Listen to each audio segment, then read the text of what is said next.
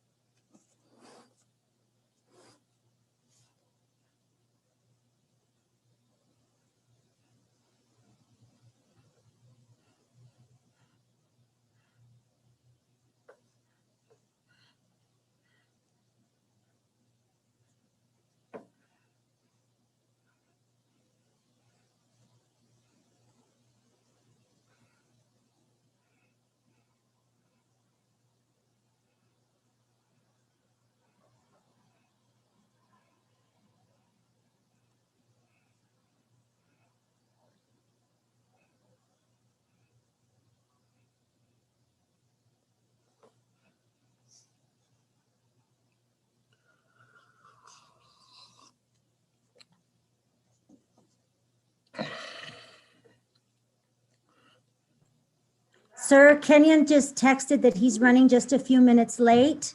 Okay. Heard back from Trustee Miller yet. Okay, so we'll start, and if they join us later on and needed to be updated,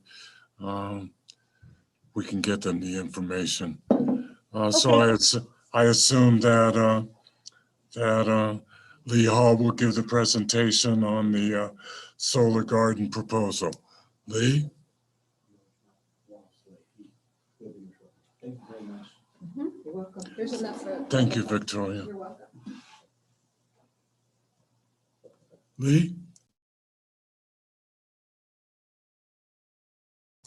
You're muted, sir. Hello, everyone.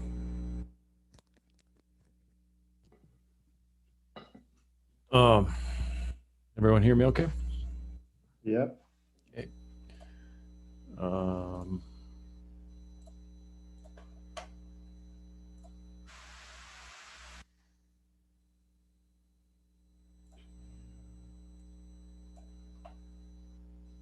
Just 1 second.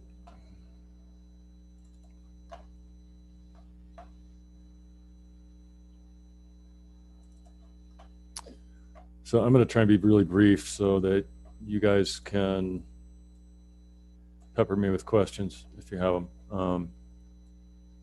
Quick update. The first draft of the feasibility study is complete that the CU Denver has done.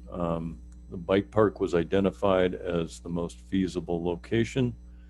Dog park was recognized as a possible alternative, but just bear in mind that there is a vote for that, even though it's zone muni, a vote would be likely, it sounds like, because presumably a petition would very possibly get circulated, and a vote would be likely therefore. Also, somewhat recently discovered that there's a conservation easement on that parcel. So that would have to be changed with the county, and that would kick us out of the current round of DOLA grants. Public outreach went well, and it included a number of articles in the Redstone Review, postings on Facebook, Alliance happenings, virtual town halls. The attendance was good. Couple dozen people at each one, about a dozen or so of that were guests. There were a number of constructive questions and answers, and there was very little dissent or opposition expressed in any of that public outreach. Dolores has informed me that the deadline to notify the county for adding something to a ballot measure is July 23rd. We need to notify them, and therefore I think it's safe to assume at this point that we're not going to try and do a special election. It would likely, hopefully, just we can get in on that regular election on November 2nd. Should you all decide that that's what needs to be done. So before getting into my short list of things that I'm essentially asking of you all in this meeting, are there any questions regarding where we stand, current updates? Okay. If there aren't any, then go ahead, Mark. Yeah, Lee, if there was supposed to be an update, I'm not sure if all the board members got it. I didn't get it. If it wasn't in the packet, I don't think. No, we didn't have time to put anything together. I threw together some bullet points, and it wasn't even necessarily really important for you guys to see it. I'm just referencing it now. When you say the bike park is the preferred location, could you be a little more specific, like an open area near the dirt bike jump park? Is that what you're looking at? I have a map up if you don't, Lee. I actually am tempted to pop up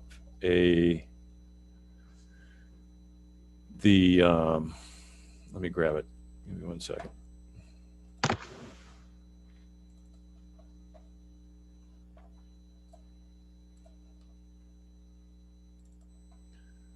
So I'm going to fall back on the CU Denver team's presentation.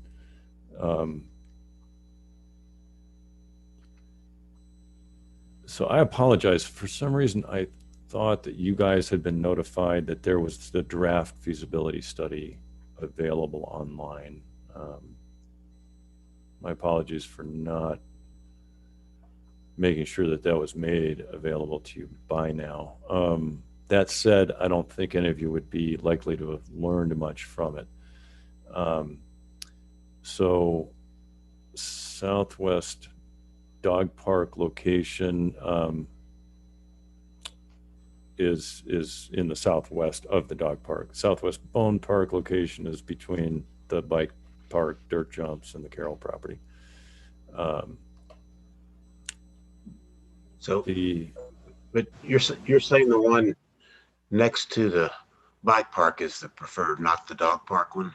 That is correct. So bike park has been identified, and I'll show you why. I'll show you how. Basically, they put together a matrix showing assigning a score of 1 to 5, where the higher number indicates higher importance in terms of weight, and then also more desirable in terms of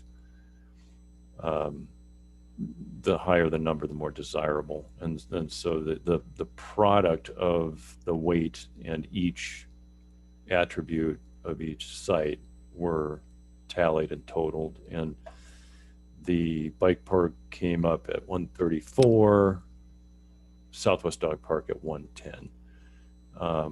Everything else, parking lot, every other site was less feasible. So these were the kind of the top two, and then the third one was thrown in. I'm not sure if it was really arguably the third most feasible or just kind of the next one that they thought should be shown. Any questions on that? I have one, Lee. Maybe you're going to cover this later, but that location between the Carrolls and the bike park, I had always kind of assumed that solar farm was going to go where the old community gardens were, to the north of the bike park. Is there a reason it's been moved up? It hasn't been moved from the beginnings of our conversations. Not sure. Maybe that's just my misconception. So if that's where it was always planned to be, so be it. Have you talked to Jim and Kathy Carroll about it at all? Have they been in on the loop? Absolutely. Okay. And they prefer that actually to anywhere else, and including the bike park. Yeah. Just checking it. I'm gonna get rid of some of the background light here. And Go so ahead. you had mentioned the regular election on November 2nd. Is that a given? We need to have voter approval for this? It just can't be placed?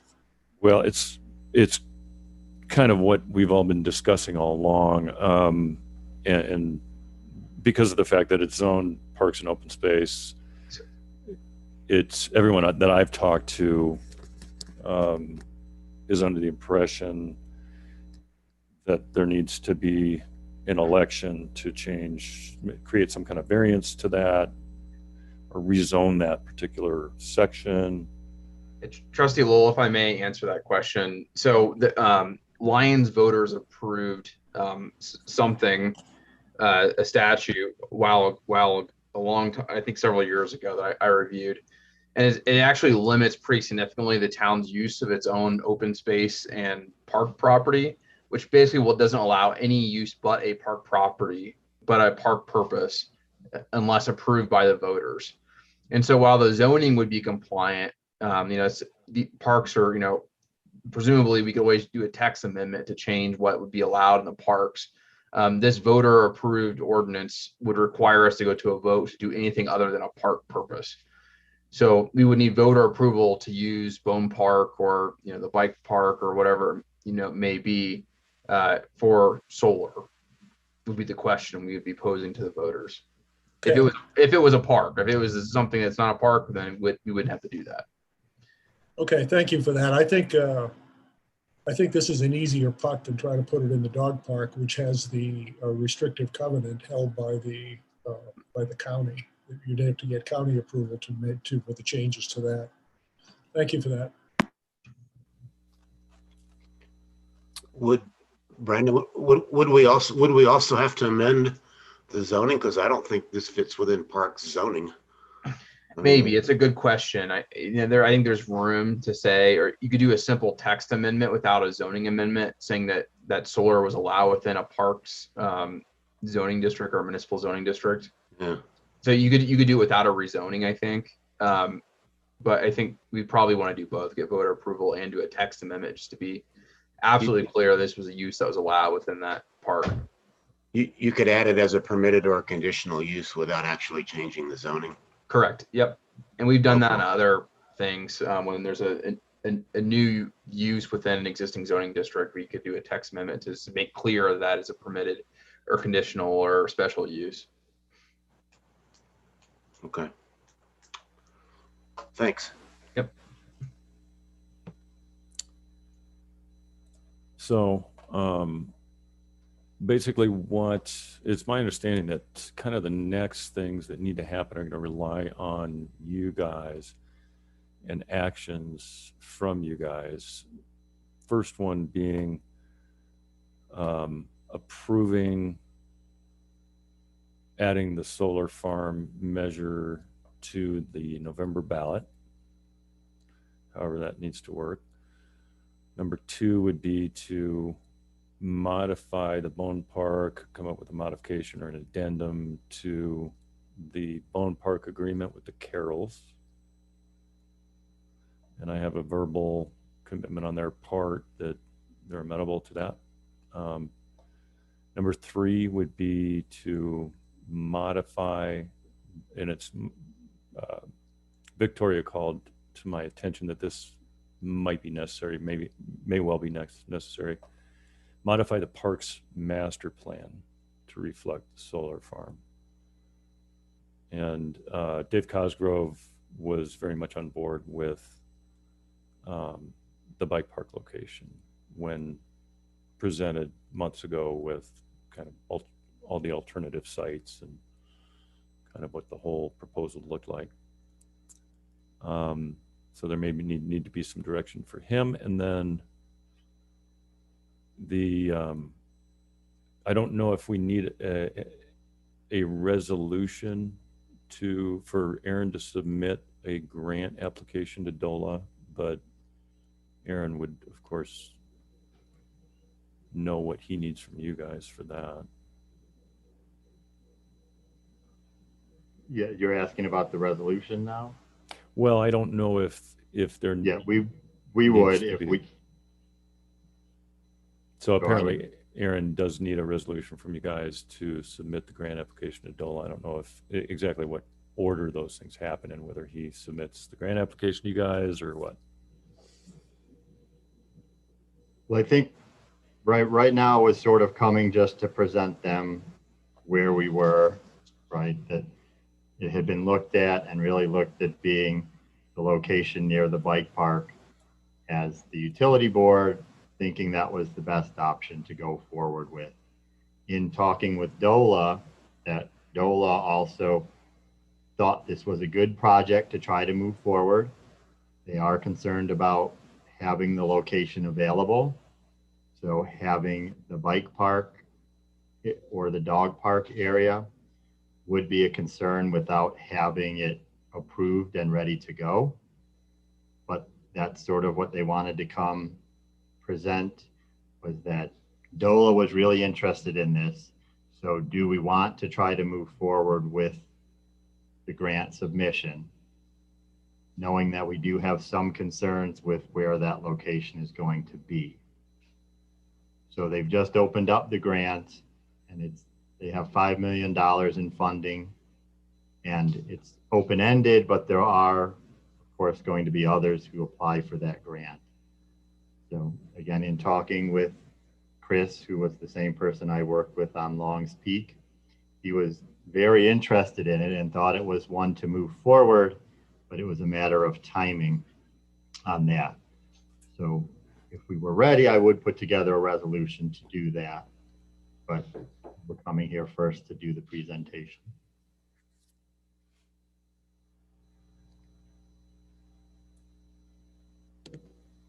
Juan, I can sort of keep going. Okay, go ahead.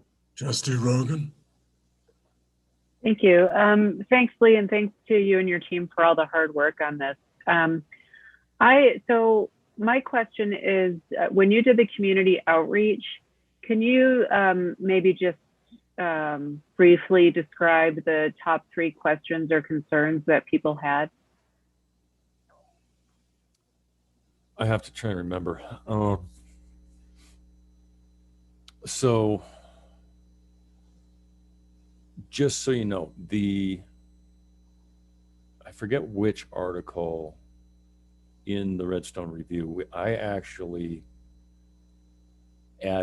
made some additions to the article that was initially drafted by the CU Denver team leader. And what I added were some of the more important questions that were asked. One was, does it need to go to a vote? Well, yes, if it's the bike park. And I'm trying to think of, as far as dissent goes, I think pretty much all the questions were just asking for clarity on what the general concept of it was. There were very few people that seemed to express any concern about the financials of it, which is kind of ironic for me and Jim, because we're both being very conservative about the financials of this thing and making sure that it looks like it's very low, if not zero risk to the ratepayers, and also that it's not likely to cost any extra money for the ratepayers. And the only other questions that I was able to kind of, by I did kind of kick the hornet's nest a little bit here and there by hitting the Facebook Lions Happenings group and Lions discussions. There were some people that expressed concern about developing solar without storage. And that's a very rational, reasonable concern. I have a couple of responses to that. One is that this is only 5% of our our usage. So it's doesn't venture anywhere near into, even along with the solar we have, doesn't really push into the kind of percentages that tend to cause problems with base loads and all that. And basically just said, you know, we'd love to do storage, but it's too expensive. The irony is that on Thursday, and this is why I'm not very well prepared and haven't made sure that you guys have what you needed ahead of time, is because when this meeting we had with Chris LeMay at DOLA on Thursday, he let us know that the financial assistance is increased from 50% to up to 75% of the project costs. And that just kind of blew my mind. I had a lot of scrambling to do on Thursday and Friday and over the weekend, and been busy with work as well. So just haven't been able to package this all up nice and neat and tidy for you therefore. But it's possible that we might be able to scramble and get battery storage into the application as kind of an add-on piece. Aaron's aware of it and might be able to do that. The battery storage could serve to help us shave our peaks, reduce our electric costs by reducing our peaks, which drive a large part of our bills from mean.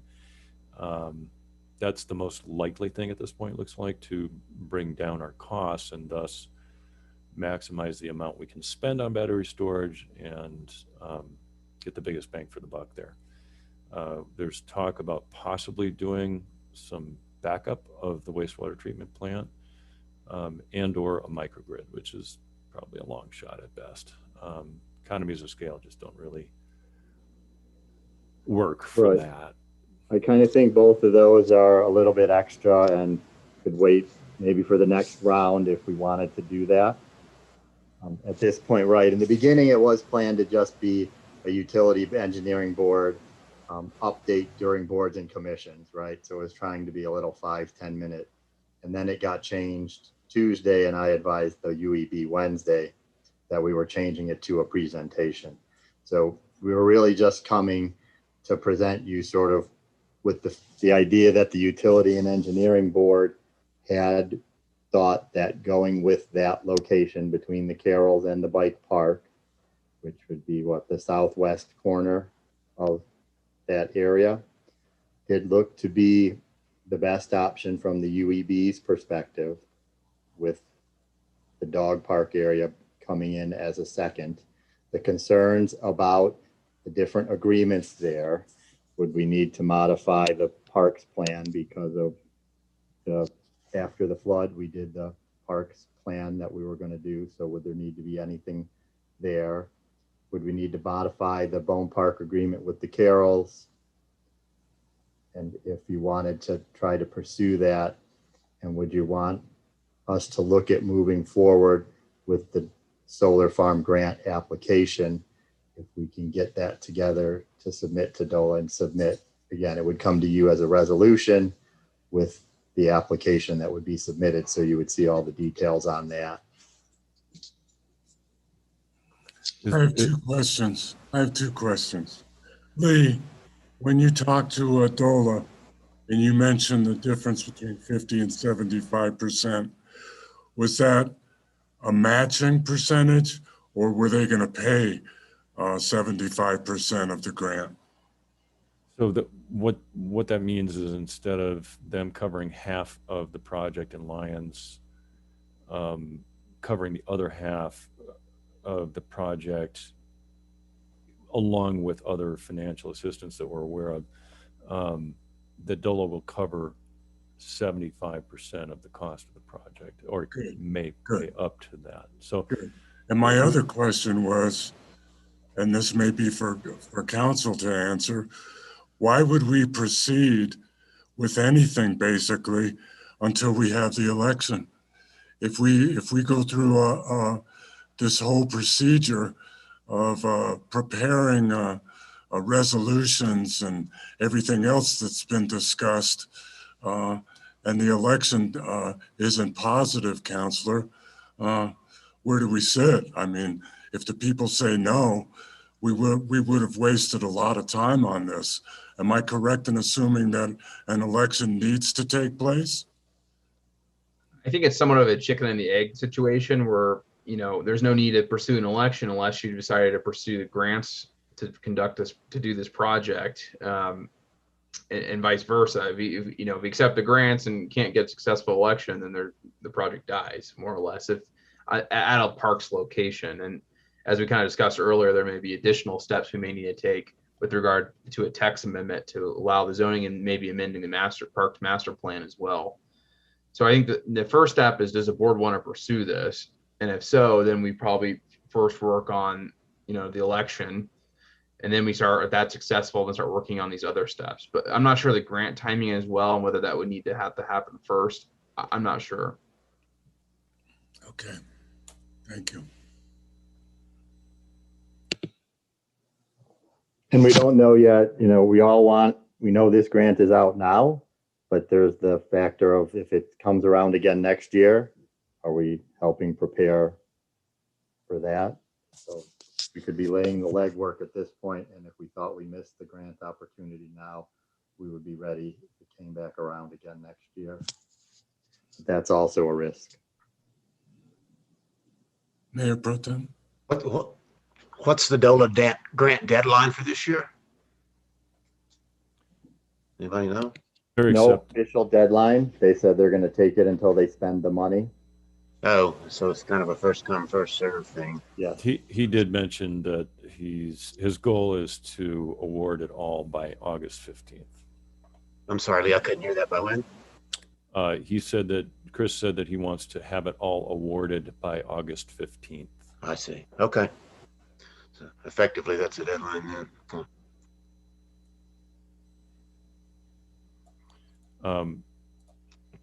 For lack of a better, more efficient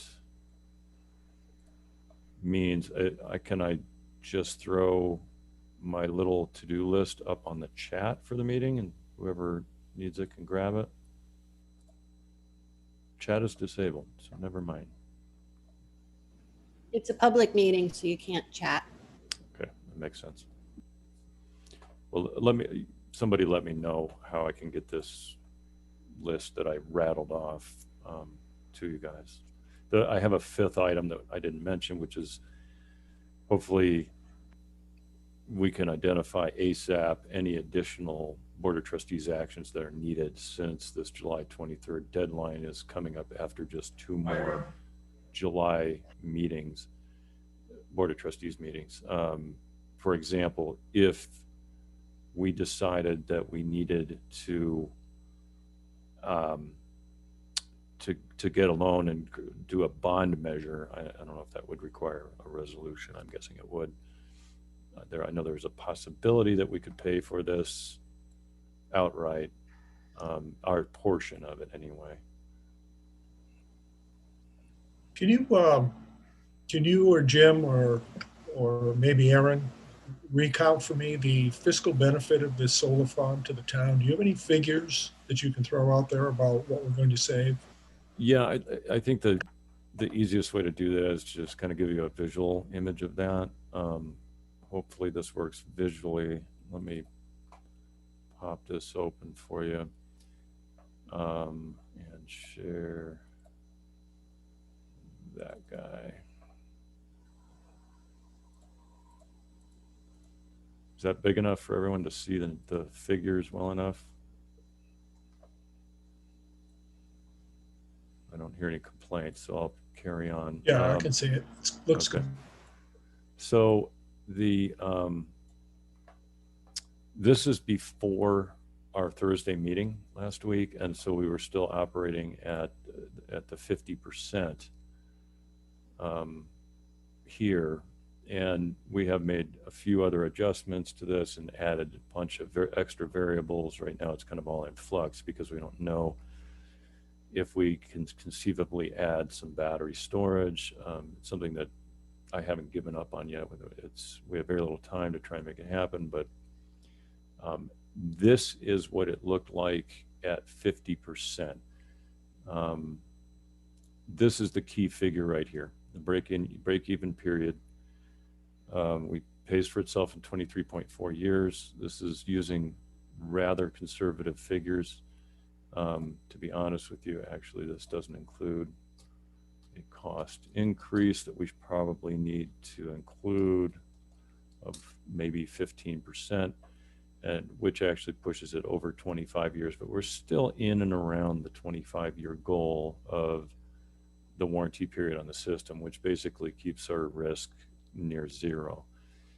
If you look at the future, the town, this column right here, the cumulative net cost, is almost $500,000 at 40 years and $750,000 at 50 years. And we see plenty of agencies and experts talking about projected lifespans being 40 to 50 years, even though to be really conservative, we would go with the 30-year. But it would not just save us that money, it would actually generate this extra revenue during its lifespan. And those numbers go way up very quickly as soon as we change any of these figures. For example, if we multiply this times 0.75, all of a sudden our break-even period drops to 8.7 years, and because our cost drops so much here in this block, all of a sudden we're looking far more favorable in the long run as well.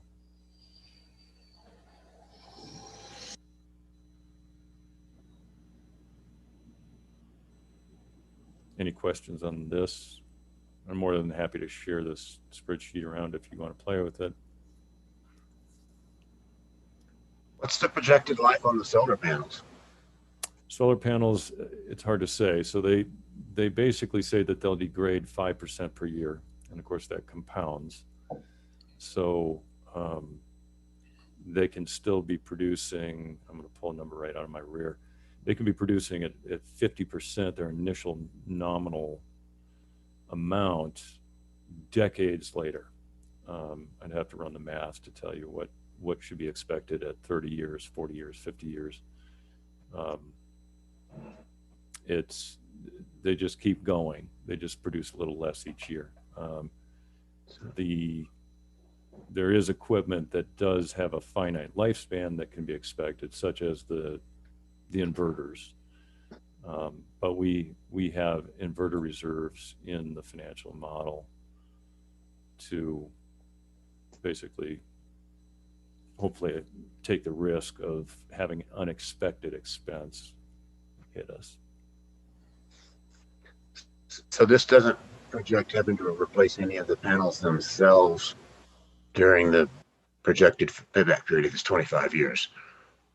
Well, I would call it projected lifespan to be, say, 40 years, which is kind of halfway between the range that you'll typically see. 30 to 50 years is what's expected as to useful lifespan. And so call it 40 years.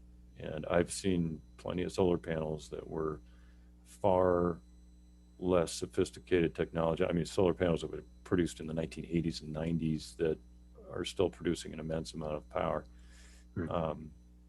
And they can literally be broken. The glass can be broken and they can still be producing most of their power.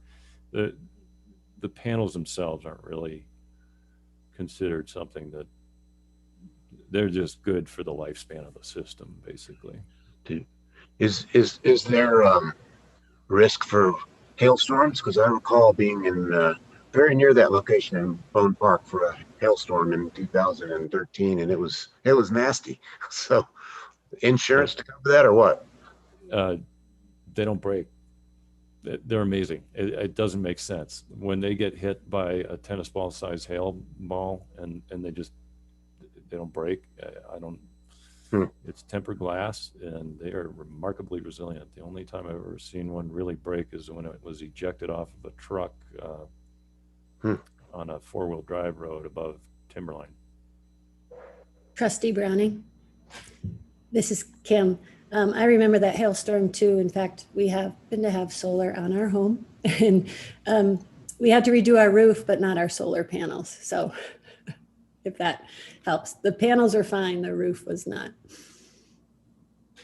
The same with, this is Jim Kerr, the same with our solar panels on our house. We lost all our skylights, our class 4 hail resistant roof, our solar panels, not even a mark on them. So, so question here, actually 2 questions. One is, so the financial implications of this, you know, great that we have all this data. Do we have similar data for the carbon implications and the town's carbon footprint?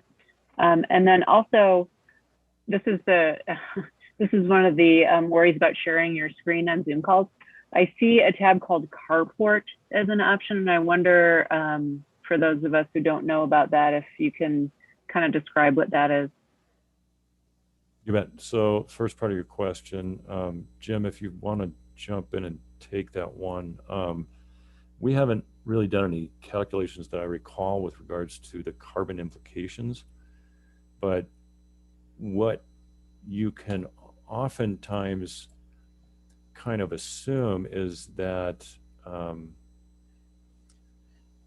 that the carbon savings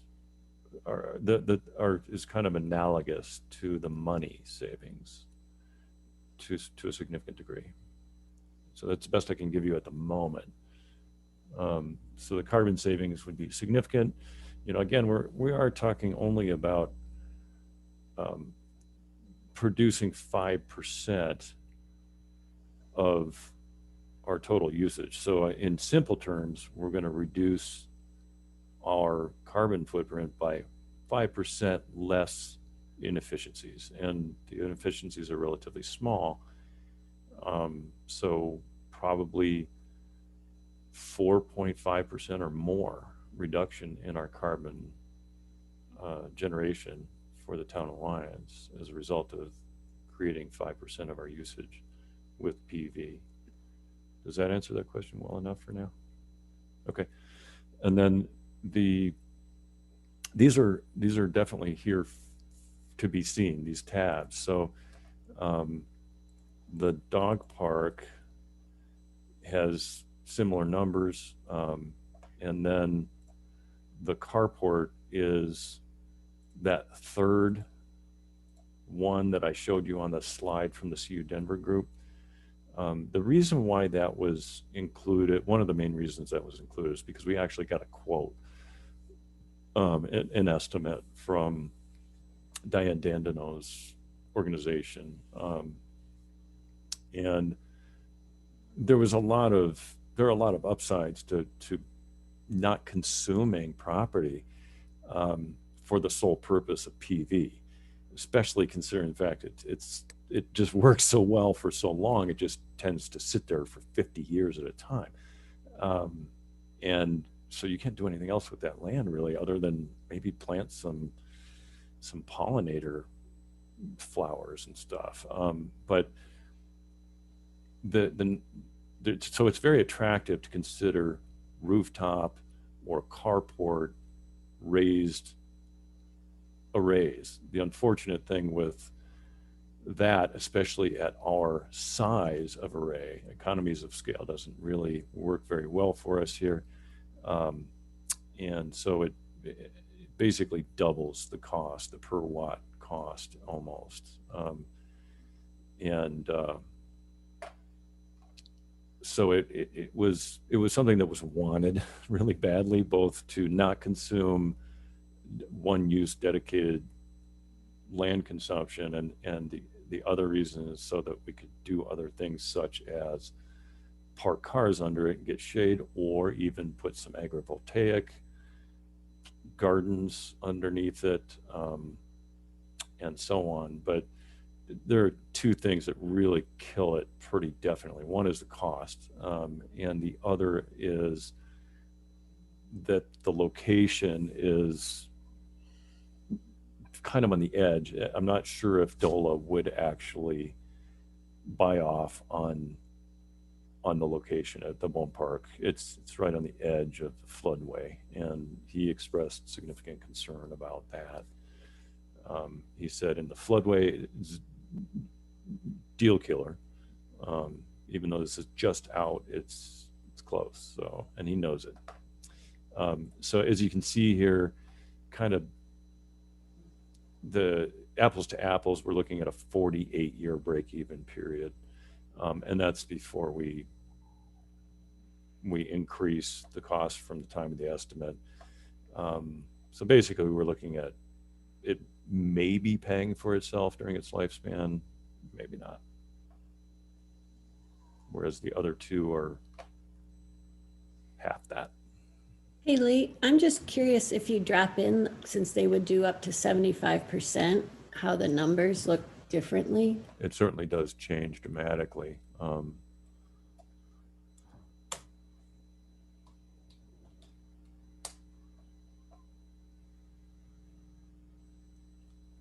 Brings it down below 20 years. This is a And then newer. the cost to the town would be 198. Yeah. Okay. Initially up front. So this is a newer estimate. So I'm going to say, let's just say 5%. Oops, times 0.05%. Power distribution is actually not included in the quote. The power distribution cost came in after their quote was made and after this was integrated. So I'm going to say this is going to be at least $100,000. And so it's still pretty good. I can't think of anything. The other thing is this isn't even accurate. The inverter nameplate, the system nameplate can't be this much. I mean, it's that we'd be producing too much power. Basically, this sheet hasn't been honed. Even if we were to compromise on that. Production. I don't want to be doing this in front of you guys. Trustee Garofus? On this same graph that we're looking at here, or same tab, something to add, I can't remember if we discussed this at the UEB, but something to add to the carport one scenario would be if we push paid parking from Bone Park over there to be, I would imagine some people want to park there, maybe a little bit less to convince them to go over there, but shaded parking and protected parking. So we could also generate income that way. You know, a few dollars an hour here and there, but 20 cars, it's going to run out in 20, 30 years, but still it's something to maybe try to, if we could kind of make a guesstimate or run out a guesstimate on that too. We could always add that to this tab and see what it looks like. Well, I'd ask you to bear in mind for the moment that since we don't have much time, we're already kind of 15 minutes over what I hoped we would take, so that we can get to net metering. But bear in mind that this scenario doesn't include battery backup. It doesn't really leave any room for battery backup, whereas this does. By this dropping so low, we can spend, according to my calculations, roughly $600,000 on a battery backup system. And so those are the numbers we're playing with, that we have to play with if we use either the bike park or the dog park. The carport summarily eliminates it. But the carport could also charge people's vehicles at the same time. while they're paying for parking and paying for electricity too. Not to be contrary, but I'm not sure how that would be accomplished. That it's kind of two separate things. Charging cars and running PV into the grid, they're two separate things. And the chargers are quite expensive, so.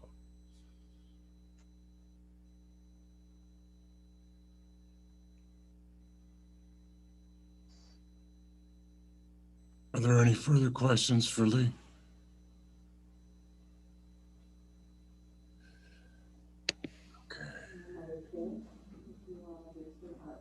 So again, I think just to wrap up what the UEB, right, was looking for was whether they should pursue looking for the election to include something there, whether we should really, whether this still needed to wait and maybe not chase down everything to try to make the grant by the August 15th deadline, whether we want to start talking about modifying any agreements.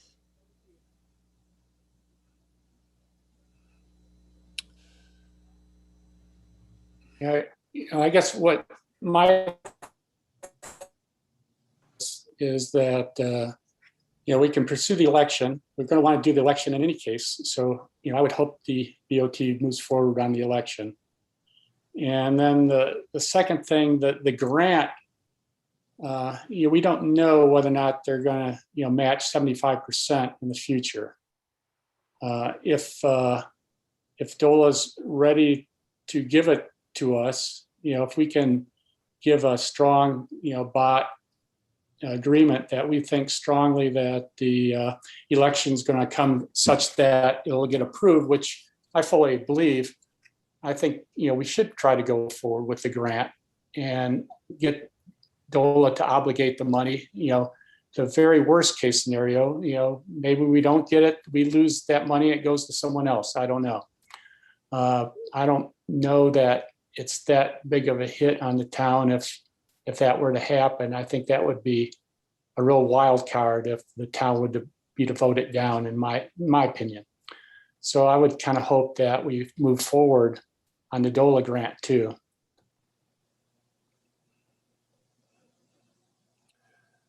Oh, and the repercussions of being awarded the DOLA grant, Administrator Simonson, and then not being able to use it in worst case scenario that the election is not successful, has no implications on the town?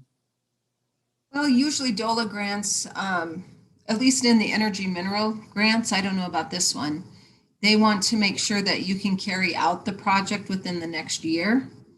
I don't know if that's the same for this type of money. I guess I haven't heard where the 25% match would come from.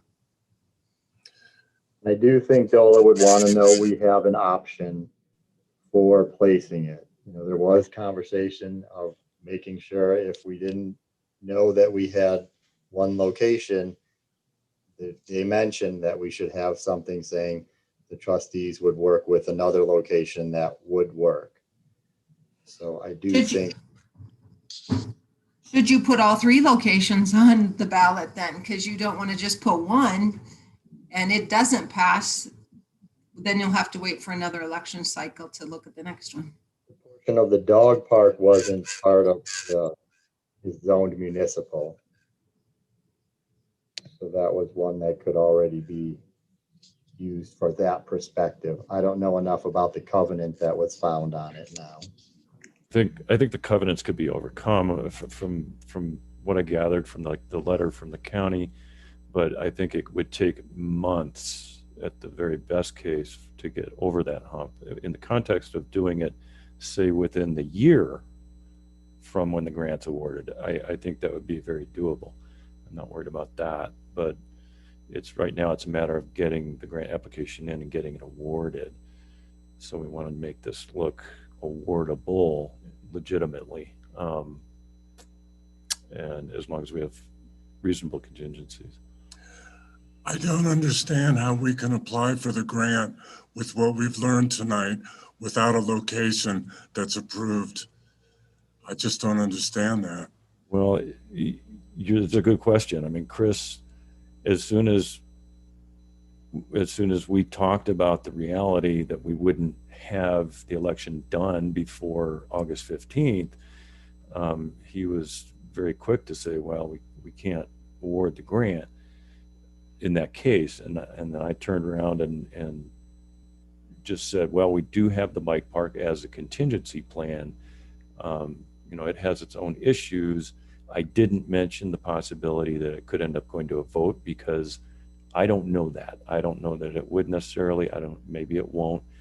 In theory, it's muni. It should be able to be used. So that's what I told him. And as soon as I told him that we could put that in the application, he sounded like he was pretty willing to work with us on that. He really wants this to go. I think all of us want this to go, and I would suggest to you that using the dog park is going to be a hurdle. It's going to be a lightning rod for those people who treasure the dog park, especially now we've talked about setting aside some of the dog park, an acre or two for a small dog park. Now we're talking about some acreage for a solar farm. I just think that's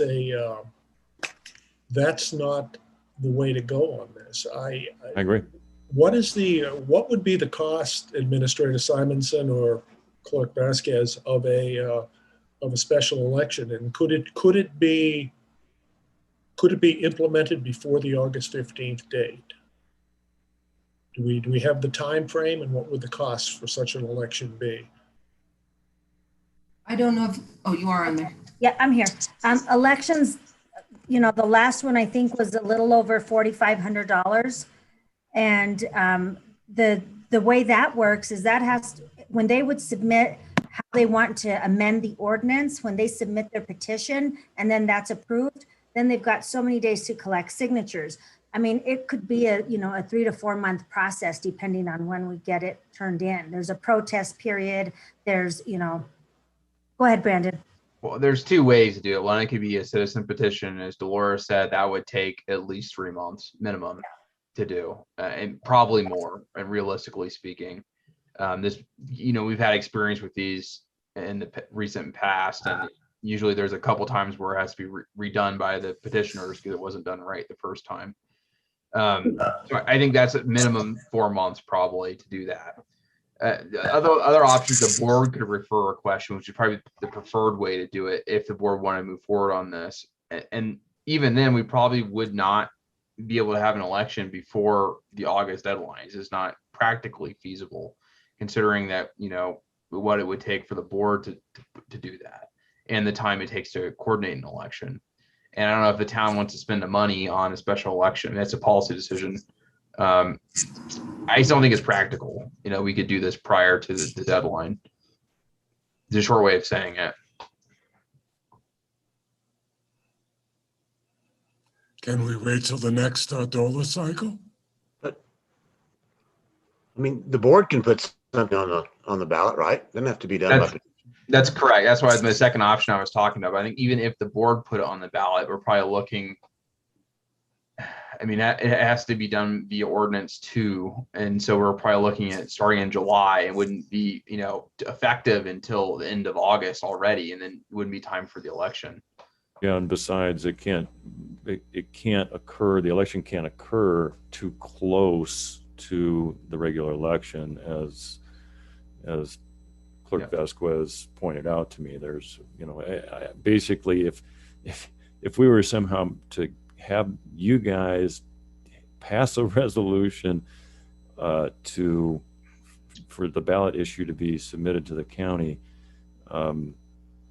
the best case is July 6th, and that's only 2 weeks or so before the July 23rd deadline, which is for the November 2nd election. So, I mean, there's just no way that it would come in sooner, and it wouldn't happen by August 15th. So I don't think there's any point in trying. There is one other possibility, that, maybe Brandon can chime in on this. And it's my understanding that the citizen election that required the vote in the first place is over a year old. And so the board could pass an ordinance to override that.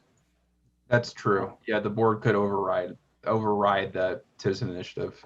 So that would provide DOLA, the strength of the board's position on that. And if a citizen petition were to come forward, we'd have to deal with it, but it'd be in the future. And tell you the truth, on this issue, I doubt if that would happen unless, people were concerned about, if it was a narrow board decision just on this one spot, not on the whole ordinance that required the vote in the first place, that, maybe, I doubt that there'd be a citizen's petition requiring a vote on it. That's my own personal opinion.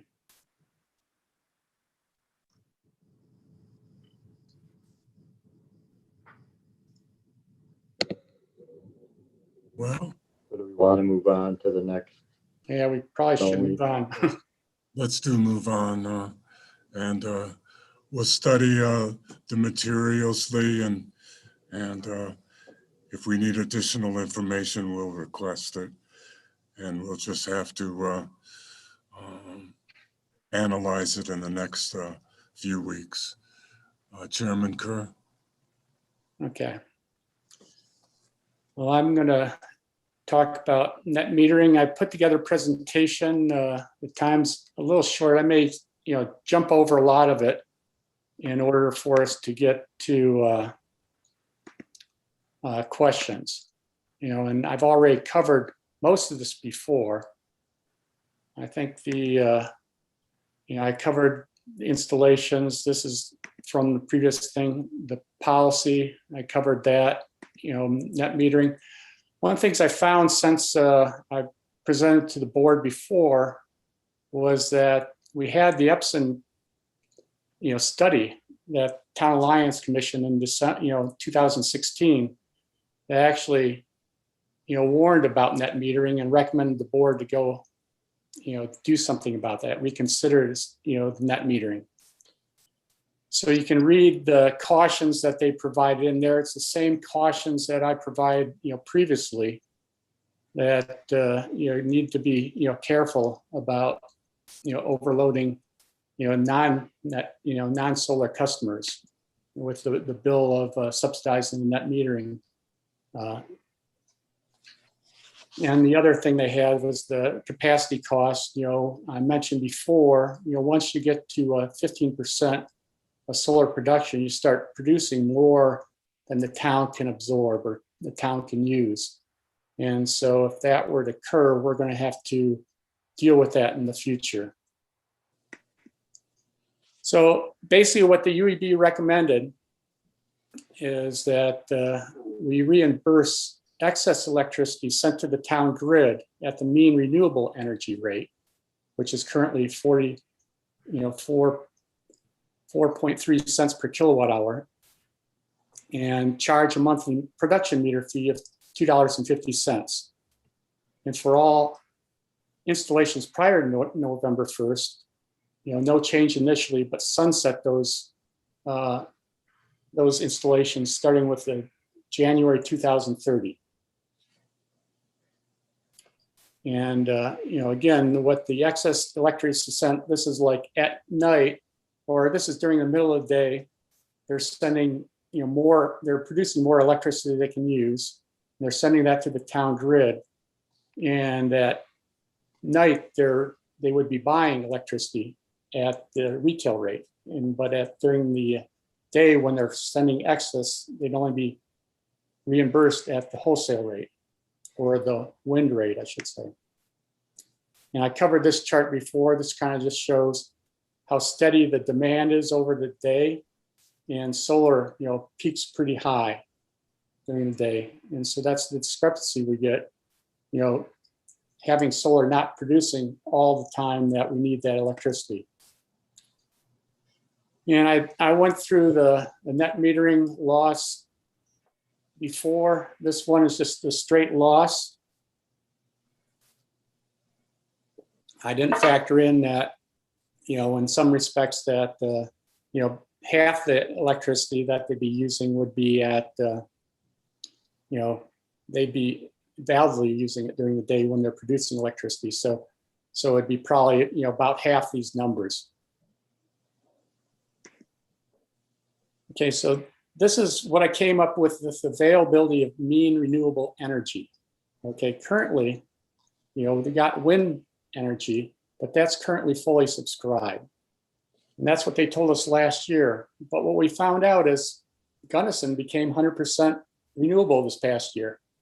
So it's like asking, well, how'd they do that if it was fully subscribed? And what they said was, well, Gunnison put their name in the list and they were able to work with other mean utility that had wind power and gave it up so Gunnison could use it. The other thing that Gunnison did is they got the spot market in the excess, kind of the energy comes in blocks. And so the wind energy that Gunnison could get didn't cover their full need. So what they did was they arranged for mean to buy renewable energy on the spot market to make up the difference. So, it's unclear how much that would cost. The other renewable energy that's available out there right now, not fully subscribed, is actually landfill gas. And I just found this out recently, and that's lower than our base rate right now that mean is charging us for electricity. So in my mind, it makes sense for us to subscribe, to landfill gas. I think it's kind of got a bad name a little bit, but it is considered renewable energy by a lot of people. Some people question whether or not that's an accurate notation. So I think it's kind of got a bad name a little bit, but that's something we should consider in the future. And I'll be bringing that forward. So those are our options. So in my mind, even though wind energy is fully subscribed right now, in the future, they're downsizing, going to lose some of their carbon-based energy, and they're going to have to come up with other means for bringing that on. They will very likely get additional wind energy or some other solar energy, or who knows what else they'll buy to cover that. And so there will be opportunities, I think, or we could go right now and request to go, fully renewable or move further along those lines. So the concern expressed at our last meeting was, well, although lines can legally do this proposed change, there was concern that politically or legal action could result, since it does deviate currently from Colorado laws for larger utilities. But the thing to understand is, the industry direction is not towards net metering, it's away from it. Hawaii no longer does it. California's moving further away from it. States that have large percentages of renewable energy are moving away from net metering because of the subsidies that are involved. And I think the fact that we grandfather in existing installations reduces the likelihood of customer objections. So I don't think we'll get lawsuits, because new customers, are probably not going to, sue us over this. I hate to do this, Jim, but I think it's important to have a clarification at this point that when you say the move away from net metering, I think you mean to say away from 1-to-1 net metering. Retail rate. That's true. Yeah, only Nevada that I'm aware of has recently outlawed net metering as a concept, but they actually brought it back. So it was only a couple of years. We're not talking about eliminating net metering. No. Well, there's a lot of different terminology in the industry, and a lot of people use different things, and they'll keep calling it net metering, though it's not full 1-to-1 net metering that we're talking about doing away with here. And then similar example, actually I found Loveland, they call it electric self-generation, not net metering. And what they have is the same thing that we're talking about. They have an energy charge for electricity drawn from the grid. And then they have, which is higher than the buyback credit for excess solar energy sent to the grid. And that's what we're talking about.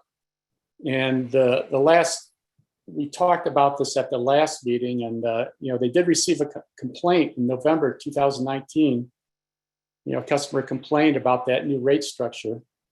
And I know Camu's been following this whole issue, but from what I could see, it sounded like he was already an existing customer at the time, and it sounded like they changed the rules out from under them. And so I'm wondering if that, and I'm not totally familiar with this. Maybe Brandon knows more about this whole situation.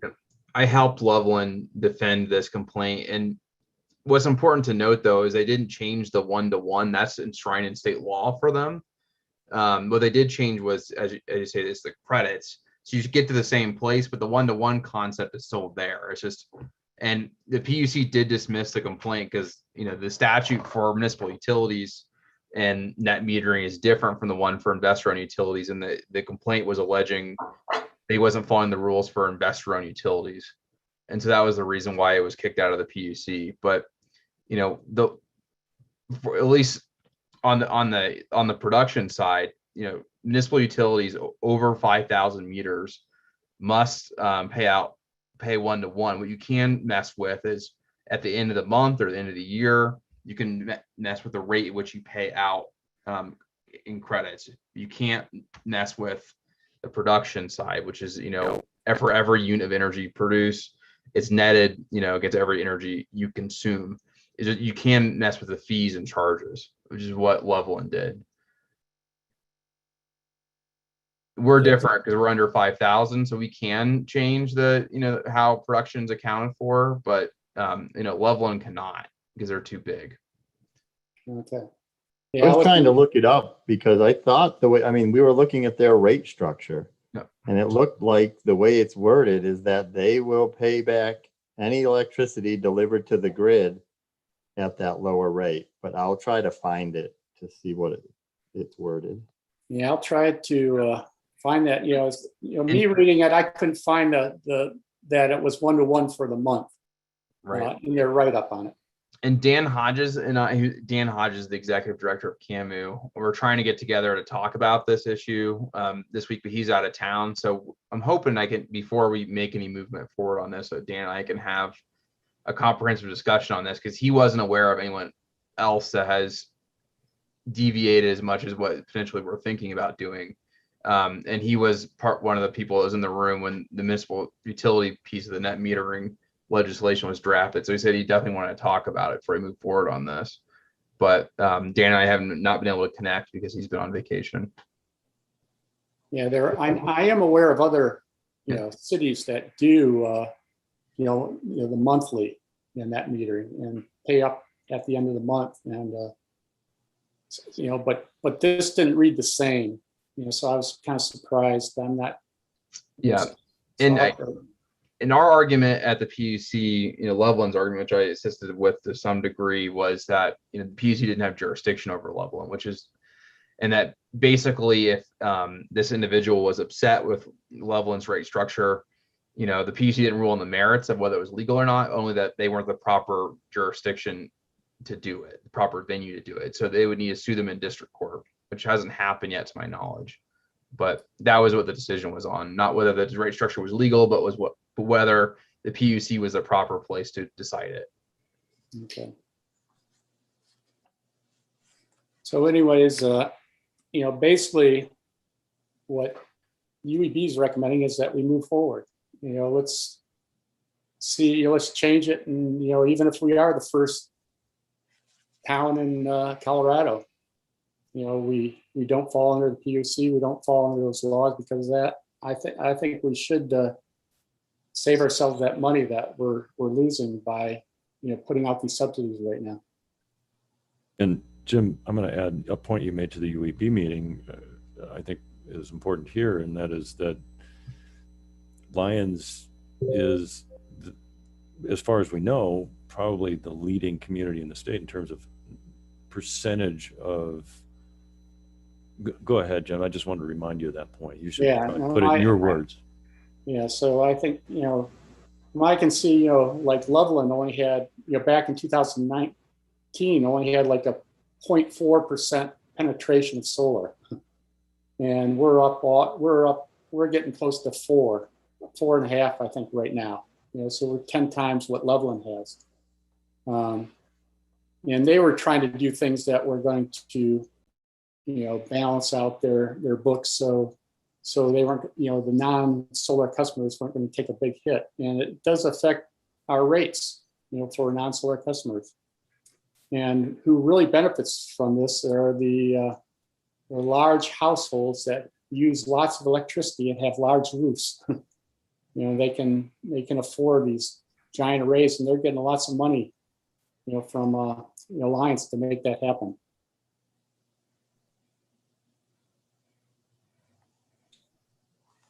So, any questions? So your last statement, Chairman Kerr, is you said big houses with large roofs that can afford to do solar arrays on their rooftops, for all intents and purposes, are being subsidized by everybody else in Lyons. Is that correct? That's correct. So my other question is, why then are we not going to require them to adhere to the new method until 2030? Well, I think a lot of people started up understanding that they were going to get that net metering, and I think I'm concerned with if we were to, I've had a number of people with installations on their homes ask about it. I think we could hit a big wall if we tried to change it for existing customers. Counselor? Yeah, Mariangela, something to think about is that one way you can finance a solar installation on your roof is that you don't pay anything up front, essentially, and you lock in your rate for 20 years, essentially. And instead of paying more for electricity, the company pockets the savings. That's how they pay back the installation. And so if we were to change the rate for those people who sign up for a longer term contract, instead of paying off their installation, they would be owing more money to the installer. And so that's another type of installation you may think about as potentially impacting if you don't grandfather in the existing installations. They may already be in this long-term contracts, and certainly they got to pay a lot more money. They were told this wouldn't cost anything. I understand. You basically don't want to change the deal that they entered into originally. Potentially, I mean, that's a political decision for the board to make, but I think it's one that you should be aware of. Okay. That's all the rate studies I've gone online. I've done a few rate webinars, and everyone warns against not grandfathering in existing customers. That seems to be a given. I think this net metering, actually just ending it by 2030 is being aggressive in my mind. We initially identified 2034 and then pulled it back in 4 years just because trying to staunch the bleeding. Mayor Pro Tem, you had a question? Yeah, is there a possibility of continuing the grandfathering of the existing solar customers who signed on that basis, but essentially changing the policy to something of a almost a due on sale clause? If they sell their property, the purchaser of the property would not inherit or succeed to their right to this existing rate structure? Yes, we actually, you get what you were promised, but if you sell the house, your buyer doesn't get it, and basically you need to tell your buyer that they're not going to get that.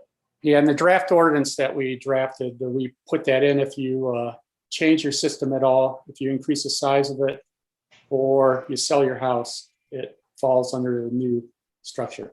That'll be that's already out there. Okay. I didn't cover it here. Yeah, I think that's a good thing to do.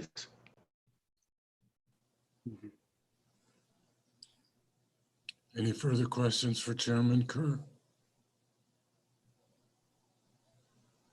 I can't see the whole screen, so if anybody wants to speak, just go right ahead. Thank you, sir. No further questions? How's that for timing? That's pretty good. I guess I have a question for the staff. When would we anticipate this would come to the board in the form of a, I guess it's an ordinance, isn't it? Is that what it would be? Yeah, next meeting, I was basically ready to try to present it this one, so it Okay. has to go to Brandon, to Attorney Dittman. And he wanted to also discuss still with Camus on that to see what they had to say. And I did want to have one other point when there was a chance. Do you want to still talk about that part? Is there any other question on the ordinance timing? You can go ahead, sir. So just to point out from a staff perspective also, so after working through all of the new meters, we do spend at least a couple hours a month, if not maybe 3, hand monitoring the net meters, right? Because our billing system does not take care of how the net meters have to work now because we bank the hours. So there is some concern about creating new rate structures and how much time that would take. And when we discussed that at the UEB meeting, that we might add in more rate structures and that would complicate things a bit. In this case, we'd actually be stopping the number of individuals that needed to have monitoring done by hand, or each month. The new customers wouldn't need to be handled individually by a person because the billing system would do it automatically if we were able to move forward the way this was discussed. If we have to do another form of banking and credits and we're going to change the credits, that could be a concern again. But right now with these credits, the end of the month, if somebody has given more electricity to the town, we don't give them a credit on their bill. We put that number into the system manually and we total that up after the 12 months and see where it is at. So there would be some time savings, it appears, to this. Thank you. Go ahead, sir. Hey, Aaron, based on what you're talking about just now, and Victoria, you too, this is to you too. How obsolete is our utility billing system compared to other towns, other systems that actually have already do all the things you're already talking about? Are we, just 5 years back, or are we 15, 20 years behind times? Hopefully not 15 or 20. No, actually, several Colorado communities use Casell. So I guess I would have to do a little survey to see how many of those are on their own utilities. It could be that this is, that might be a good experience for us, is to figure out of those with their own municipal utilities, how many have Casell. Yeah, because we're in the middle of June, budget season's coming up. If you find something, there's stuff out there that's better and it's time to upgrade within a year or two, maybe it's something we look at with the utility funds, with the enterprise funds, it's time to. Yeah, we would probably be talking, tens of thousands of dollars to convert the utility system, but we can certainly look into it. Yeah. But if we we do save have one, over Chairman a 5-10 year period, great. Chairman Kerr and I were talking with the Mean representative, and Mean actually worked with some communities, and they have a municipal billing system. And so I've only just barely begun. I started to put an email together to the rest of staff, but that would also be a big undertaking, I think, with the reaches that system has. So we would want to really prepare for that. But I think it also does need research on how many people use what, who's happy with different aspects of different parts of the system.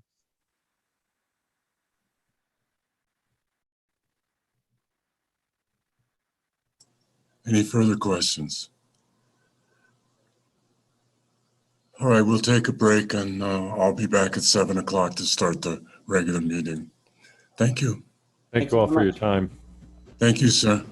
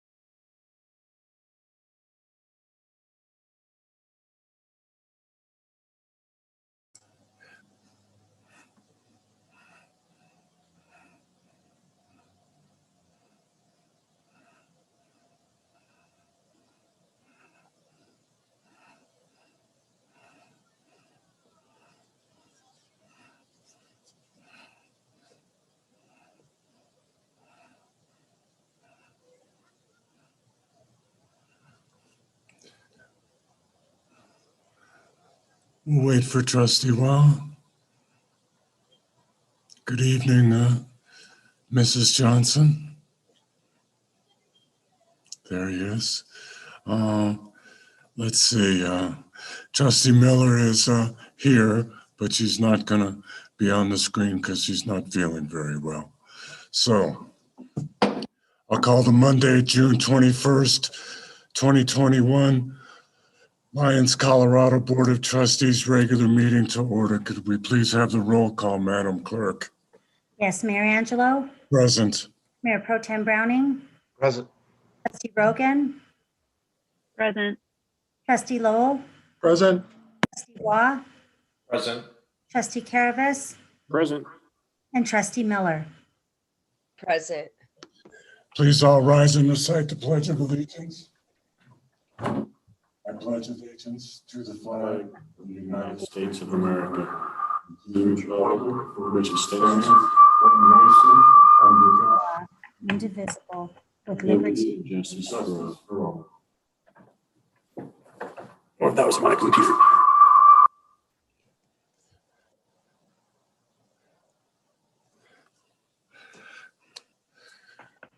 This is our opportunity for a reflective moment of silence.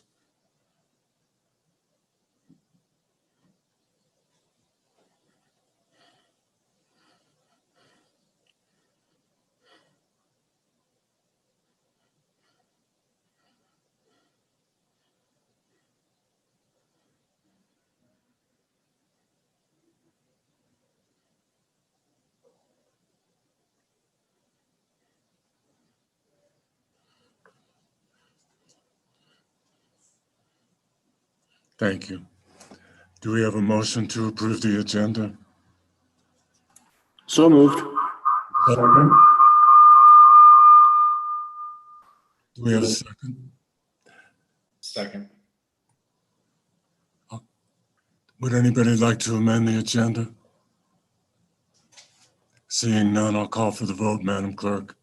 Mayor Angelo, Aye. Mayor Pro Tem Browning, Aye. Trustee Rogan, Aye.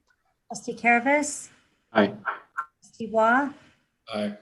Trustee Miller, Yay. and Trustee Lowell. Aye. The agenda is approved unanimously. This is an opportunity for the audience to address their governing body. Please state your name and address for the record.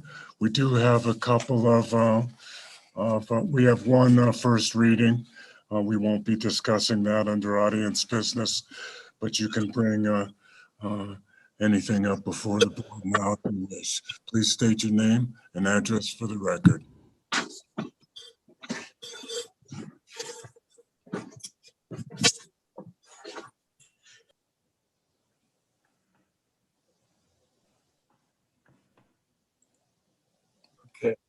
Hi, this is Laverne.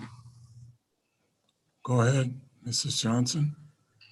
This is Laverne Johnson, 306 Evans Lyons.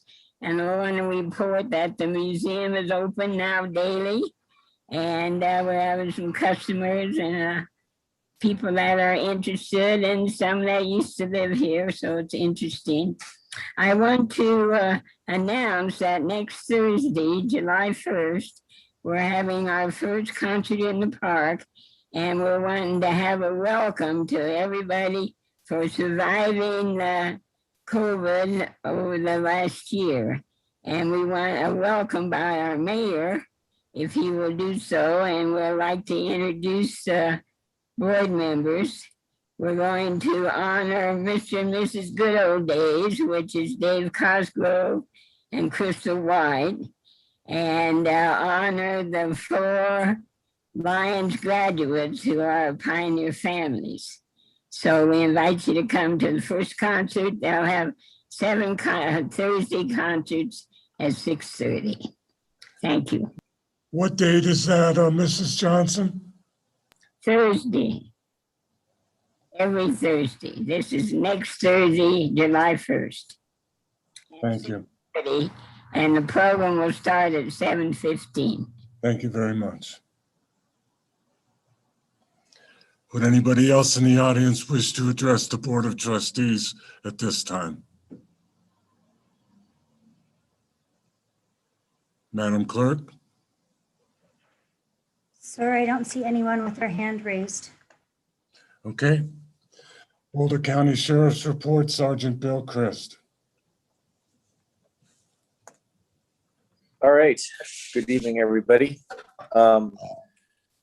I definitely have a few things on my report, so I'll try to move along a little bit quickly. At the last meeting, Trustee Wah had asked me about some arrest standards and how that was moving forward, and I was able to give a brief update. I have a little bit more information now. So Senate Bill 273, which was a bill that was produced to basically really tighten up arrest standards and make a lot of low-level crimes non-arrestable, that has failed. So that's a good thing. We're trying to get back to pre-COVID status on arrest standards throughout the state. And it's getting there, but COVID still does have a strong grip on our jail population. So it's a very critical piece when you are housing a multitude of people in one facility. COVID really becomes an issue. So we're still kind of at a lower level on standards, but we are getting back to pre-COVID standards. So I hope that helps answer any questions that people might have. Also, I want to be able to bring a quick follow-up, and maybe I've mentioned this before, the crime spree that we had back in the December, January timeframe with the packages and the auto thefts and kind of that little crime rampage that went through Lyons. So we have definitely identified multiple suspects in this case. This is one of those cases that just blows up in our face, and we connect so much more than just what happened in Lyons. So it becomes a very large case with multiple agencies taking part. So I was able to talk to the Commander Okers in our detective department today, and he said they're still working with the other agencies in the AG's office, and they're putting some final touches on that case. So it'll still take some time, but they want to get these guys properly. So working on that still. Obviously, most people probably have already know the trooping ban was lifted today at noon. So we got the signs down, the press releases issued, and I want to thank everybody for their support during that time. It's always a tough time when the water looks so inviting for water activities, and then we have to put a ban on it just because it's a little too high. So just wanted to touch base on that. And that'll lead me right into some news that I have from the parks. So I know that over the weekend we did have a substantially large crowd in the parks. Nothing that was not handleable. I will say this, that call load in the parks for us is down extremely low. We are not getting called into the parks for basically anything right now. The park hosts are doing a fantastic job taking care of any smaller issues. And then if it's bigger than that, Try it takes care of it. And we're not getting called into any major issues. So I would like to say that the extra duty overtime spots that I posted there for the weekends, they are coming back around, even though our staffing in the sheriff's office is still very low. We're still very taxed with people in mandatory overtime. Right now, for the month of July, we're about 50% to 60% signed up. So we should have at least half coverage or more. We still have a couple weeks for officers on the other side of the week to see the notice and sign up. So I do expect to get about 80 to 90% scheduled filled for that extra patrol. Even when we don't have those staffing requirements in the park on the extra duty side of things, our day shift guys are still going in and out through the parks. I'm going in and out through the parks just to make everything visible. Starting this weekend, we will also, if available, we have if we have a marked car that's not being used, we're going to go ahead and move that back over just inside the gate and park it there for the day. Just give that kind of command presence and let people know that we are out and about and watching things. So we'll do that. Let me look at my notes here real quick. Got that. I'm going to give a huge shout out to Ray and Steph who are running that concessions and rental booth back in the back of the park. I just been getting a lot of great reports, and I want to publicly thank them for their support. I know it's very hard on their business when they're in the business of renting and selling things, and then you get orders and bans put in place, but they just took the high road with everything, and were very very studious with the rules and regulations and support that just to back us up. So having them in the back of the park, kind of kind of an honorary eyes on the back of the park, it's really nice to have them there. So I just want to make sure I thank them for all their efforts as well. Let's see. Oh, going back to the staffing. So the 4th of July weekend's coming up, as we all know, and that's busy times for everybody. So the sheriff's office requires that we put staffing on the street plus 2 deputies. So basically that ups our minimum staffing from day shift of 7 to 9 and from the night shift from 6 to 8. So we will have extra deputies on the street, which once again impacts the availability to have the extra patrols in there. But we will have people up in the northern part of the county and going in and out of Lyons. And I just want to also reassure everybody that even if we're not staffing the parks with an extra duty officer, if there's a problem, we're going to respond. We're absolutely going to respond. So just rest assured that we still are there and we're still taking calls for service. That is all I have in my updates. Are there any questions for Sergeant Christ?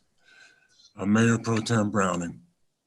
Have there been any extra duty officers assigned to the park so far this summer? Yes. So I know there weren't this weekend though, were there? No. Okay, they just weren't available. No. Yeah, it's really hit and miss. I offer up the Saturday, Sunday, and then on the holidays, the extra Monday, like on the 4th of July. What I offer up is 6-hour blocks, and really they can stay as long as they like or are needed. And I like them to be in the park any 6 hours between 9 a.m. and 9 p.m. So it becomes a voluntary extra duty assignment to come in. That was my next question. What does the coverage look like for July 4th weekend? 0 at this point. However, so the posting went out a little bit late. Usually we post 1 month ahead of time. So around June 1st, we'll post for July and on down the road. So the posting did come out about 10 days late. So we still have the other half of the weeks to kind of catch up on some of the emails and get the signups in. So I can send a message out as it gets closer to the 4th and let you guys know if we did get any volunteers for the 4th. The 4th of July weekend is tough. There are so many requirements and people asking for help with the county fairgrounds and other cities, and basically just normal street staffing is what kills us. It's kind of one of our blackout days where time off is not granted, and then we had to add 2 per shift. So it just gets a little bit harder. And this year we're going to feel the impact on the 4th. But with that being said, too, I do require my guys, unless it's a life or death type of emergency out of town, to stay in town and stay within the park. So we still will have our deputies in town that are responsible for the town be there. So their main focus will be the parks. Okay, because it was pretty crowded there yesterday, and the staffing was minimal. And I'll speak to this later, but I think there's some concerns we ought to talk about as a town about what to do with huge crowds and thin staffing, because that's what we had yesterday. So Sure. No, I understand that. I can give you a little bit of a guideline on the extra duty part of things. So when we do like a festival or something, and I'll use Niwat's Rock and Rails as a good example. So our standard is if we get up to 1,000 people and there's alcohol involved, and this is not pertaining to the parks, obviously, but a venue like that where there's alcohol and 1,000 people, it's a minimum 2 officer requirement on that extra duty assignment for them to have it. So that it's that 1,000-person kind of cutoff where we mandate 2 deputies. If there are 1,000 people in the parks, granted there's no alcohol involved and it's just 1,000 people, it'll be a discussion, offline or in an executive staff of something, of what we can do when it gets up to those levels or higher. yeah, I think the question, there were more than 1,000 people yesterday, but how many were there at once? I'm not sure everybody knows. And I know that there's supposed to be no alcohol in our parks, but realistically, there is some. So yeah, that's a hard one to enforce sometimes. Trustee Lowell? Yeah, thank you, Sergeant Chris. I just want to be clear on the procedural matters. So if there is posted on the park regulations a prohibition against something and it references a town ordinance, that can be a ticketable offense. Is that correct? Correct. Then the second part of that is, what about the parking? like somebody who doesn't have a chit for parking or doesn't have a town sticker, you guys don't do that, correct? No. So, okay, all right. All right, we'll address that later. Thank you. Okay. Trustee Rogan. Thank you, Sergeant Christ. So I know that we had a rainy spring, but it's getting hot and dry. Has there been any talk of a fire ban that you know of? I'm particularly concerned about people setting off fireworks around town. Yep. So as we all know, the requirements in the state of Colorado or the regulations on fireworks is it cannot explode or leave the ground. That's basically a blanket all for fireworks. Municipalities can be much more stricter if they choose. I would probably venture to say that by July 4th, we'll be looking at some level of fire ban. There's other counties across the state have already put in fire bans. It seems like it's more of a commonality than a rarity anymore, with just the climate change and the dryness and the fires that we've had and all experience. So we take it seriously. We'll respond to fireworks complaints for sure. Those are also ticketable offenses that we do enforce regularly. So yeah, time will tell on the fire ban. We'll see what the remaining couple of weeks has in store for us. And but our emergency management office is definitely taking a look at it right now. Any other questions for Sergeant Chris? Thank you, sir. Please stay safe. Thank you.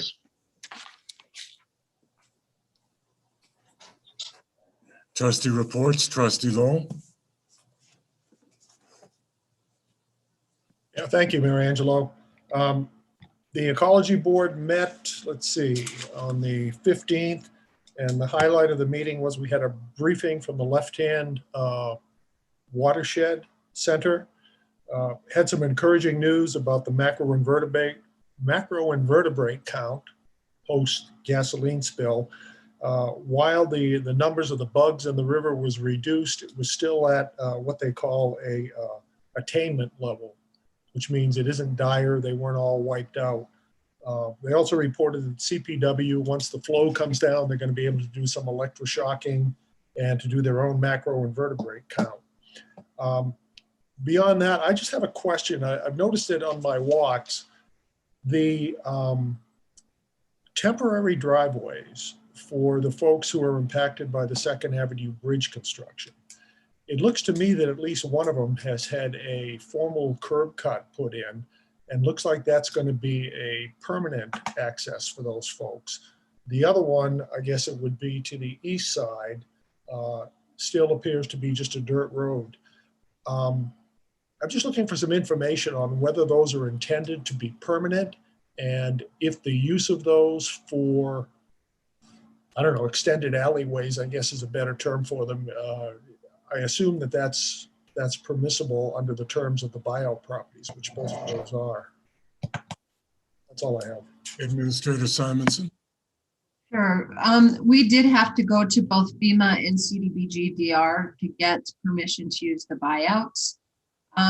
The curb cut west of 2nd Avenue is a CDBG-DR, and they approved us to make it more formal. The one on the east side is FEMA, and they did not. So they are in the condition of which we expect them to stay. Okay, because thanks for clarifying that. So it looks like there is no curb cut on the bridge approach on the western side. It looks like there is no more. But it does look like there's one on the east side, which could be used. So the folks on the east side are going to have dual access. Yes. Okay. All right. Thank you. Trustee Rogan. Thank you, Mayor. Evening, everybody. So we'll start with the ARPA meeting this morning that Mayor Angela asked me to attend with Administrator Simonson. And Administrator put quite a bit of detail in her report that I'm sure she'll go over, but it was a great convening of the county commissioners and elected and staff from around the county to talk about essentially, we're going to get all this money. What's the best way to spend it? What do we want to spend it on? So the process of determining that is going to move through the fall. and the first tranche of the funding will happen in January. So I think we can all expect to have, I don't know if it's going to be a workshop or some discussions about the rules around the money and how we want to spend it, what we want to ask for, but that was a great meeting. And I also volunteered for the working group on that. The EVC met, we talked about Ford Foods and a possible permanent location. So one suggestion was the Dynamite Shack owned by Main Stage. And there were some other suggestions floated around, but you know, the group is working on that. And we need a member. If anybody knows anybody who wants to join the EVC, it's a great group. HPC did not meet, did not have a quorum. And then the last thing is on Friday, I attended the CML webinar on effective governance. And I wasn't honestly looking forward to spending a Friday at a webinar in front of my computer, but it was great. And I learned a lot. And I think everybody would benefit from, I know they said they'd send out a recording of the webinar. I'm not sure the rules around distributing that, but there was some really great information and experiences from other elected folks. So I encourage everybody to at least watch, you know, a little bit here and there of that. And that's my report. Oh, wait, I'm grateful that we're going to be in person soon so I can quit staring at this screen. Thank you. Let me ask you if you enjoyed my dear friend Robert Widener's presentation. I did. Yeah. I sure did. Very, very intelligent person. Yeah. Mayor Pro Tem Browning. Yeah. A couple of things before I get to the Parks and Recreation Commission report. Number one, I'd like to give a shout out to the Lions Garden Club that sponsored a garden tour event on Saturday. It was extremely well attended by both locals and a lot of out-of-towners. They did a door prize drawing, and most of the prizes, I guess through luck of the draw, went to people from Denver and Longmont and Boulder. And so we know that there are a lot of out-of-towners there, and we're always talking about how to attract visitors to Lions and get them to stop here. And it was a destination for those people, and I think most of them will come back. So that was not only a good event for the garden club itself, but it was a good event for the town, and I think we should salute their efforts in making that happen. That was a great idea, and it came off well. Let's see, secondly, I mentioned this a little bit with Sergeant Chris, but the parks were really crowded over the weekend, especially yesterday. And it's not only the Boulder County Sheriff's Office that's having difficulty getting adequate people to sign up for weekend parks duty. It's also Trident Security, who is our private contract security service in the parks. They had one young guy available yesterday, and that was it, to help our one town staffer, not counting the parks hosts. And the types of crowds they had yesterday, and certainly the types of crowds they're going to have on July 4th weekend, that's problematic. We don't have enough staffing there, and it's just a matter of time before something happens. And to that end, I have already requested in our agenda meeting this afternoon, and would formally request in this meeting that we add to the Board of Trustees agenda for our July 6th meeting, basically a midsummer review of where we are on park policies and overcrowding and usage during the weekends, during busy summer weekends. I think some of the things that were changed this year are kind of experimental to see if they would work. And I think the meeting after July 4th is a good time to look at those. So I've requested that to go on the agenda. Turning to the PRC, I've got 4 different things that they talked about or did at their meeting on June the 14th. One is there's unanimity on the PRC that a 4-way stop is needed at the 2nd Avenue place where both where there's the main entrance to Bone Park is, and the recycling center, and extra parking is available across the street. Locating stop signs, I told them, is not something typically that the board gets involved in. It's usually done at the staff level. So they're going to pursue that through their staff liaison with the town engineer and public works area and that sort of thing. But that's something they wanted me to inform the board that they think is important for safety reasons. Secondly, they're going to be sponsoring, as I mentioned before, a dark sky night. That's on August the 13th. the location within the park, within Bone Park, is probably going to be at the skate park, because it's nice, smooth concrete area. I think they may make a short presentation to the board at the July 6th meeting to kind of give information about what the Dark Sky Night is, and they're going to request cooperation of local businesses and the town in terms of town facilities and everybody trying to turn off or at least dim their lights for that event. And it coincides, I believe, on August 13th with the meteor shower. So they plan to kind of have a double bonus there, not only dark skies to see the star, maybe also get some meteor viewing at the time. The PRC passed a statement, a written statement of support that I think will be distributed to the board soon, in support of using the Martin parcel, not as a promoted regional trail connector, but as basically a local trail to connect Bone Park with County Road 69.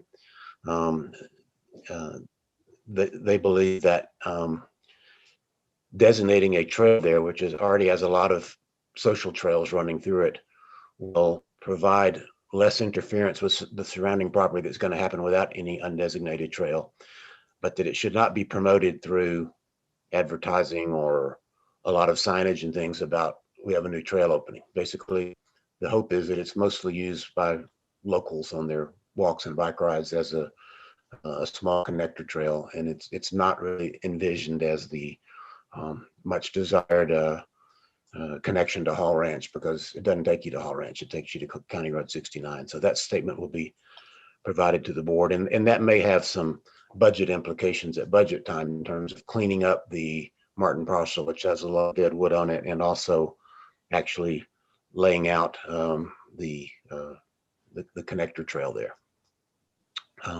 And finally, the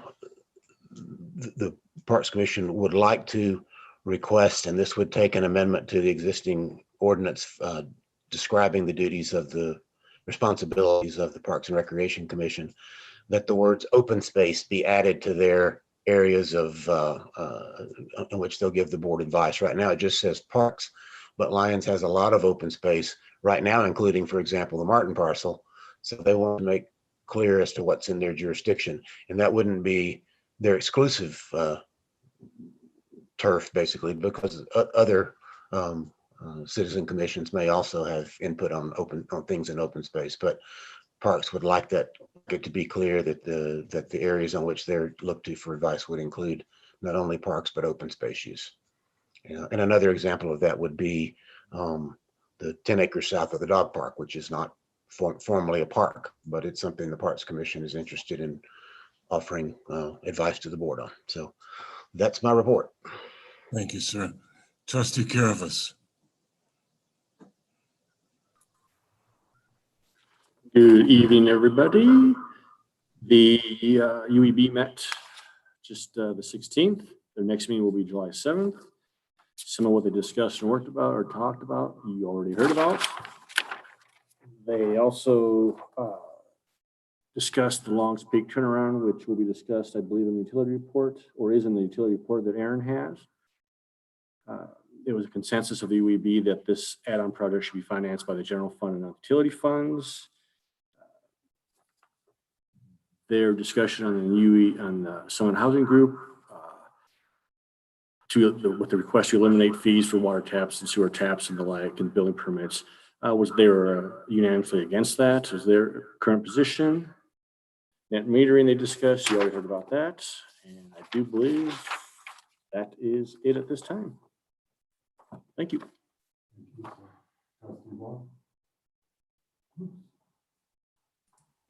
Thank you. The PCDC met on June 14th. We discussed and they covered the current development update as well as discussion of design guidelines based on the joint meeting between the Planning Commission and the BOT. Also looked at preparing for the comprehensive plan. I think we'll get a little bit more information from that during the administrator's report. And then the summer schedule, and then also David Hamrick was named the chair of the Planning Commission. So Greg Edding has stepped down. So we thank Greg for his years of service. I'm going to have my moment of gratitude to thank Greg Edding and the folks in town who are willing to serve hours and hours of their time on town commissions. I'm glad that we don't have as many vacancies as we have in some years in the past. So thank you to all town citizens that get involved in town commissions. Thank you. Trustee Miller, are you able to speak? No, not really. Go ahead. I don't really have much anyway. That's fine. That's fine. On my trustee reports, I may be a little provocative tonight. At 73 years old, what do I have to lose, huh? I'd like to thank, first of all, I'm sorry, I can't understand anything that's being said right now. It's all feedback and echo. Really? Yeah, maybe it's better. I think Trustee Caravas muted himself. But Trustee Caravas, yes, sir. Yeah, he's already muted. We've got that down. Can you hear me now? I'll start over. It's okay for somebody 73 years old to be provocative, I guess. But I'd like to start out with a shout out to Miss Harker and Miss Farrell for the LGBTQ Pride Parade that they put on at the park. It was wonderful. We had a parade. We went around the park and up to Main Street and back down to the park. Beck Farrell was the official photographer, and it was just really a wonderful event. And I'm so proud of all the girls who put this on.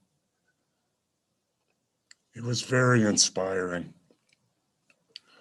Then my other thing and what I'm thankful for is, and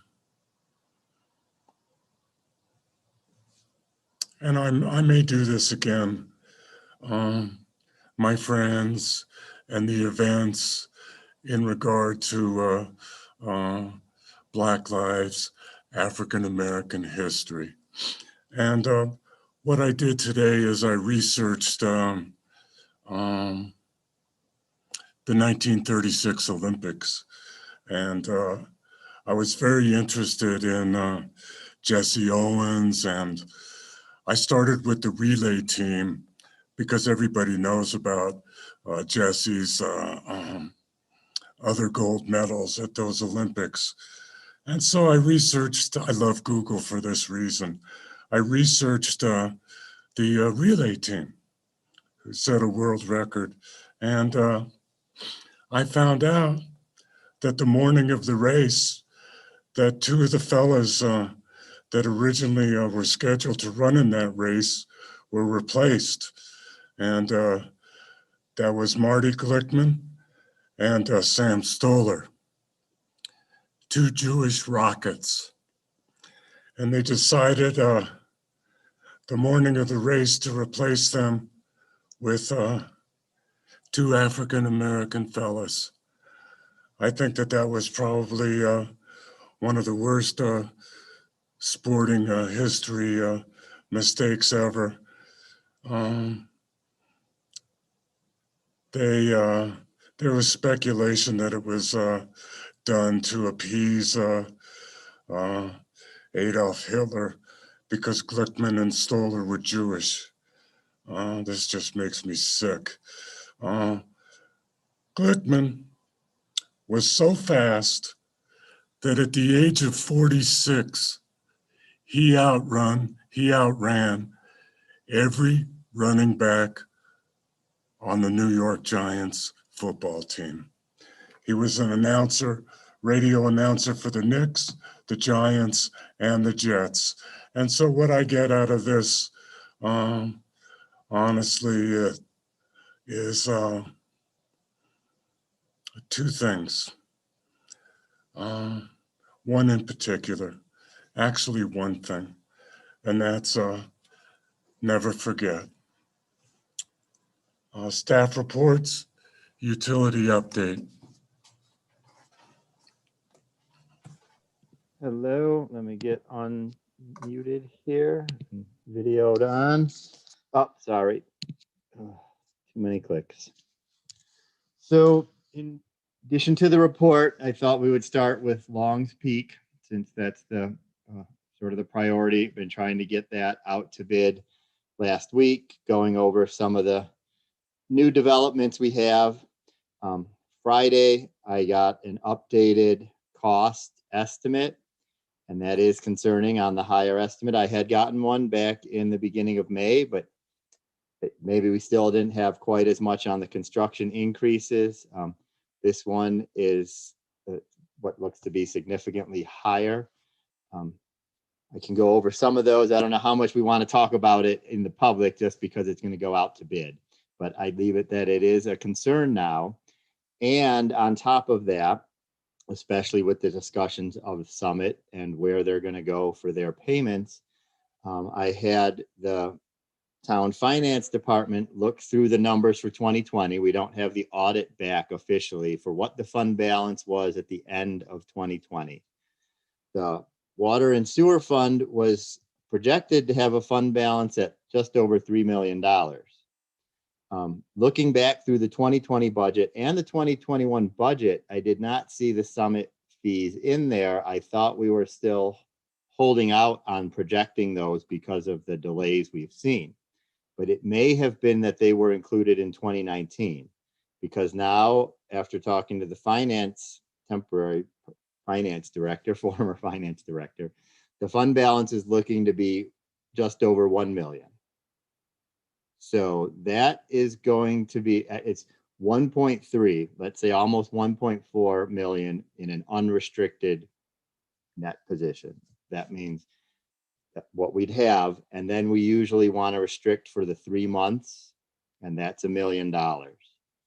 So the projection to me now is that we have almost 400,000 that could be spent for this year. We don't know where this year is going to go, if we're going to have a little bit more, but that's what it's looking like, and that's now more of a concern on where we're going to get the money, what we can spend things.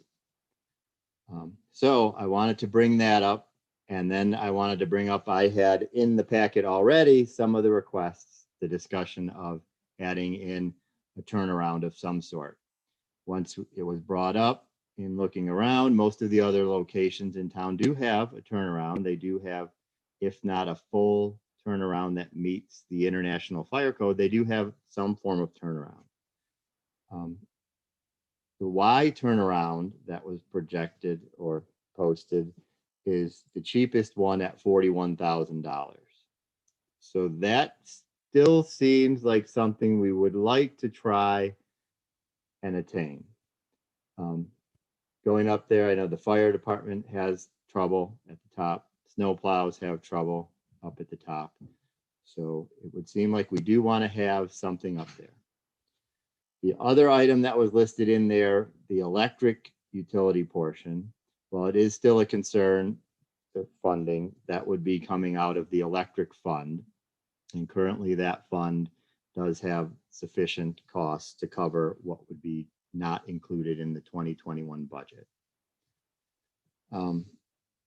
I think at the very least, we do want to go ahead and get conduit in the ground. That would be relatively cheap overall, $10,000 maybe. And if we don't go forward with the electric undergrounding, we at least have the infrastructure in place to do that at another point in time with having the road open. So I've still been looking back at how we can reduce costs. And again, we're going out to bid. So after we get some bids, we could negotiate with somebody and decide what we can't do.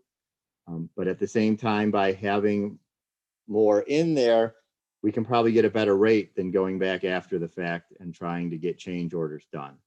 So trying to do the balancing of how much should we try to get into the bid, how much should we just wait and do afterwards?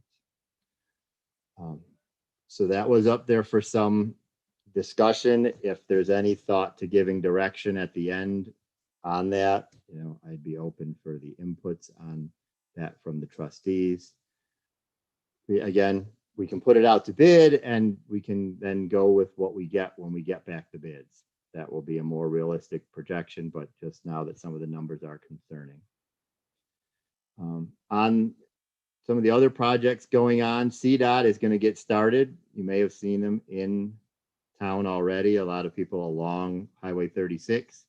They are boring to put fiber all the way through town underground. And so you'll see a lot of their trucks off on the side. It's all work being done in the CDOT right of way. I'm trying to work with them to really protect our utilities, or in particular, some of our irrigation lines, but they're at least aware that there are irrigation lines out there and they will be responsible for any that they break. Longmont is getting ready to start, or getting ready to really begin moving forward again on their pump station. That had been on hold while they waited to hear about some things. They said to go ahead. We're doing electric, or we're doing the electric. They are paying for the electric work that will be done. And they asked to go ahead and order the equipment that would be needed for that. That's over across from the fire station parking lot. There was discussion, again, it was a while back, but they will be putting this pump station, most of it underground. There will be meter housings. There will be a new transformer or a sectionalizer. Sectionalizers are the longer rectangular ones you see along Highway 66. The transformers are usually more square. That will go in place there. We're looking at potentially being able to remove another utility pole because there's two poles right next to each other. One looks to be in the way and we can remove it. So that's going to get started. We're going to have a meeting with the neighbors, the homeowners in that area, just to go over it, which also we are going to have a public meeting tomorrow, mostly for those on Longs Peak, to discuss the Longs Peak project. In addition to what I had on the sewer updates, and I don't know, would you prefer to just stop in the middle and ask any questions? Is it easier now, or to keep going? No, I'd like to ask a question. Okay. On the Longs Peak, you said that there was a bid that came in higher, or Not a bid, an expense. What Just- happened? What happened? just the estimate. So right now we're ready to go out to bid. Okay. And I was ready to do that, but the estimated cost is higher than expected. Okay. And so the concern is whether or not we were looking at potentially trying to do the sidewalk. In the beginning, we weren't looking at doing the sidewalk. It looked to be not that much more, but now anything extra, I'm looking at really removing it and scaling it way back down to the bare minimum.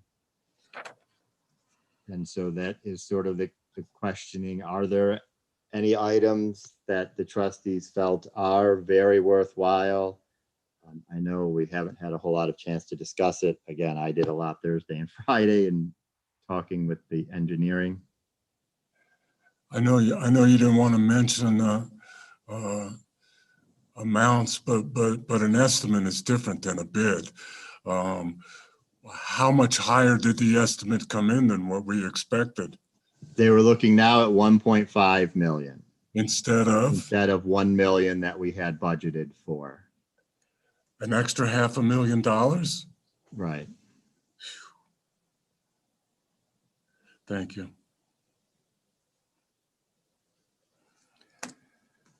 Okay, any other questions at this point? Continue, sir. So on with the sewer, I gave some of the updates in the sewer section. One other one I didn't have, I think I mentioned before, but the re-rating project, that estimate of 250,000 to add the blowers and some other small portions to the sewer line.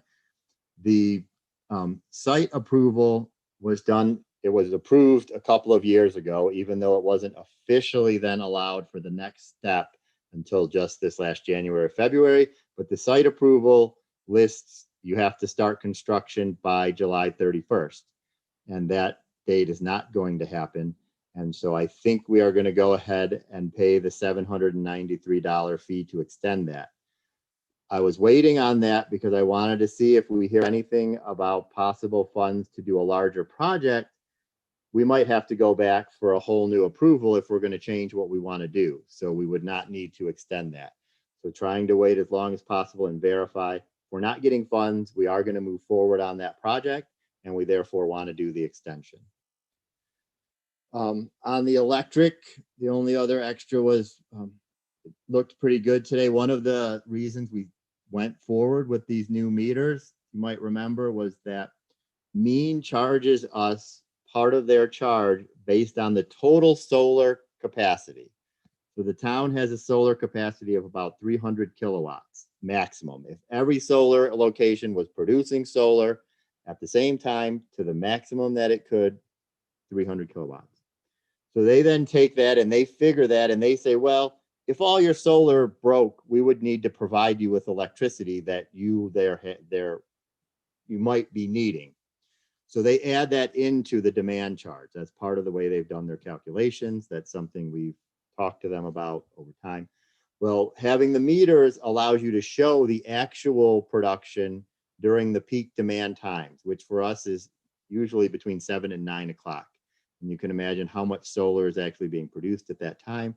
So hopefully starting in July, they have a new person. They're trying to get everything set up on their end to receive that data. But I was reviewing that today with the census team, and hopefully we're ready to move forward and start reducing it. It will take time to reduce. For the details, they do this calculation over a 3-year rolling average. So they don't do just each individual month. They'll start to calculate it, but the sooner we can get it going, the sooner we can start to see that reduction. And that was the additions to my paper report. Trustee Lowell. Thank you, Director Kaplan. So should I consider myself lucky that I'm one of the few people who don't have a smart meter put on my house yet? I mean, what is? I would say it's not, with the smart meter right now, I don't know that it makes a difference for you unless you had solar. And I don't remember your location looking at it, seeing it. No, I don't have solar. I was just curious because the last couple of months it's been reported that there's still 50 installations to do, but my meter still has paint on it where I slopped it over when I was painting the house. So I guess I don't have a new one yet. And that's, I guess that could be another. They're still, I thought they mentioned once before out to July, but now they're even telling me now that it's scheduled early August for the delivery of these meters. Okay. That was once before they declared force majeure on the contract and said that they're backed up in production and there's nothing they can do to get the remaining meters. So hopefully by mid-August, we have a new meter. All right, thank you. Any other questions for Director Kaplan, Mayor Pro Tem Browning? Yeah, I had a question back on the sewer part, the wastewater treatment part of it. And that's with regard to extending the July 31st deadline for doing the upgrades to the wastewater treatment plant. And I guess a couple of related questions. We've talked in various, from time to time, of 2 different possible sets of upgrades to the wastewater treatment facility. One would be the new blowers and relocating the circulation line within the plant. That's, I don't know, at some point I heard the figure 250,000 as an estimate. Maybe that's gone up or whatever. That's what we would be delaying past July 31st if we paid $793, correct? Yes, that approval, that was approved, that construction plan was approved, and we'd be extending the ability to the start. Second larger set of potential improvements is what Water Engineers has basically recommended be done. And I don't want to go into all the details because I don't want to get into damages in the lawsuit or something. But I guess my question is, if at some point, whether the funding comes from Honeywell or a grant or whatever, we do the larger set of recommendations from Water Engineers, would that include the additional blowers and the line relocation that we would roughly 250,000 that we were going to do anyway? At this point, yes, the blowers were included in it.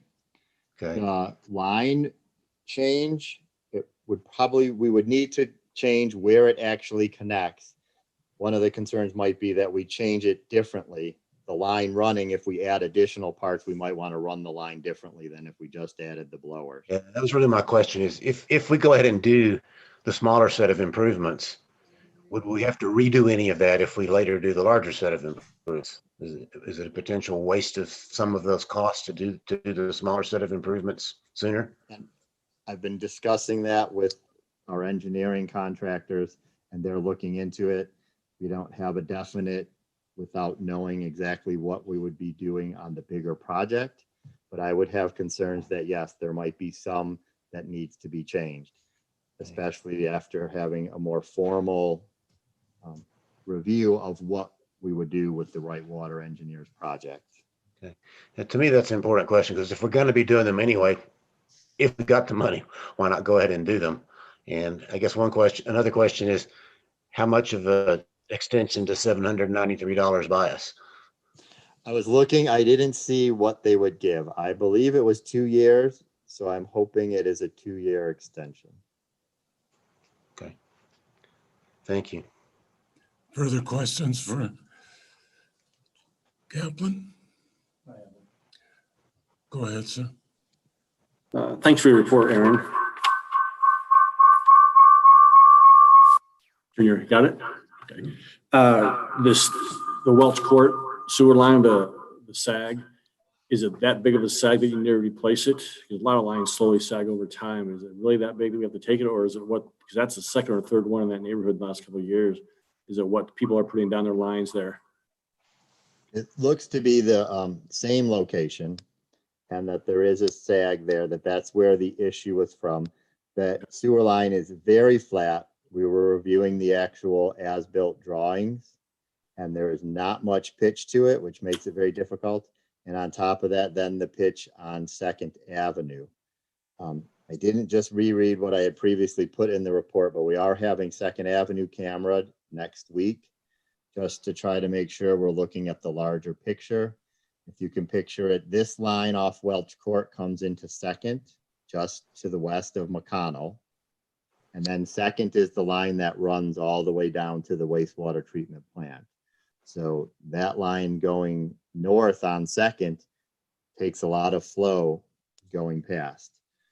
So that therefore, if the line on Welch Court is pretty flat and also at the same level as 2nd, we can't just easily drop it more or make it better for there, because then it's really going to go back up. So it does get to be a little more complicated, and trying to look at all of the requirements to get that repaired. Okay, and then concerning the potential abandonment of the lines up in Longs Peak, as part of the project, just leaving the lines in the ground, or are we going to fill those with grit? Or leave them abandoned to flow fill them. What's that? Yeah, it was in the actual bid proposal to flow fill them. Good. Okay, good. Thank you.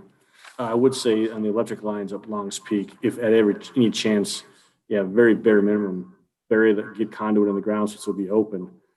But if we could find the funds to get the lines in there, just with above ground lines and a steep hill like that on a cold, icy night, power lines go down. End line is going to, because of insurance reasons, is going to pick safety for their crews over the electric lines, and those lines could stay down for 2-3 days if it's really bad.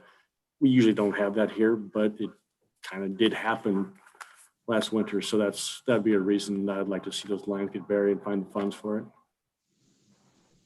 Thank you. Further questions?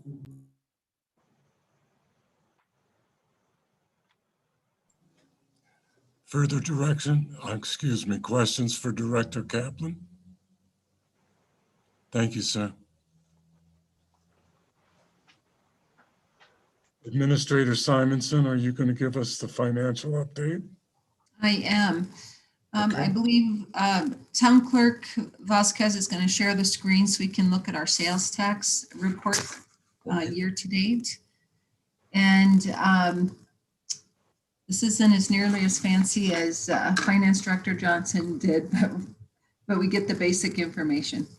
So it is appearing that our 2021 year-to-date sales tax numbers, if you go to the second one, Dolores, for the first 4 months of the year are listed here.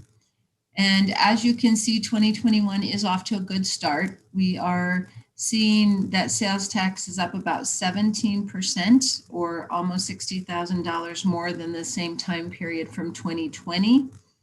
And actually significantly higher than they were just 3 years ago in 2018. So we know that the online sales make up a portion of this. I do not have the breakdown this month for in-town and online sales, but I will try to get that for our next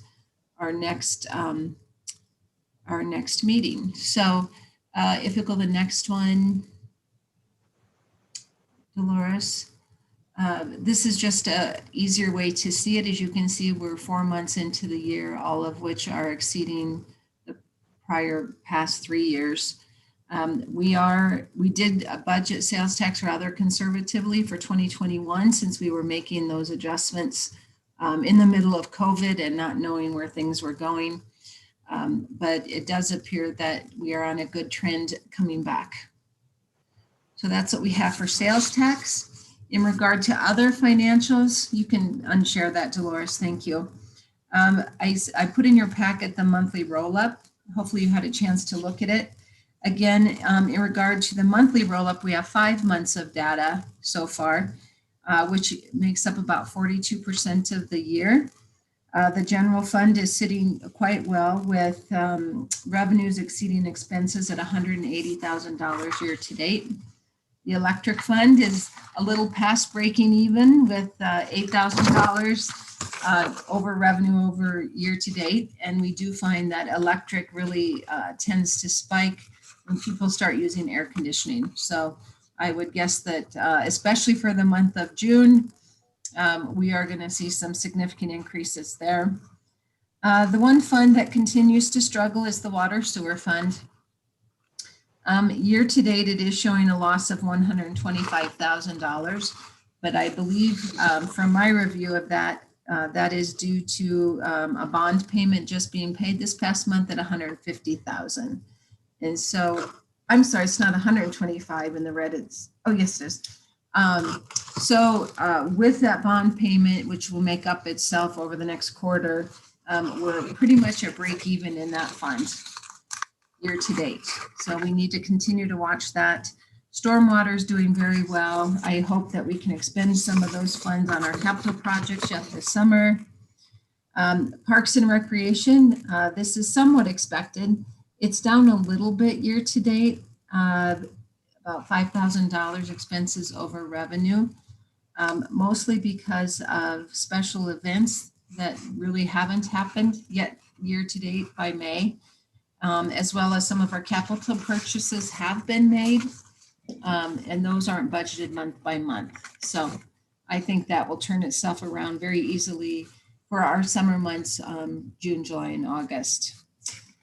Then in regard to the grant funds, they are plugging along. We did send our agreement to the state on our payback plan. So we are being told they should be releasing the funds they've been holding over the last couple of years, hopefully by the end of this month. So we are expecting that to occur. Director Klein signed it, I believe, either Friday or today. So then those funds can be released.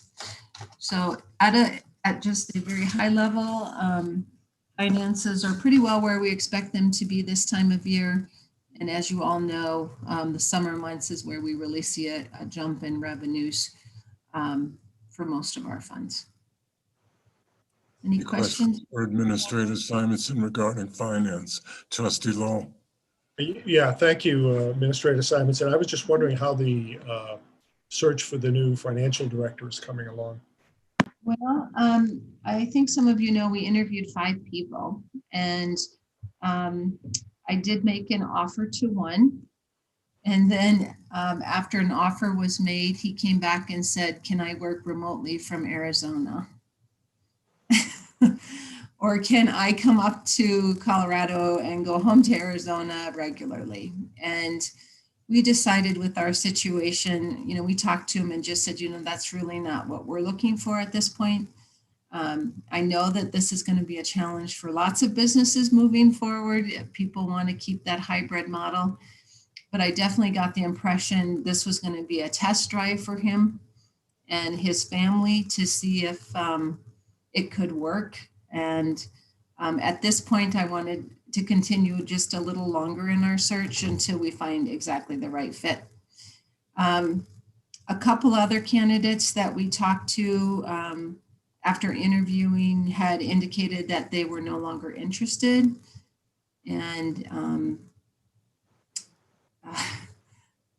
they withdrew their applications.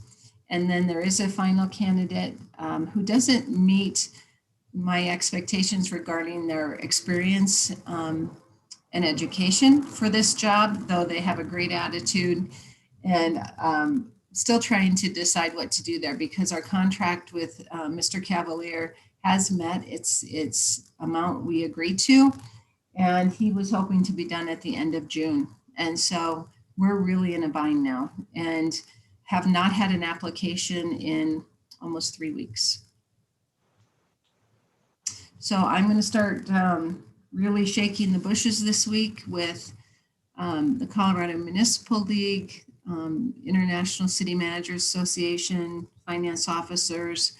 And I think I'm even going to reach out to some of our neighboring municipalities to see if they have someone in their ranks that's ready to move on, but maybe won't have that opportunity because of someone above them staying a while longer. So I'm going to have to really focus on this week, or potentially take a chance with that last candidate. I like to think about Mr. Kaplan, who came in with no experience and has proven to be an excellent director for us. So trying to figure out our next path forward since this is such a critical position. But as of right now, looks like we still have several weeks to go before we're going to find someone. Trustee Rogan, did you have a question? I did, but Trustee Lowell asked it, so thank you. I figured. Any other questions for Administrator? Oh, I do have one other finance update. The audit, as you guys know, we hired Carl Marshbanks to do our audit preparation. He is going to finish actually this week, probably tomorrow, with all of our audit prep. His materials have been sent to the auditor, so they're going to start the audit either the end of this week or early next week. So that is on track. That's a good thing. With your administrator's report? Sure. I don't have a ton here. I think everyone knows that Boulder County Public Health has decided to allow the mask order to expire along with the state's timeline.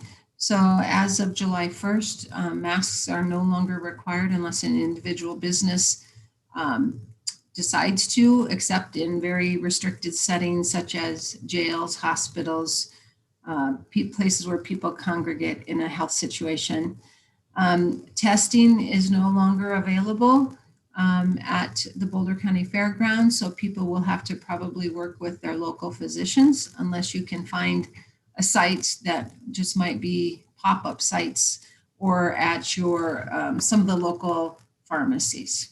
But the mass testing has ended for our county. We are now at about 75% of people over 12 in Boulder County have had at least one vaccine. It's one of the highest in the state. So doing well in regards to that. Comprehensive plan, as you heard from Trustee Waugh, we have heard from DOLA that the grant agreement will be has arrived and is being reviewed by the attorney. It will be on our next agenda, July 6th, to accept that grant and then enter into a professional services agreement with Clarion to move that forward once the board approves it. The Planning Commission has started sending out questionnaires to some of the different boards and commissions to start with getting their input regarding that plan. And I've seen really good feedback from those that have completed it so far. So I think people are excited about that. Other than that, in my report, I had updates on parks and arts and humanities. The mayor, we didn't mention it, but Mayor Angelo and I met with Commissioner Locamine recently and started talking about this American Rescue Plan Act funding, as well as affordable housing needs and gaps that we have. And she did express that the new commissioner, since you guys have not met with them, would like to have a dinner meeting with you, hopefully in the beginning of August. So watch for that, and that'll be a time we can all meet about common items. And I think that's all I have for now, unless there's any questions from my report. I have a question. I think there's a difference between painting electrical boxes and painting the entrance to the chambers, the council chambers. And I just want the Board of Trustees to be aware that there's a movement in regard to painting the entrance to the council chambers. And I don't know whether the Board of Trustees is aware of that, whether they're aware of what it's going to look like. But I think that that's important to bring to the Board of Trustees before that's done. Okay. We can make sure that happens when we see what they're proposing. Thank you. Legal update? Thank you, Mary Angela. Just a couple updates for tonight. The first one is I wanted to alert you to ordinance we're planning on bringing at the next agenda relating to converting existing units to condos, existing structures to condos. And so for this board, I don't think this has come up before with this board. I think the past board did have a workshop on this, but there's been an issue in town for a couple of years now where people have tried, in some case successfully done, condominium, it's a hard word to say, but condominiumized existing structures, whereby you may have a house with an ADU, or it's a larger structure that you can split into individual units, either commercial or residential. And that's created various land use and utility issues over time. As you might imagine, one person living in a structure versus two has different utility needs when they're each individually owned condominium units. And so on this board, we already made a change to the code regarding utility increase in tap sizes for increase in use, or other major changes in the structure.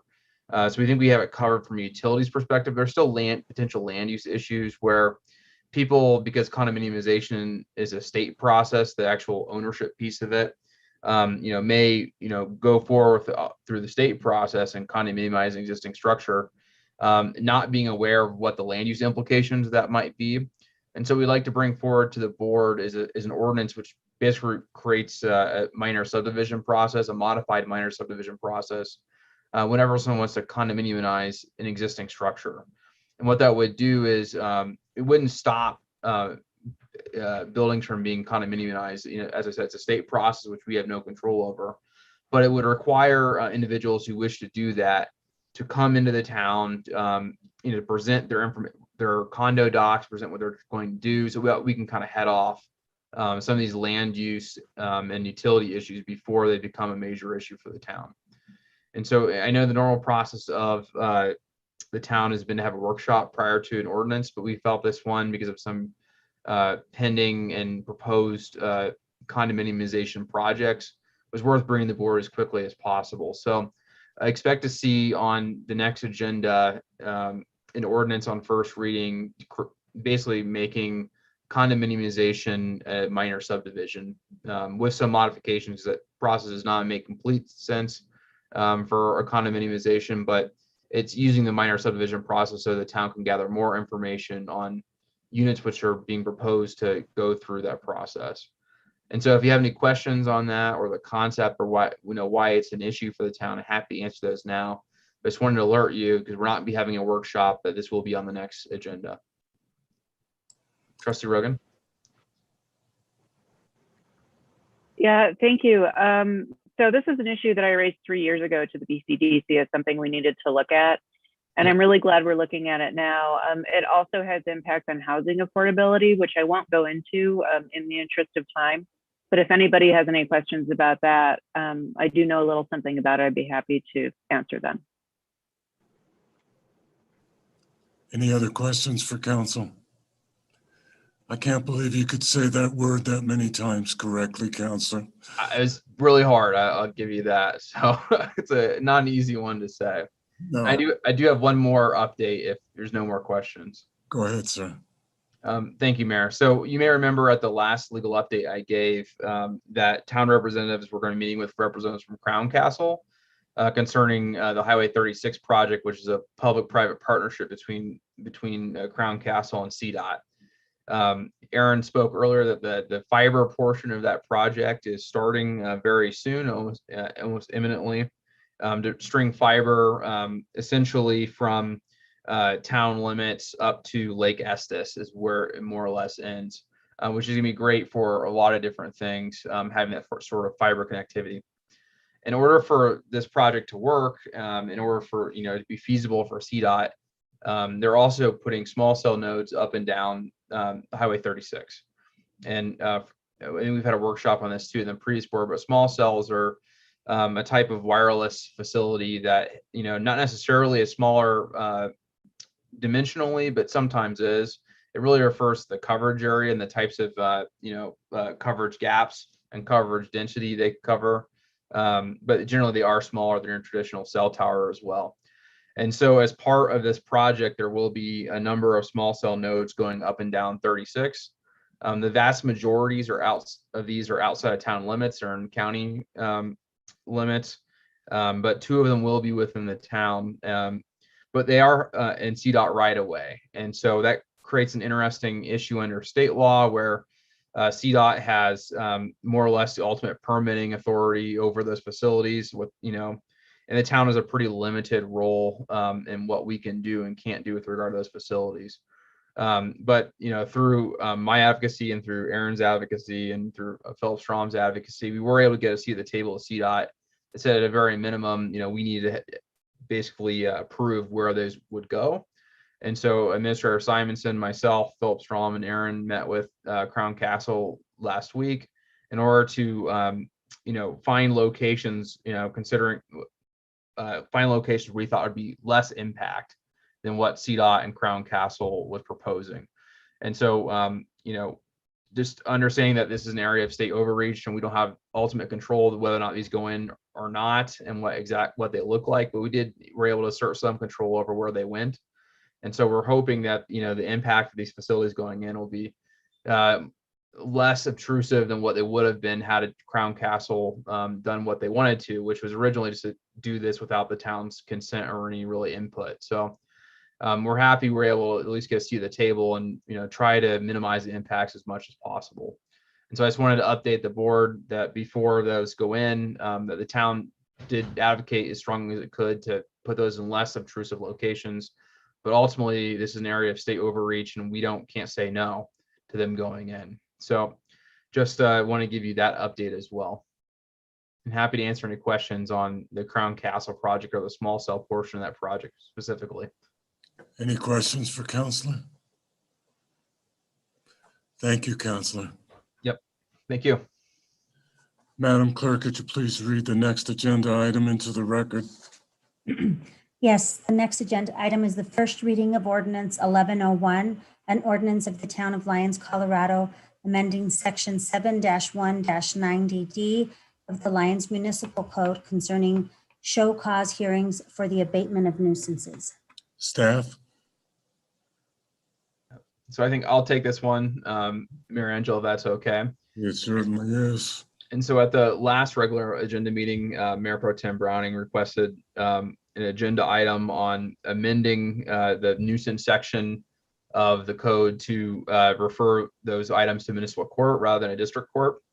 Under the current ordinance, appeals of a show cause hearing, which is the administrative hearing before the town administrator on a nuisance issue, would go to a district court under a 106 appeal, which is part of the Colorado Rules of Civil Procedure. What this ordinance does is actually move that to go to a municipal court first. And we think this has several benefits, which is why staff took it on to draft this ordinance, primarily for the town and also for the litigants as well.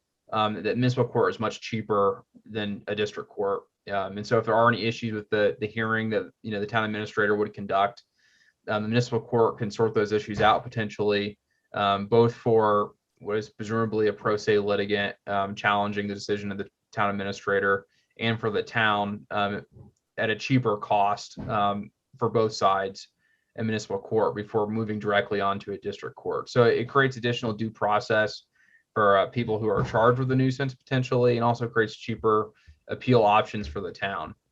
And so that's what the intent behind the ordinance is. There is some additional language that had to be added to deal with how things are treated if no one appeals that decision. When does the clock start ticking for 106, which is essentially a 30-day appeal timeline to a district court based on a final municipal decision. So we just had to create some additional language to make it clear that if no one appeals within 14 days, that starts the clock essentially on the appeal rights to a district court. And so that's what is the intent behind the ordinance, and just to kind of clean up as we've been doing, throughout this board term, and making more options to go to municipal court, which is cheaper for both people who are accused of violating a town ordinance, and also cheaper for the town. Are there any questions for Counselor? Trustee Kirvis. Thanks, Brandon, for bringing this to us. Of the actual ordinance in section 5, the effective date. Did you really mean to have 364? Or is that supposed to be 30? It should have been 30. So I apologize if that did not happen. So if it's an ordinance, it always should be 30 days unless the board chooses to make it longer, as we did in the parking ordinance. But we can certainly make that change. It may just, I know I did originally had intended that to be 30 days, but something may have just not fully got in. Okay. Do you want me to make a recommendation now, amendment to change it, or do that in the second reading? I think if there's any other questions, kind of answer those first, and we'll kind of entertain amendments. But I'd be happy. I would appreciate that amendment, though. Okay, thanks. Further questions?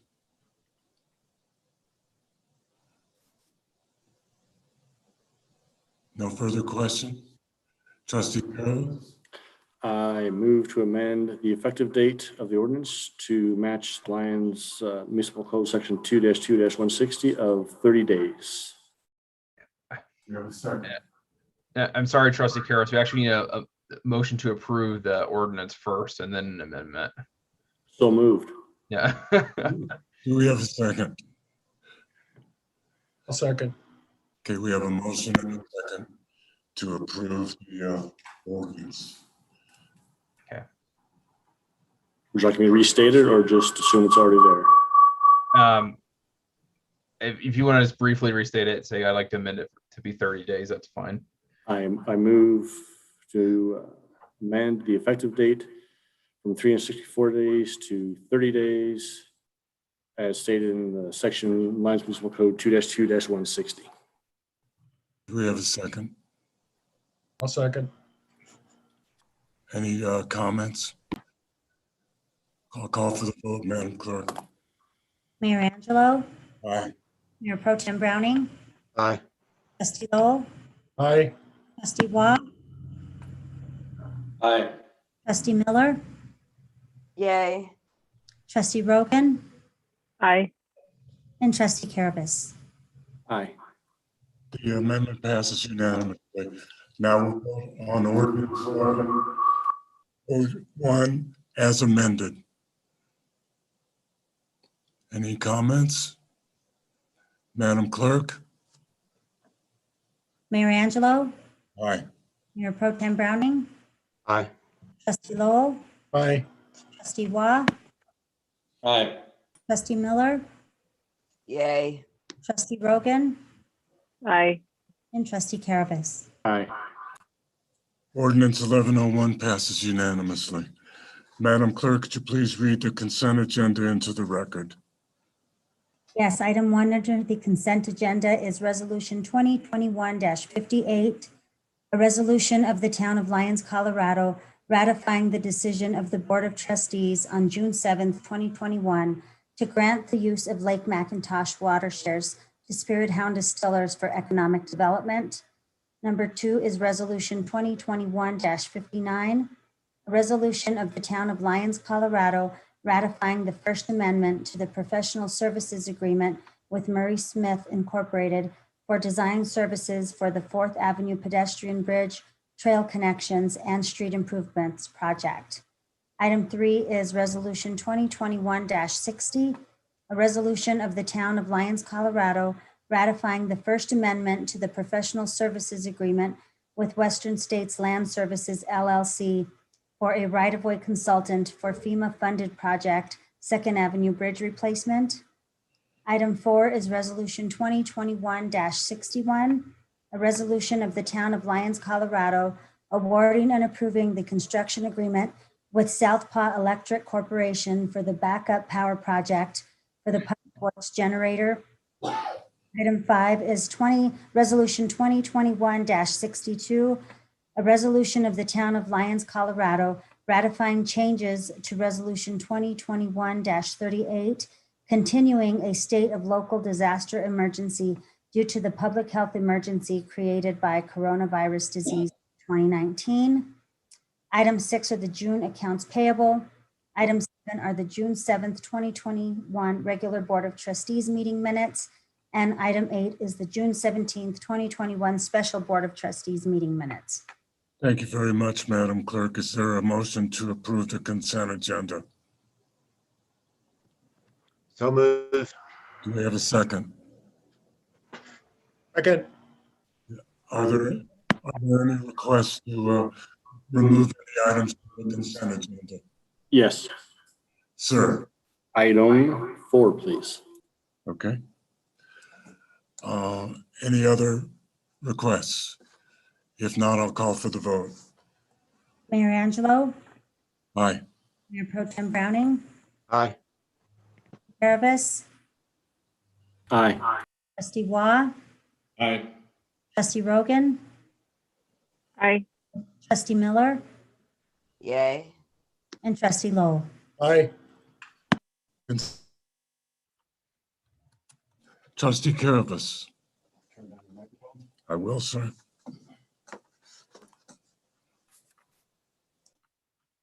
Yes, Aaron, by chance. I'm assuming you're on the call. You are, Aaron. Yes. In the cover memo, it talks about the price includes, or it talks about propane tanks, but I couldn't see anywhere in the pricing in the breakdown the prices of propane tanks. Is that part of the price, or is that could be separate by the whoever could deliver the propane for the tanks? And if so, what size, capacity, that lasts how long? And the question on top of that is, in Exhibit 8, it indicates natural gas plumbing connections. Usually, sometimes natural gas and propane connections are different. Sometimes they're the same. I'm just kind of curious where we're at. I haven't looked at that portion. I'd have to review it. So I'm not aware. An additional question I have on number 7 or number 8 of the parts list is the transfer switch in there. I didn't see that anywhere in there either. Mayor, I believe Philip Strom might be able to answer the Southpaw question. You're muted, Philip. Hi there, Philip Strom. Work with the flood recovery team for Boulder County Collaborative. And regarding the propane tank, so we actually had it was an alternate option because we were unsure whether to go with natural gas or propane, what would be better. After talking with the contractors at the pre-bid, seemed to make more sense to go with the natural gas. it was more cost effective because the line is already out there. Additionally, it seems to be pretty reliable in emergency circumstance versus a propane tank. It could, once you're out, then you need to get it filled. And so we didn't award the alternate. We're just awarding the base. So there'll be a natural gas connection. And then regarding the automatic transfer switch, yes, that's provided with the contractors. They're supplying all the equipment for that. And we'll be installing an automatic transfer switch for the generator. Okay, and is this generator going outside or inside building? Outside. Are they with this product? Are they installing oil warming? Sorry, what was that? Oil warming. Keep the Oil warming. Warm when that 2-3 weeks period we have extreme sub-zero temperatures. So this isn't, I would assume maybe that's more with the diesel backup generator. This is going to be a natural gas powered engine. I've worked with installing one at the Jamestown Fire Department, actually in the mountains. There hasn't been an issue with freezing. They do run occasionally to ensure that they have automatic regulation to run the generator. Sure, so yes. if it is needed, it'll start up. And I'm talking more engine block warming. I'm not concerned about I don't. I can look into it and get more details on the specifics of the engine, but yeah, it's not a diesel. It's natural gas, and the one in Jamestown hasn't had any issues. But this isn't. We're just getting the specifics on what the generator, the contractor will be providing. We just have provided our needs as far as power requirements, and they're providing a generator to meet that. And so I can look into more details when I know the model of the generator and how it, protects the engine block during cold temperatures. Yeah, it's mainly the pistons in the heads. You want warm oil if you're firing that thing off at -0 degrees. It just puts less wear on a generator. And of course, we're going to start it probably once or twice a week for an hour anyway to keep things lubricated year round, and that's the proper way of running a generator. So yeah, if the opportunity is there, I would suggest that, but that's up to you guys. Just want to make sure. Thank you very much, Phil. Thanks. Yeah.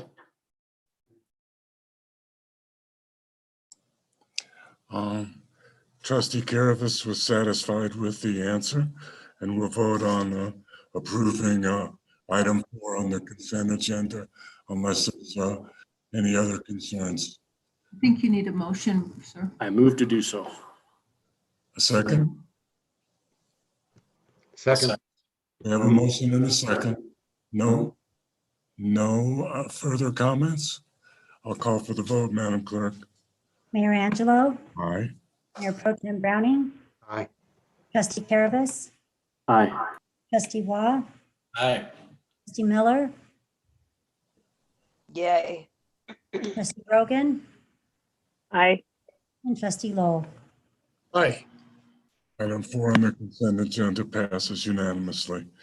Could you please read the next agenda item into the record, Madam Clerk? Yes, the next item is an agenda request on 401 Second Avenue, a flood permit extension request by Ms. Yoder. Could we please have a staff report?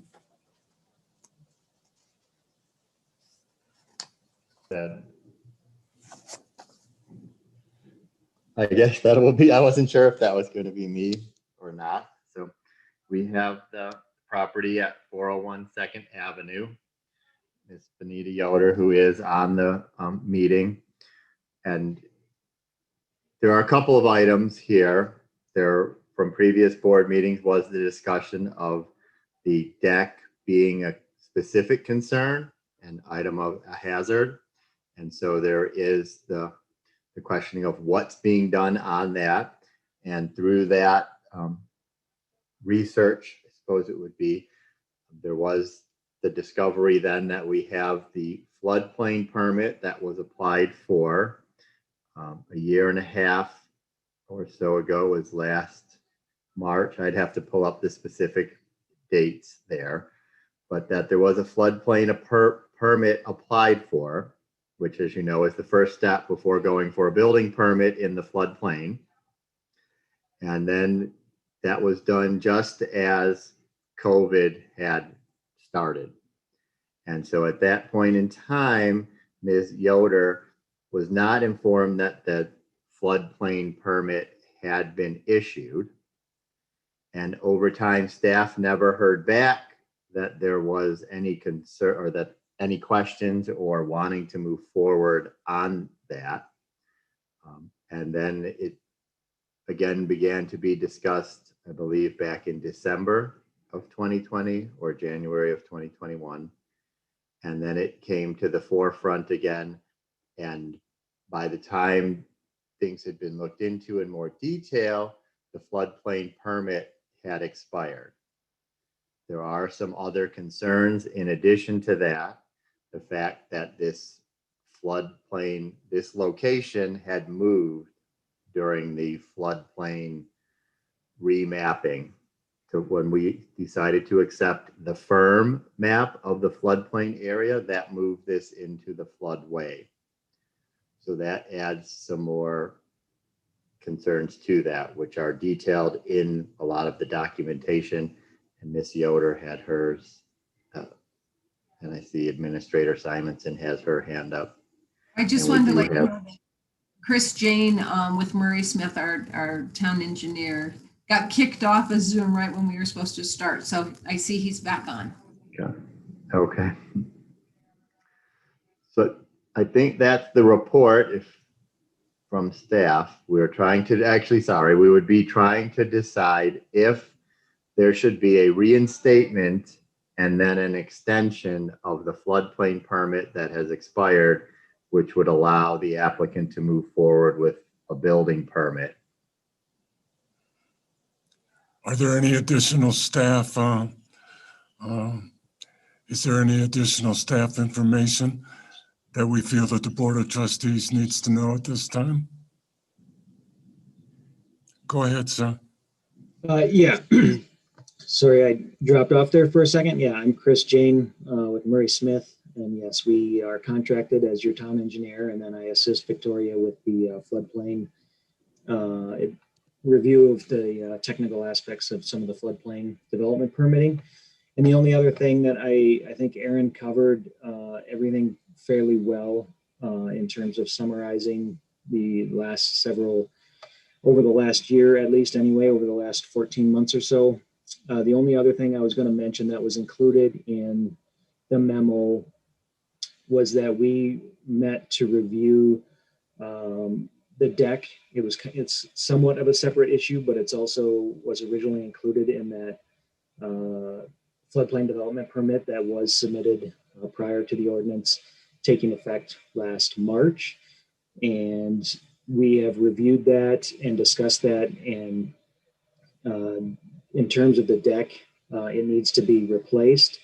And so if it was going to be removed and replaced in one process, the same footprint and matching what is there existing, and then constructed in accordance with all applicable floodplain requirements, such as needing to be anchored, so it doesn't float or have any lateral movement during a flood event, that we would approve that action.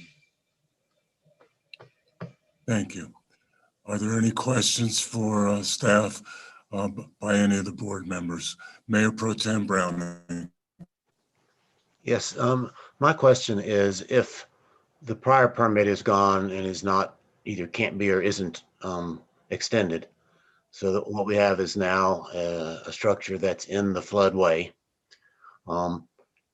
does the homeowner still have the option of basically filling in the lower floor, as has been done on many houses in the confluence, basically abandoning that for use other than as crawl space, and redoing, as long as they don't change the footprint, the top floor? Yes, and thank you for bringing that up, Mayor Pro Tem. That is, those are alternatives. So one of the main components of the initial or the original floodplain development permit was to do some improvements in that lower level, which is below the base flood elevation. some of those alternatives are to basically, like you mentioned, vacate that lower level, use it for storage only, don't use it for sleeping, don't use it for, kind of residential purposes other than storage of materials. Ideally, mechanical equipment, utilities could be relocated. But at worst case, that would be kind of the most, could be used for that in terms of like not having to redo all of the ductwork, all of the plumbing, et cetera. But ideally, everything would be vacated. All of that would become a storage area and properly flood-proofed, either filled in, as you mentioned, but turned into a crawl space essentially with flood vents. And then all of those improvements, as you mentioned, staying within that footprint above the base flood elevation on that upper level would be allowed. Okay, thank you. Any further questions for staff? Seeing none, we'll hear from Benita Jo Yoder at this time. Thank you. Thank you. I don't know how many of you have had a chance to read the 6-page history document that I submitted at the beginning of the document. I see one head nod. I don't know how much of that to go over, but I looking at the comments from the April meeting where the deck at 401 2nd Avenue was discussed, it appears that there was concern about it being nearly 8 years since the flood, which that's in September, it would be. I do want to point out that in the history of it, I put in the grant application, I believe in 2014, for a grant which was ultimately awarded through FEMA. And Philip was involved with that through the collaborative, as well as then Richard Hooker and et cetera, and architect Don Cox. And I was at a few meetings with some of those players, but I was told verbally in 2017 that the grant was awarded. I think it was January, February, but it took until about September to get all the signatures on the document through FEMA, DOLA, and the town. And I wasn't allowed to find contractors. That all had to be done through the town and a bidding process. Several contractors showed up, but there was too much risk involved to them to follow nearly 180 pages of specs and meet FEMA requirements, inspection, possible re-inspection, for $175,000 job. It wasn't worth the money for them and to put up a bond. So the grant program was closed. There was another house in Lyons that was in that program too.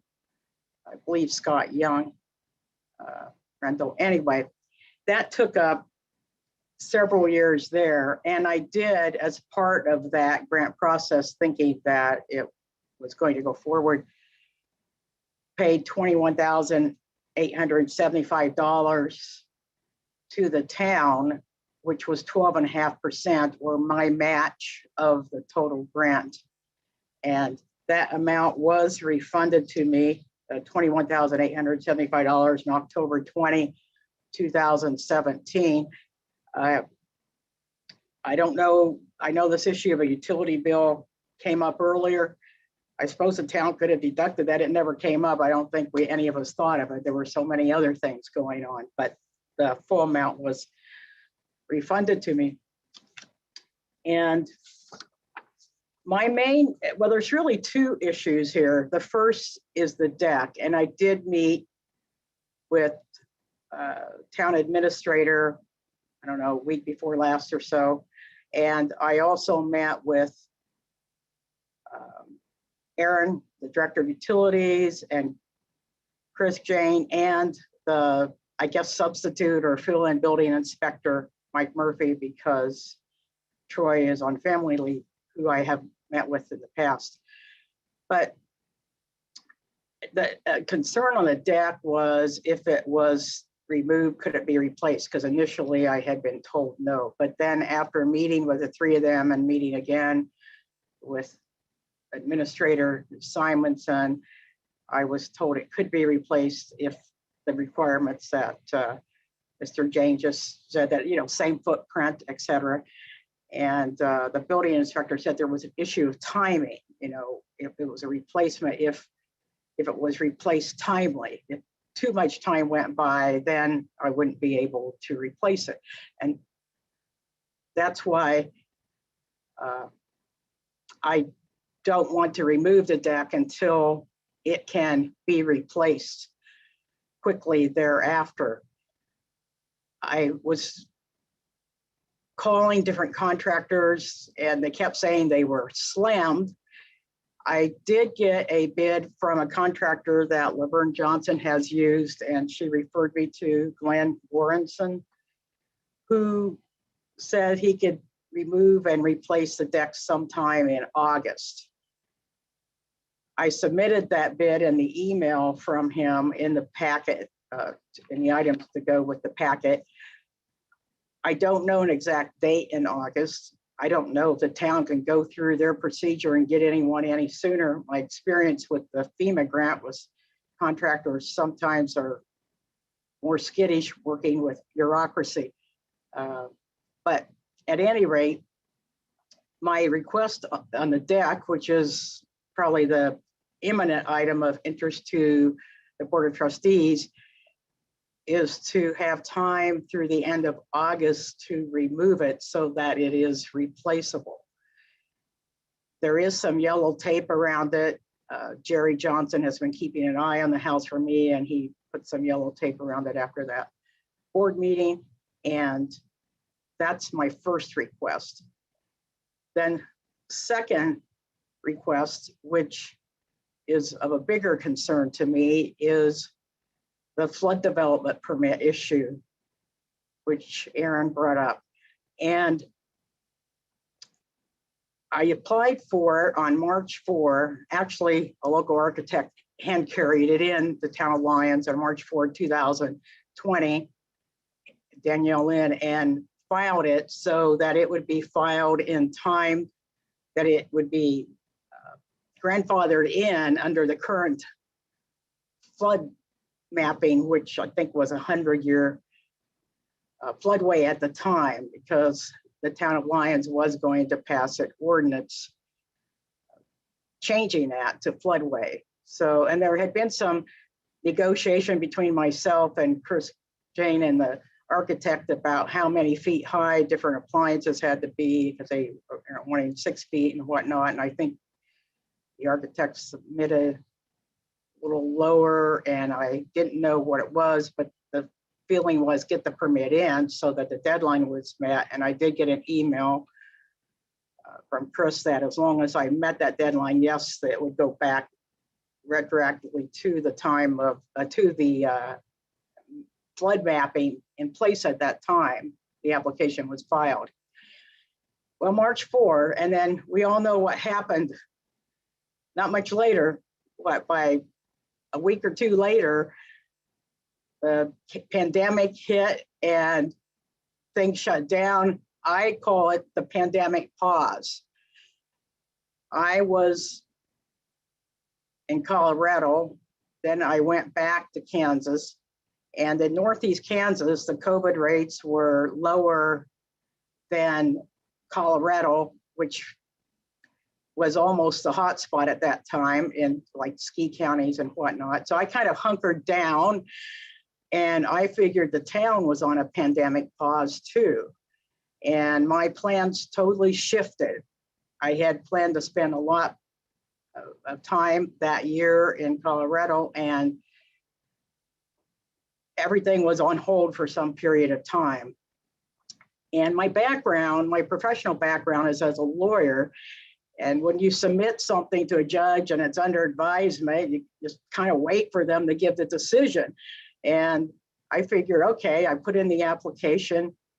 Things were in a shakeup with a pandemic, and that the town was likely on kind of a hold too. And I know this is a different state, but in Kansas, the Kansas Supreme Court judge signed an order extending all the statute of limitations. They were extended, turns out, for about a year until they got opened up again. So I'm just thinking, you know, wait and see what happens in the world. And then about the end of the year, I talked to Brandy at the front desk and asked for Paul Glasgow, because he had met with Chris and myself at a meeting before I put in the application, or before the application was put in. And Paul was in a meeting, and I don't know if I even left a message, because I didn't always get messages returned from him. But the next month, I reached out again, and then I was told he was no longer there. And apparently, Philip had taken some of his, taken on the planning duties. So on February 18, I sent an email to Philip, and I didn't hear back for about 7 weeks. And I know there was a lot of stuff going on around then, but by the time I actually found out that the flood application permit that the application for flood development permit had been approved, the year date of the permit had expired. I didn't find out the exact date until April 30, when I got an email from Administrator Simonson telling me I had 60 days to remove the deck, and the permit had been approved on March 27, 2020, and had expired in March 27, 2021. So I learned this in April, after the fact, after it had already expired. And even though the upper level of the house can be used, if the basement is filled in or not usable, then that reduces the value of the house. And my question is, who takes on those damages? Does the town compensate for that, since I was not notified until after the permit expired that it had been approved? To me, it's a pretty serious matter, and I'm asking that, in fairness, because of the whole COVID shutdown and pause of the world, that the board extend that permit for another year, a year from after my receiving notification it was approved. I actually put in 2 public records requests in June, still didn't get a copy of the approved permit, but then with a follow-up email last week, I got it, I think on June 16 or so, I actually got a copy of it. But it does seem that it would be incumbent upon the town to notify me that the permit has been approved before it's expired. And you understand there was a lot of, there was change of personnel and people were working remotely and a lot of things happened. So, you know, that happened. I'm just saying, please extend the permit for a year after my being notified that that the application was approved. And normally you get the flood development permit approved before putting in the building permit.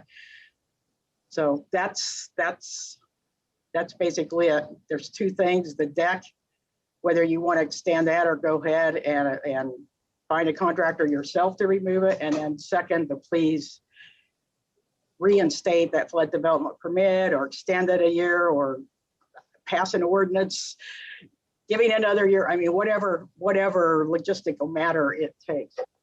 Thank you. Thank you very much for your presentation. I appreciate it, very comprehensive. Board discussion?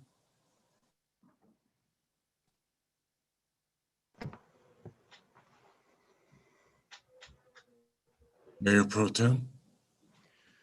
There are a lot of unfortunate facts here, and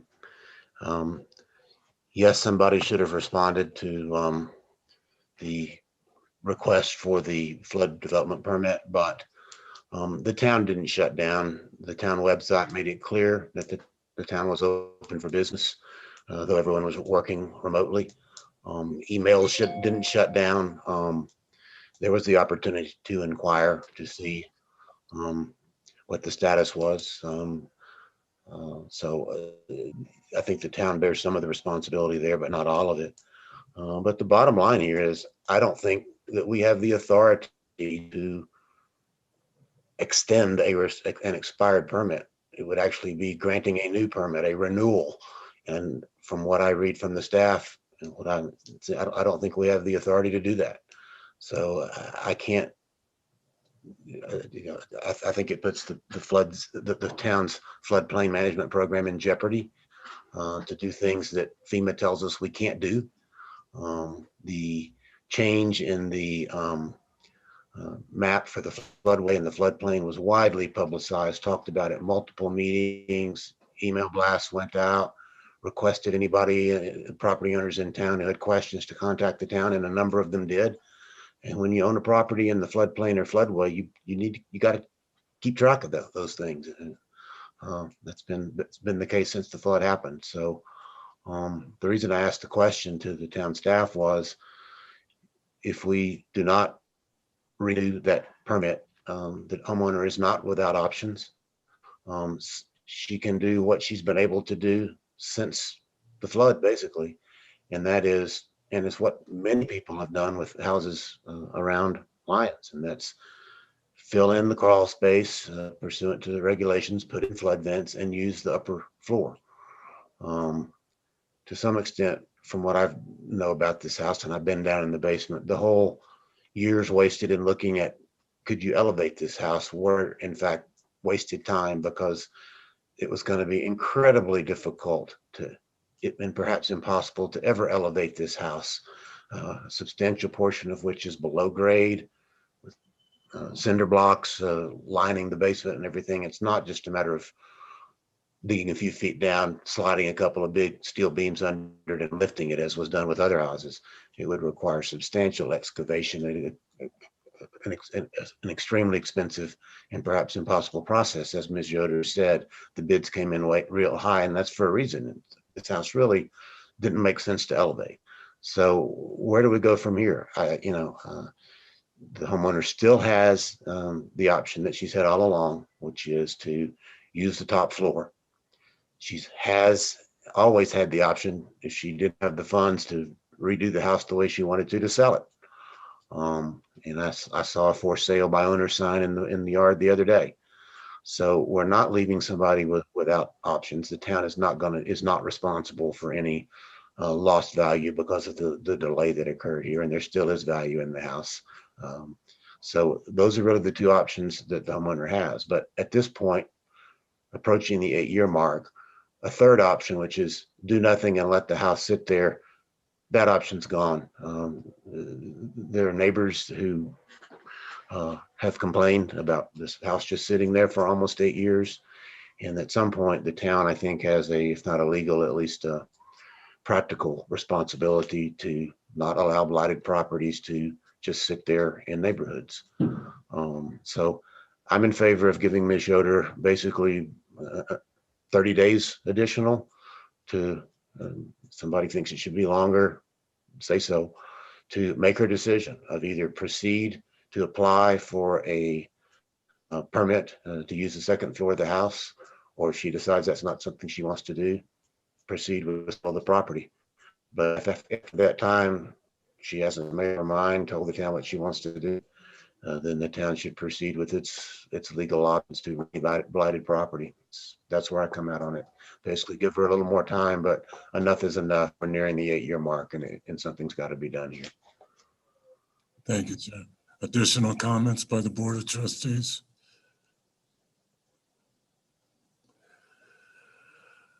Could I just say, I mean, Go ahead. I don't know if Attorney Dittman could say anything if there's some procedure by which an extension could be given or another ordinance passed if members were favorable to that.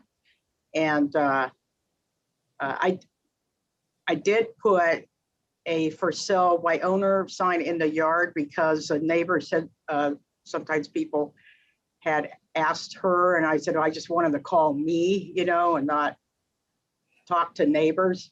And my plan has been to actually live in the house. And if somebody made an outrageous offer, I would consider it, but I'd like to be in the house. I turned 65 last August, and that was my original intention, was to get in there around the end of the year. And now contractors are pretty backed up. Frankly, I don't think I would get the deck off in 30 days. So if that's the decision the town makes, then probably have to find their own contractor to remove it. Counselor? So if the question is whether there's a procedure by which to reinstate the permit, there is not. I think, as correctly stated by Mayor Pro Tem Browning, a new permit would have to be issued essentially. In other towns' current floodplain regulations, a new permit could not be issued.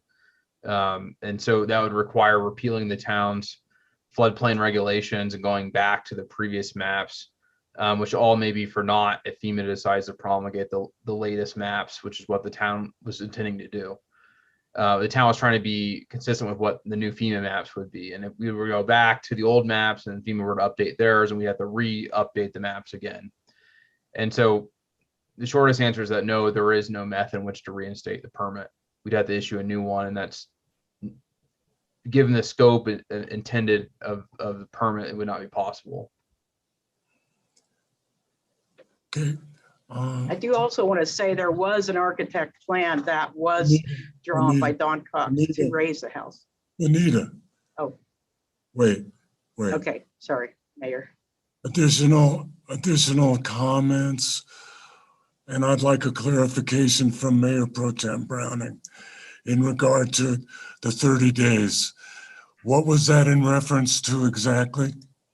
Basically, give her 30 days to either submit a new development permit to basically use the second floor, or if she does submit a permit by that time, the town proceeds. She can sell the property at any time. We don't need to put any deadlines on that, I don't think, but basically 30 days to get your permit submitted to redo the second floor. And if she doesn't, then the town proceeds with its legal remedies for blighted property. And I don't know if we need a formal motion and decision. That's just kind of my thoughts as to what's fair. I understand. And obviously it's 30 days to pull the permit, but she would have additional time to complete the project. If the town grants a permit, yeah, you always have more time. Okay. All right. I certainly don't have a problem with that. Trustee Lowell? Trustee Wah has his hand raised. Excuse me, Trustee Wah. Is this just comments, or can I ask a question? Yes, sir. Has the homeowner ever used this house as their primary residence? No, I have. Okay, thank you. Much time in the house. Yeah. Okay. Spent about a week. Thank you. I asked the question and I received the answer. Thank you. Thank you. Thank you. Benita, that's fine. Okay. The reason I asked that is my comment is that the house has been an issue in that neighborhood since well before the flood. There were multiple renters there. A lot of personal material from the homeowner was kept in the house. I don't think the house was in good repair before the flood. I think it's difficult, for the flood, and I feel for everybody that's been through the flood, myself included, who had damage to my properties. But, I'm with Mayor Pro Tem Browning. I mean, this has gone on long enough, and, it's tough. Yeah, it's tough. And contractors, and as a lawyer, you should know, and, that you need to follow up on things. And I'm sorry, but, I also would like to say that I'm upset with the town, because I don't doubt at all that Ms. Yoder had asked for information from the town and town staff on multiple occasions, and it was not given. And in her letter, it described multiple instances. And this is just another example of something that has been going on for years and years, and we're up against it. And I think the town does have some responsibility to communicate things. However, this house has been an issue since well before the flood. As long as I have lived in the town of Lyons, there have been issues with the house, the upkeep of the house, and so forth. And I'm frankly sick of seeing it. And I'm sick of hearing excuses of why it hasn't happened. And I completely agree. I think Mayor Pro Tem Browning's suggestion is fair, and about as much as that I would like to see the town tolerate. Trustee Lowell, your position, sir. Thank you. I agree wholeheartedly with Mayor Pro Tem Browning. I'm just concerned. I'm looking through the chronology here. I see that there was a building permit issued on 2018, 4 years after the flood, but nothing was ever done with it. There's a considerable gap here. I don't know the history of this house as Trustee Waugh does, but there's a considerable gap here from 2014 to 2020 in which the house sat vacant. So I think Mayor Pro Tem has come up with a reasonable solution. We've talked about this before, and we've had this discussion. So I agree with his viewpoint. Trustee Caravas.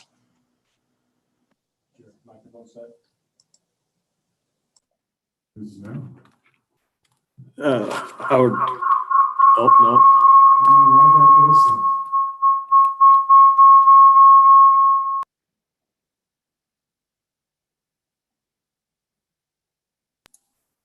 Better? Yeah. I'll have to concur with my colleagues. The homeowner was given assistance from the town of Lyons with its volunteer programs, rebuild, rehab, people that helped all the other residents affected by the flood. Information was given, and this exact issue of filling in the basement was the only way to do this effectively and efficiently. The homeowner chose not to take that route, chose to do the route, pick their own route.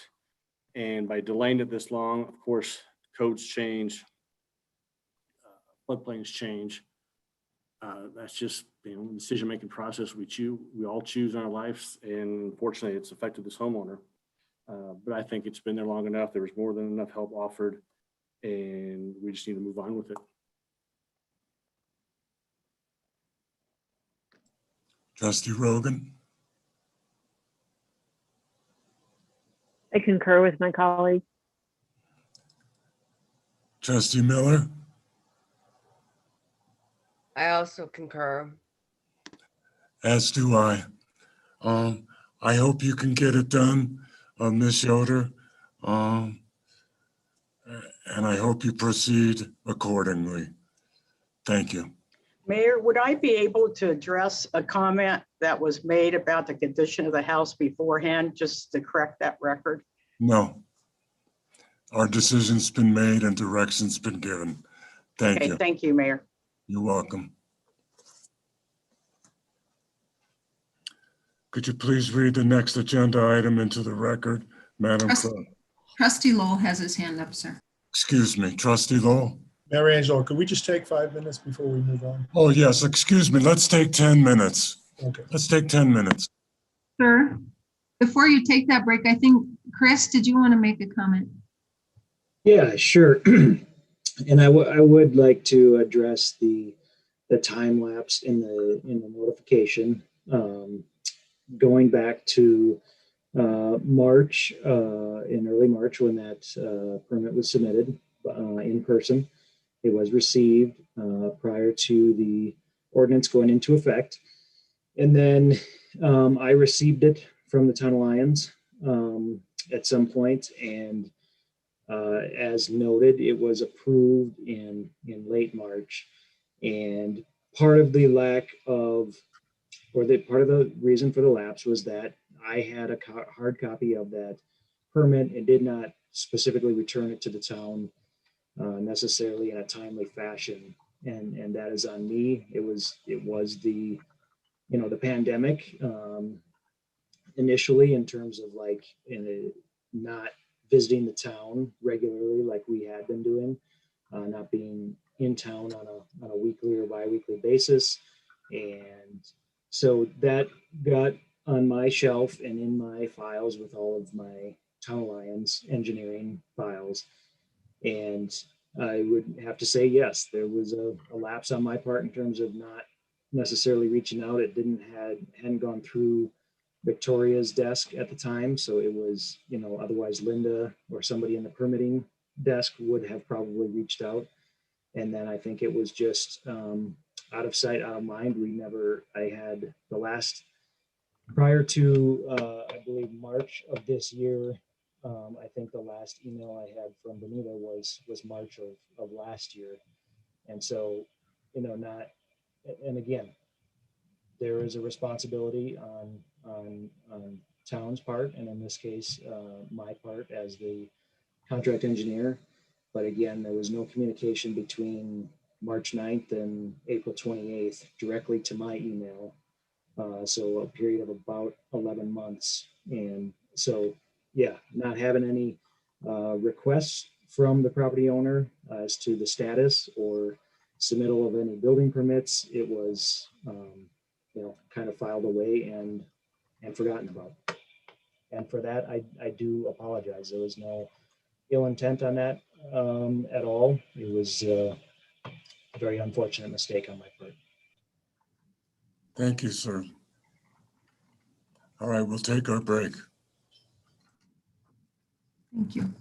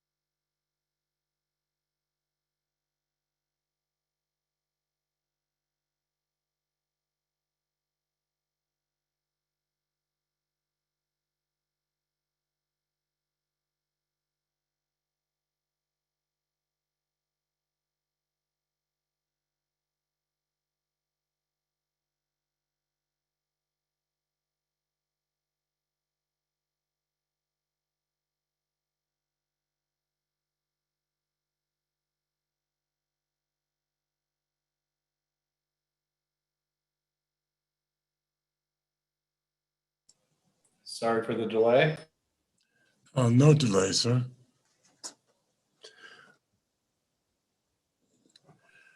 Okay, we have everybody here.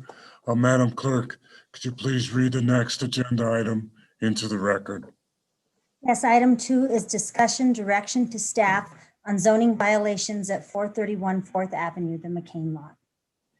Staff? Sure. Hello, good evening, Mayor and Trustees. My name is Philip Strom, the interim town planner, and I'll provide the staff update on 431 4th Avenue. The recently proposed Safe Routes to School grant proposes a new sidewalk targeted to get kids to school along 4th Avenue. This sidewalk will run across town right of way and crosses the frontage of 431 4th Avenue. And so this drew renewed attention on an ongoing issue that staff is looking for direction from the board on. The current industrial use of the property is not permitted within the commercial zoning.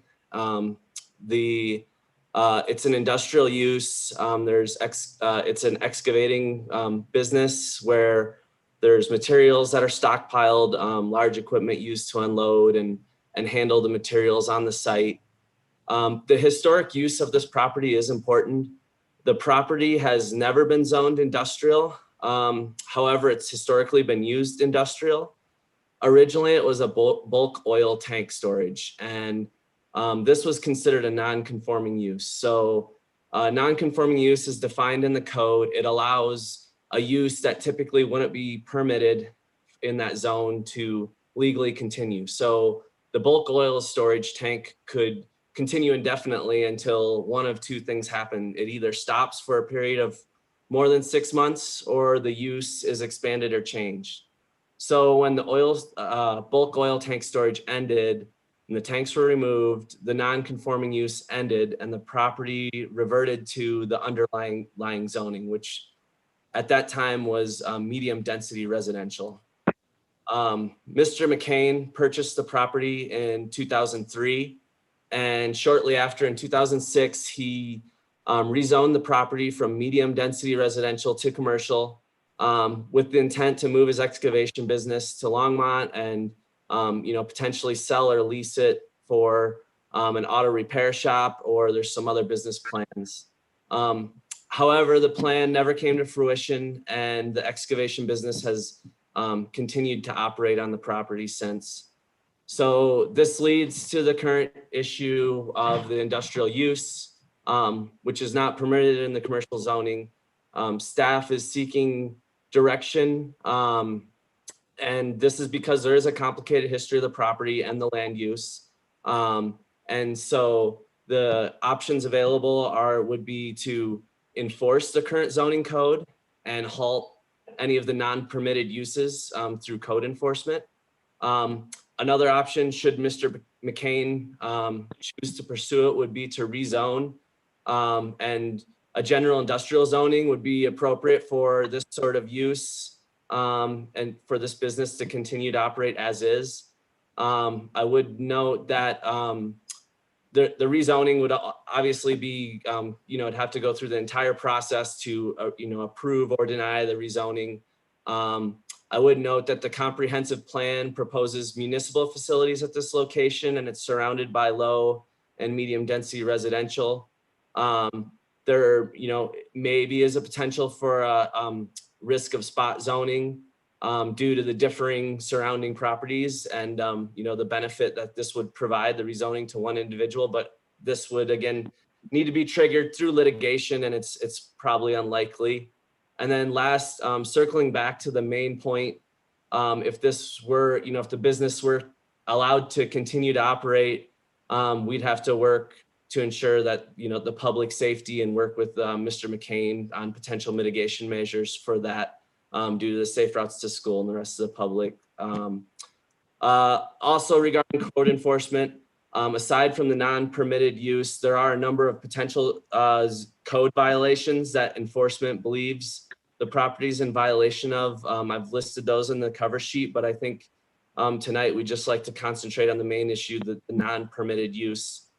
And with that, I'd be happy to answer any questions. And I would just like to note that I have talked to Mr. McCain about this, and I believe he is on. I think he is the number 2353 there. So he's calling in on this. So, and I think he may want to speak as well.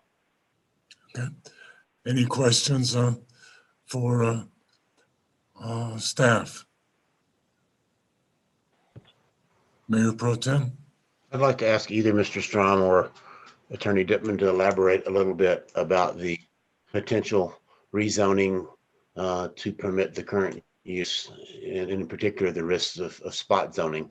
You know, what is spot? I think most of us know in general what spot zoning is, but if we were to do that, who could challenge us, and what would our defense be, and how likely would we be able to prevail or not prevail if a challenge were brought? Can I address that, Philip? Go ahead. For those who are not, fully aware of the concept, spot zoning is not triggered by any one, it's a totality of a circumstance test to see whether spot zoning exists or not. But generally, what triggers spot zoning is a rezoning that's done for the benefit of one property owner that creates an island of zoning, where the adjacent properties are not zoned consistently with what the rezoning would be. And then 3, that it's inconsistent with the comprehensive plan. I think it's fair to say that in this case, if we were to rezone this property to general industrial, all 3 of those issues would be triggered. This would be an island among municipal and residential properties. This would not be consistent with the comprehensive plans that currently stands. It would certainly be for the benefit of one property owner. And so, who would be able to challenge that? It'd be the adjacent property owners would be the ones who'd be able to challenge that primarily. I think if you're within so many feet, generally you can challenge that rezoning. So it was 500 yards or 1,000 yards or something of that nature. So those are the people who would be able to challenge it. And I think they would I'm not going to say that, the town wouldn't have arguments potentially, but those people would certainly have a good case. This would meet all 3 of the general criteria that are looked at when a court is trying to determine whether or not spot zoning has taken place. Thank you. Are there any other questions for staff? Trustee Rogan? Thank you. So if a court determines that spot zoning has taken place, then what are the remedies? What would happen? So first off, the rezoning would be invalidated. It would go back to the original zoning. The town would also likely, would certainly have its own legal fees it would have to pay, and maybe the fees of the individuals who are challenging it as well potentially be available under a 106 challenge. And so those would be the most immediate things. I don't know if there'd be any damage. It seems unlikely there'd be any damages other than the attorney's fees we'd probably may be responsible for. But the most immediate, thing would be the rezoning would revert back to whatever the zoning classification was beforehand. Trustee Lowell? I've read through the documentation, and I'm aghast. 14 years. This has sat there for 14 years, and there's never been any action taken. I see letters from previous town administrators. I see, some correspondence passing back and forth. But how does this go on for 14 years? Have we just been looking the other way for all these years? This confounds me. I don't know what to make of this. Trustee Law. So as a sitting member on the PCDC in 2006, when this rezoning came out, long before many of the people on this call even lived in the town of Lyons, there was much discussion and much debate. And even in this staff memo, it was indicated at that time that this property was never residential. It was never meant to be residential, never had really been planned for that, never used as that. Everybody knew what was going on there. There were some ideas about it. I met Mr. McCain probably sitting on the other side of the dais, thinking I knew better as the new guy in town. And I'll just have to say that That's what's happened, is that this has been a continuous use. There was a lot of discussion. Mayor Kyer pointed out this should never have been residential. The only, I feel the only potential use of this property other than what it's being used for now is for an addition to our municipal facilities. I know that there's been a lot of bad blood between staff and Mr. McCain. I just think that's how it happened. We approved this. The PCDC did not approve the zoning as it says, and the board did approve it. And they knew what Mr. McCain was doing then, and he hasn't changed or done anything different since. So that's what happened, Trustee Lowell. And I think it's just an unfortunate circumstance all around. But I also believe that the property owner has been pretty consistent with this, and the town has been pretty consistent and trying to find ways to do things. I feel that even they may be in violation, they were the historical use of the property. So that's my comment. Not doubting that it's in violation, not doubting it's outside of code, but that's how it's gone on for 14 years. Any other comments? Well, I think that Trustee Wah hit on something. And this is what was fascinating. It was a gasoline storage facility. And I understand things like non-conforming uses, but that's a long way from being zoned residential, regardless of the density. And it was, that use was for years, I don't know how long. Then on top of that, we've had the current use for over 20 years. But what was fascinating is when the bulk gasoline company put it up for sale, that the town didn't buy it immediately for expansion or whatever. I mean, it was adjacent to our public works building at the time. We most likely could have rezoned it municipal and perhaps a spot zoning wouldn't have taken place, a challenge wouldn't have taken place, but we didn't do that. We didn't do that, and Mr. McCain and his father purchased it and proceeded to rezone it. And we're in the situation we are today, which doesn't abide by that rezoning at the time. But what I'd like to have right now is a statement by Mr. McCain in regard to why he requested that it be zoned commercial. Mr. McCain? He does have his hand. I'm here. Okay, go ahead, sir. Are you there? Yep. I had it rezoned commercial because my taxes said it was commercial and the town said it was residential too. So I went with the commercial zoning. That's why that took place. And I really haven't had any problem. I mean, the town has rented my property from me for almost 3 years to store their equipment on. And there was no problem during that time. And then I've heard that I'm a general nuisance, and it's like, well, I have no neighbors complain. I've got no complaints. I don't use signage. We don't work here.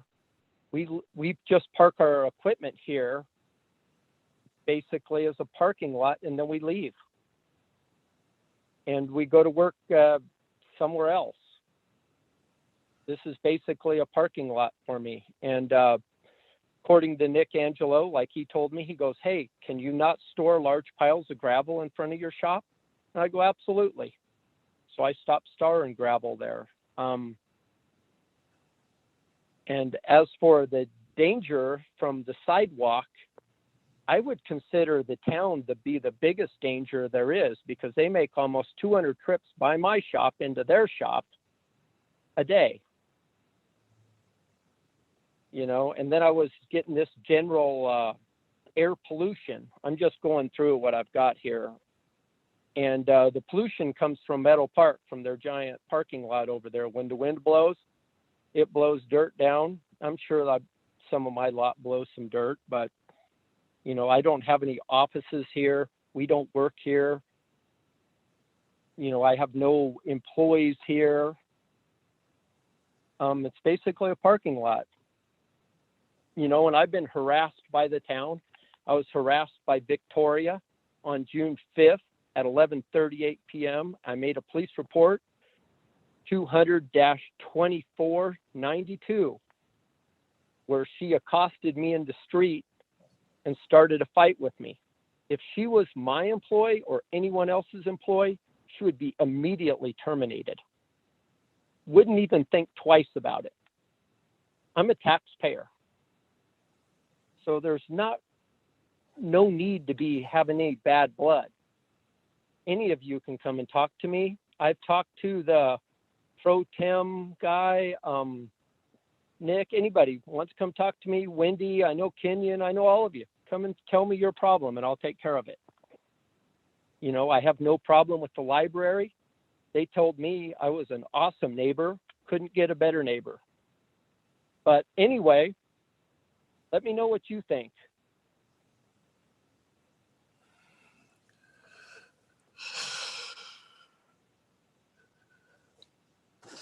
Well, I think one thing for sure, and I don't know how the rest of the board feels, but I think we're going to have to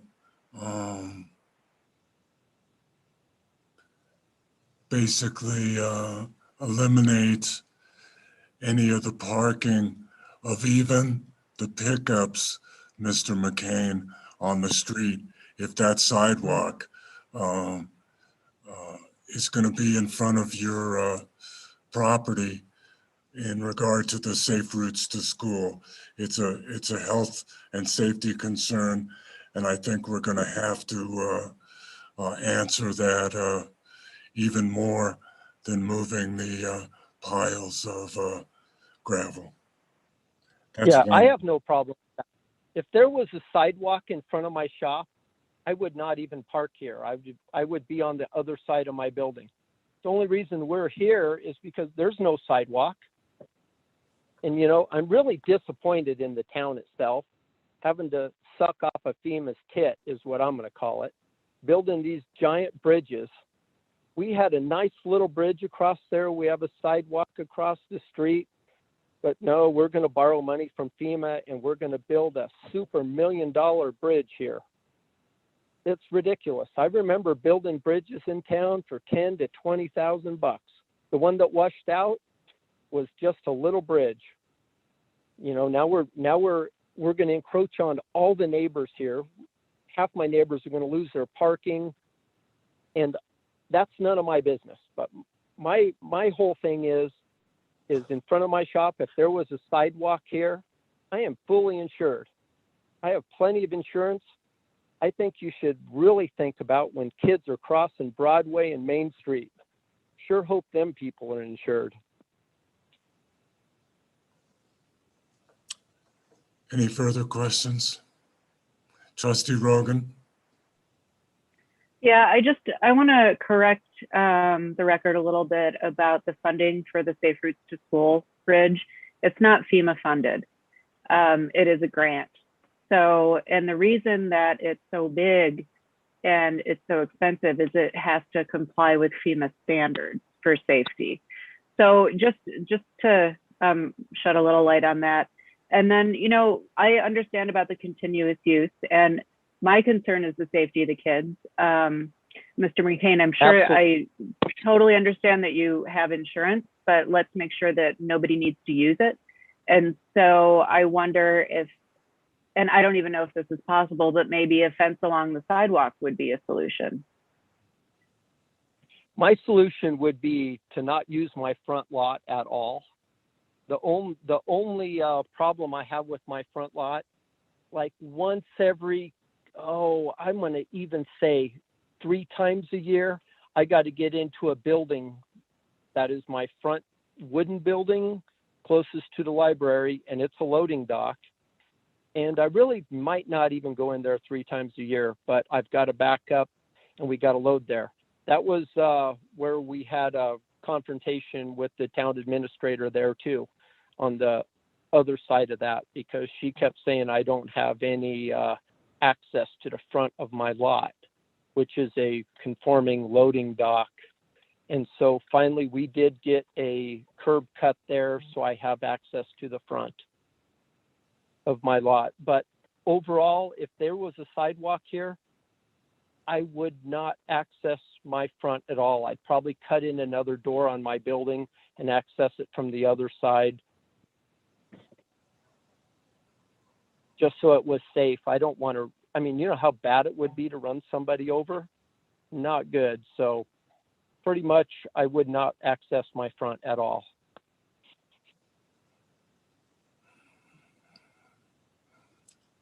Philip?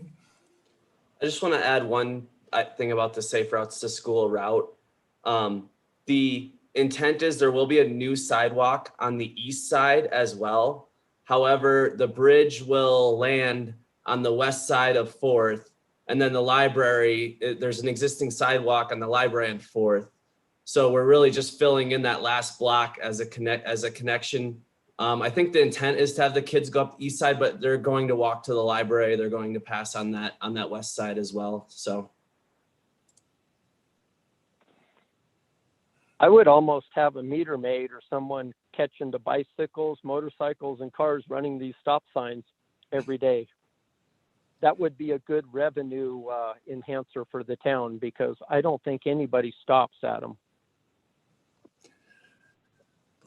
Our issue is how we want to decide the zoning. Is that correct, Counselor? It's really whether the town wants to enforce its zoning code, Yep.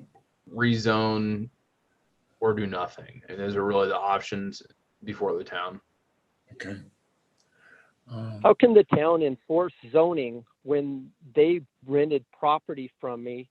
They ran bigger equipment out of my lot.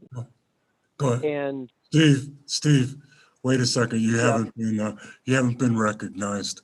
We're trying to make a decision. Okay. Thank you. So those are the 3 options that Counselor just stated. Mayor Pro Tem, your feelings? So we're at the trustee comments stage now? Yep. Okay. My comment first is that the commercial zoning on this property was requested by Mr. McCain. It's not zoned residential anymore. It's zoned commercial because he requested it, and it's been 17, 18 years, no one challenged it. So the fact that it's not industrial zoned has to do with what the property owner requested. As to whether we enforce the zoning laws, I lived in Houston for 10 years. Houston doesn't have zoning laws. You can have luxury apartment towers next to auto repair shops and single family houses on the lots, 2 lots behind them. Some people like that kind of libertarian form of government. As just a personal philosophical matter, I think zoning laws sometimes get over applied, get into too much detail, sometimes cause more problems than they solve. However, this town for years and years and years has decided to have a zoning scheme. And if I'm elected as a trustee in this town, I think it's my duty to apply the zoning laws. I don't think the option of not enforcing the zoning laws is something that a trustee can do consistently with the trustee's oath to uphold the laws. So I think we have to enforce the zoning laws. I don't think spot zoning, or I don't think zoning industrial use for this particular property is a feasible solution. I don't think it's wise to put the town at legal risk of anyone, whatever number of feet it is, can challenge the town, and we probably lose a court case. For number one, going through the whole zoning process for that's time consuming, expensive. It's probably not a proper decision, even if we do it. It's challengeable in court. We're at risk of legal fees. I just can't see rezoning it to industrial. However, it certainly is the case that the town has taken a long time to do anything about this non-compliant use of the property. So I don't have a particular time period to suggest, but I think sort of similar to the last kind of problem property use case, I think it would be appropriate to give Mr. McCain some time to either cease the improper use of this property, the non-conforming use of it, move his operation somewhere else. Then he would have a fairly valuable commercially zoned property on his hands that he could either sell or do what the town board was told was going to be done with the property when it zoned it commercial, which is either develop or lease it for commercial use.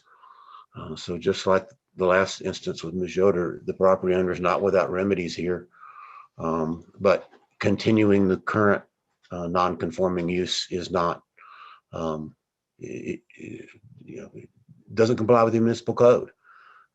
If we have zoning laws, we got to enforce them. I think we can be somewhat lenient in our enforcement, and obviously the town has been pretty lenient here for a long time. But as the town staff said, the Safe Routes to School program kind of ultimately, whatever the reasons that things didn't get done on a timely basis in the past, that new anticipated use basically forces a decision. We've got to do something, and I don't think we can refuse to enforce zoning laws. I don't think we can zone this as industrial as a single property that doesn't conform with the surrounding uses. And so where I end up is give the property owner some time to move the business, and then he can decide either find a commercial use for it or sell it. That's where I come out. Trustee Caravas.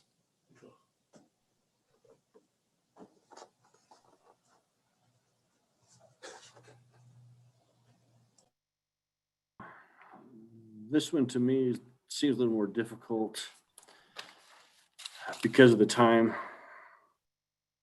that it's been allowed to go this long, basically operate as an industrial use under a commercial zoning designation. Again, like Pro Tem indicated, and I've indicated several times on this board the last 5 years, we are here to enforce the rules, the municipal code, change it, update it if need be, if it doesn't fit. And that's our main oath of office. It's what's required of us by the state statutes. The giving time, I would agree with. Also, how much, I don't know. I would suspect it should be quite a bit of time to move an operation of this kind of industrial operations is a little more difficult than smaller residential nuances or nuisances. And like I said, going through all the information, this one is a difficult one. It does need to be updated and changed and put into place. I do like the idea of a possible spot zone, but it's not economically feasible due to the legal challenge and the cost to do so. So unfortunately, I can't really want to back that, even though I do like it for this particular issue. At this time, that's all I've got.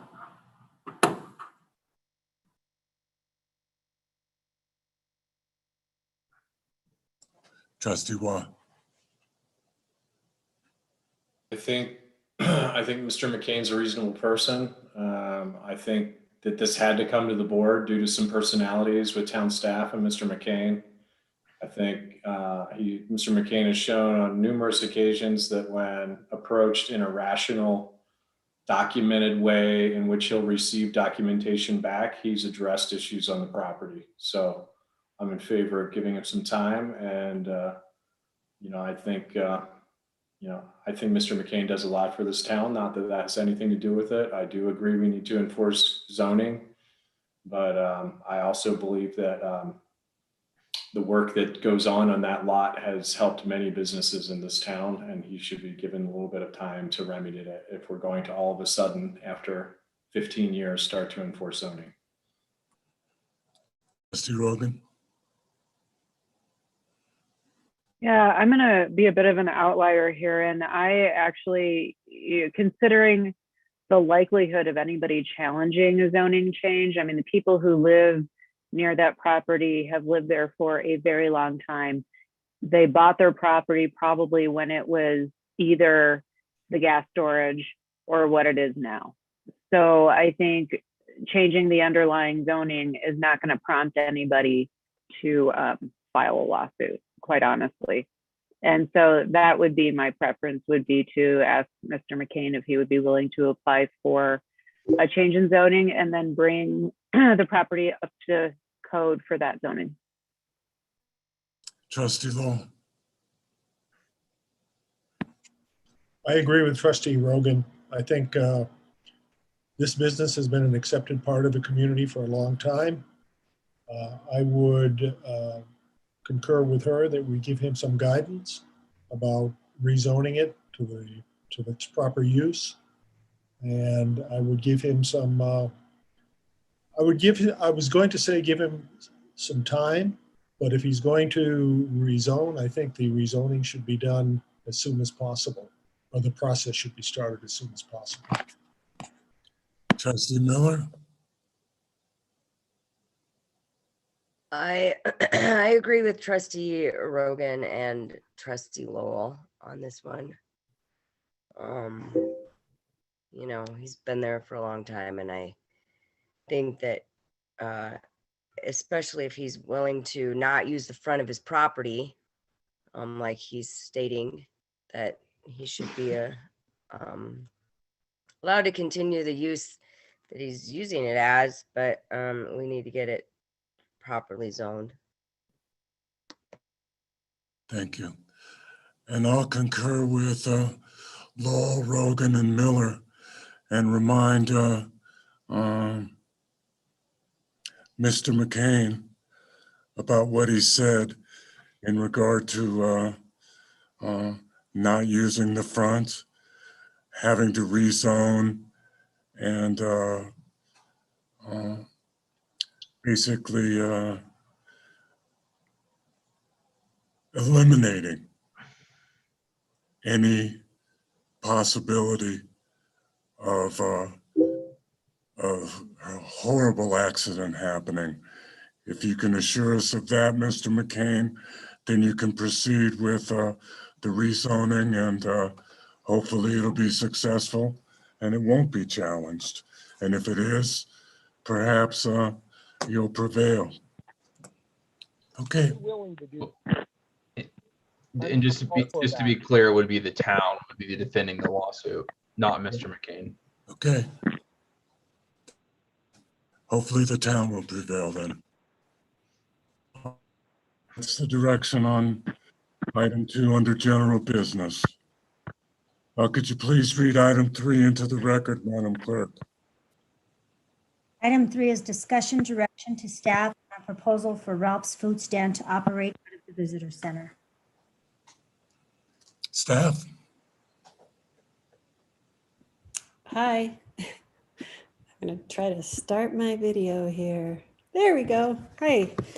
Good evening.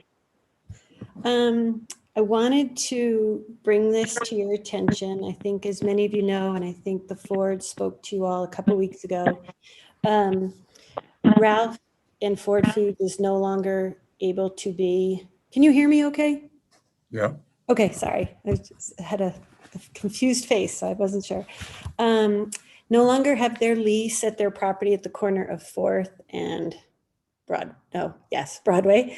And so in just the course of conversation, it came up of, would it be possible to utilize the visitor center, creating a win-win possibly for both the town and Ford Foods? It would be a place to set up the cottage industry. I think Ralph has a vision of enhancing more of the cottage industry with farm fresh produce, including eggs, some of the animals that are grown locally at the farms along Apple Valley Road, as well as US 36, pickled products, canned products, jams. That's part of his overall vision. It would, I think, keep some of the character of Lions, which seems to be an area that a lot of us would like to see. They're very open to the idea. They were offered a place at the intersection of 66 and 36. It could, I guess, present a precedent that we haven't leased the visitor center before. There's some considerations that we put in the packet for you all to consider. Currently, we don't have anybody staffing the visitor center, nor do I believe we budgeted for it in the pandemic. But, in talking to Ralph, just kind of generally, he would be there from noon to 5, Friday, Saturday, Sunday, helping folks with some of the directions when they need that, and sharing his information on town about where you get a coffee and what options there are for pizza and music and beer. Not the full resource, and we kind of put that in the document as well in terms of sharing our brochures, information, and maps. We also do have the Amazon program. It's on hold due to the technology of the Olin storage locker, which is an Amazon product. They need to have very dedicated data in order to move that project forward. But just in briefly talking to Ralph, he was amenable to that. So surely there's going to be concerns too, but what we wanted to do is bring it to the board, see if you wanted staff to move forward with this and draft a kind of any kind of contract that would fit the needs of the town as well as the forts. So happy to answer questions.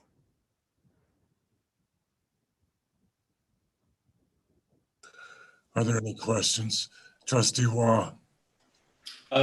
Does Ralph have a business license with the town of Lyons, or has he ever had a business license with the town of Lyons?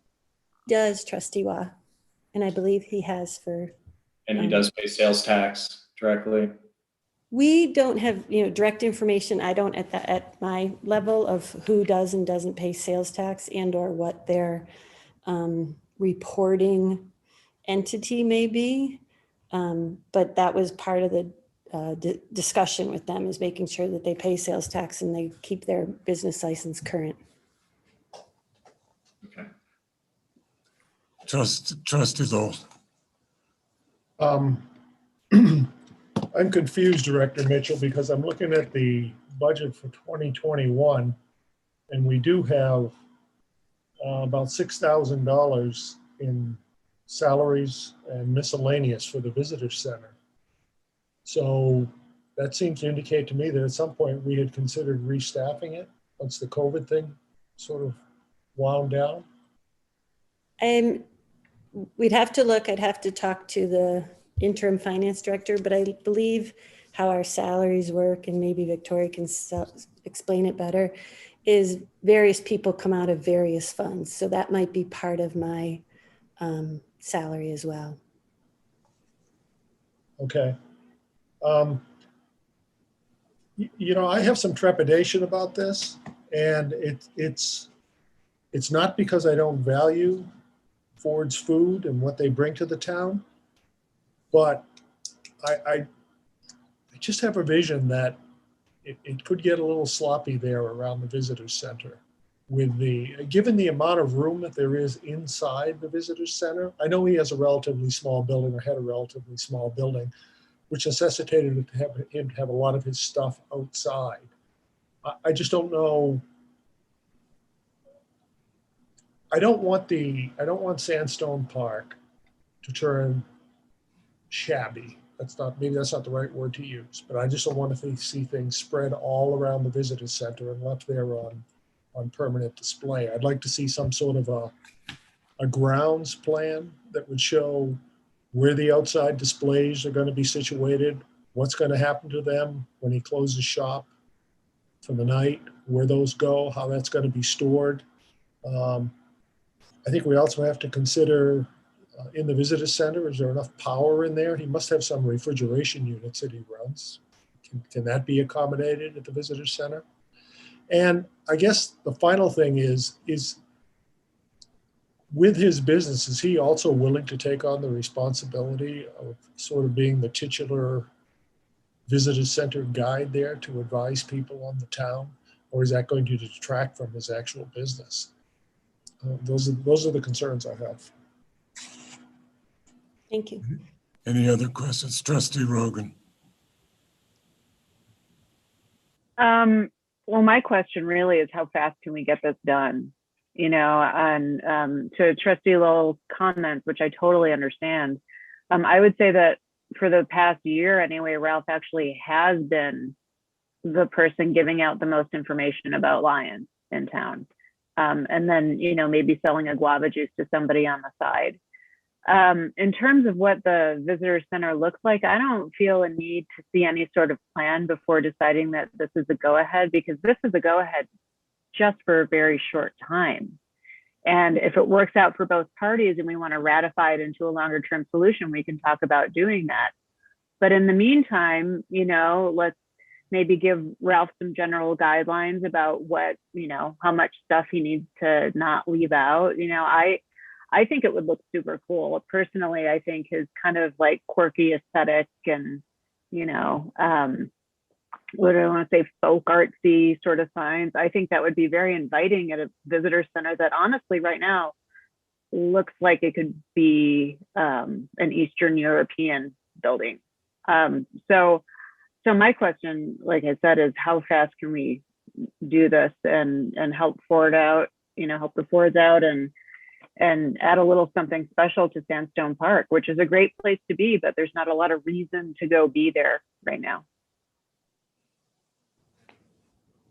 Any other comments? Mayor Pro Tem. I thought we were on questions to staff, but it seems so. Yeah, we're on questions to staff.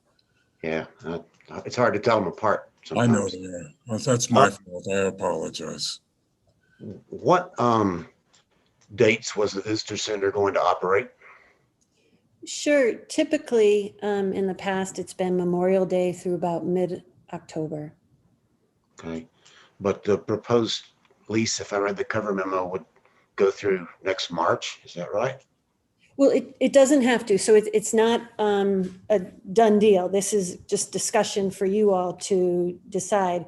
We put that together with the thought that then we'll be budgeting again, you know, in the August, September timeframe, and it would give the town an option and give to take it over next year, take it back the way we've had it in the past, or if it worked out, to renew the lease if that was in the interest of the board at the time. And my understanding is it needs to be less than a year to pass by resolution. Is that right, Attorney Dintman? That's right. Any lease over a year or longer has to be done via ordinance. So it has to be less than a year to be done via resolution. But I guess my question there is really the suggestion that he's going to be operating a visitor center and running this business on the side. I mean, that arrangement, if you want to call it that, really goes away in mid-October. I mean, after October, we've never operated a visitor center past October. So what you're really doing past mid-October is basically letting somebody run a commercial business on town property, seems to me. Is that what we're proposing to do? If that's the terms that the board wants us to put forward and agrees with them, I guess that would be it. Yes. I mean, he's running a business and he's now going to collect sales tax. Is your understanding what mine is, that in the past he has used the guise of getting a quote unquote donation for what he sells instead of actually selling it to people, and therefore he hasn't paid sales tax. That's my understanding. I honestly have no idea, no history, no information on that at all. Okay. Administrator Simonson, do you have a comment? Okay. It is my understanding that he takes donations. Okay. Whether or not he is declaring his own sales tax or if his landlord was doing that for him, I do not know. But I do know that he has agreed moving forward that sales tax would be collected on behalf of the state and town. Mayor Pro Tem, continue. Staff ever check with the DOR to see if he does pay, has been paying sales tax? Because you can do that. Yes, I can check that, but I'm not sure. I will be able to tell you if he has. I will not be able to tell you if there's any kind of an arrangement that Mr. Ferguson had on his behalf. Okay. What does the staff propose to do about insurance when we basically leased the concession stand in Laverne Johnson Park to the concessionaire this summer? We required, I think, $1 million liability and insurance protection. What's the staff proposed to do about that? I thought I put that in just this kind of topics for consideration, that insurance would be required. Oh, I did. I said, must have minimum insurance required by the town of Lyons, check requirements with the town attorney. Because again, not knowing how far you all agree or want to take this or not take it, we just didn't want to put the cart before the horse, so to speak. So we're trying to find out. So I think if the attorney says insurance of X amount would be required, we would require that in the lease for the. When you brought the lease of the concession stand, the staff had no hesitancy in investigating and recommending to the board what the amount of insurance is. But this one you want to pass to the board? You want the board to investigate how much insurance he's supposed to put up? No, sir, the attorney. Okay. Well, who decided how much insurance was going to be put up on the concession stand, since that was cited as a precedent for this lease? I believe it was in the RFP that went out. And so I think, again, I'm not entirely sure of our insurance requirements. I'm sure we have limits through CIRSA when we sign agreements, but I honestly don't know if it's $1 million or $2 million in coverage or 500,000. That was my next question. Has anybody talked to CIRSA about the insurance ramifications of allowing a commercial business to use town property? Excuse me, we're waiting for direction from the board to pursue anything. If there's no interest, we won't. Obviously there is some interest, but I'm asking for information from town staff about things like insurance. We haven't, because this is a very unique situation from the previous lease, which we planned, we advertised. This was a very temporary last minute situation that we were asked by a few people, is there anything we can do to help? And we brainstormed. That's it. I understand that we're trying to help a local business. I get that. I think, well, we're not at the comment stage. My last question, would somebody on the staff explain to me how operating a commercial business in a town park complies with park zoning? Because I don't think it does. That's not a use listed in park zoning. I don't know. And again, we have the concessionaire at Laverne Johnson. I don't know if that's the same example. So I believe that might qualify as an accessory building, but this is an accessory to the park use. I don't think this is accessory to any other use. So that's my question. Can anybody tell me how this would comply with park zoning, which is what this is? Yeah, I think there's an argument to be made that so long as the individual is performing what is essentially the visitor center function, then the sales of whatever his goods are would be accessory to that use, and therefore would be consistent with the park zoning. Now, if it was sales first and visitor center function second, then there may be a problem. But if way I've been told is that he's going to perform a visitor center function and be allowed to sell product as part of that. And so how would that apply during the period of time after mid-October when visitor center's never been used before? He'd still be expected to perform a visitor center function during those times. All of a sudden, we change our visitor center policy to accommodate a business. Okay, that's all my questions. I'll have comments later. Any further questions?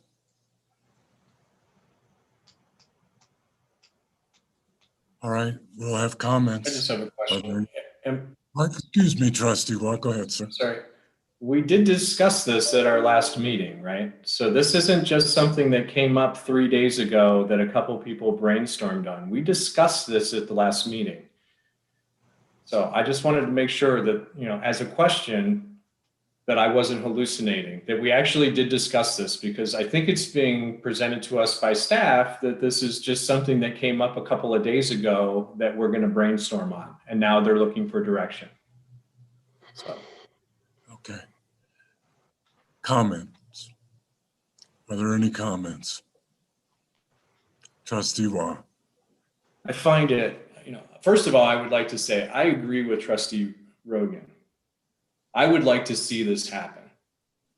So I also think that Mayor Pro Tem has a couple of interesting points. I think a lot of those could be worked around. What I am frustrated with is the nonchalantness that has been approached by the staff about this topic. I found out about no taxes paid middle of last week, and I heard the comment was, oh, well, maybe the landlord was paying it. The same landlord that we're dealing with at Planet Bluegrass is going to all of a sudden take care of the taxes for Ralph's vegetable stand, and he hasn't owned it for the last month, and he's not the person who kicked Ralph out. So I just, what I am frustrated with is that we don't know, and how can we give staff direction on this? I thought we gave them direction 2 weeks ago, which was go figure out if we can make this happen. We haven't looked at taxes. We haven't looked at insurance. We haven't looked at any of the code to see if we can operate a commercial building. I feel sorry for Ralph. I feel like we've been building him up for the last 2 weeks, saying we're going to figure this out, and I don't feel like we've done anything. How am I supposed to give any direction if we don't even know it's feasible?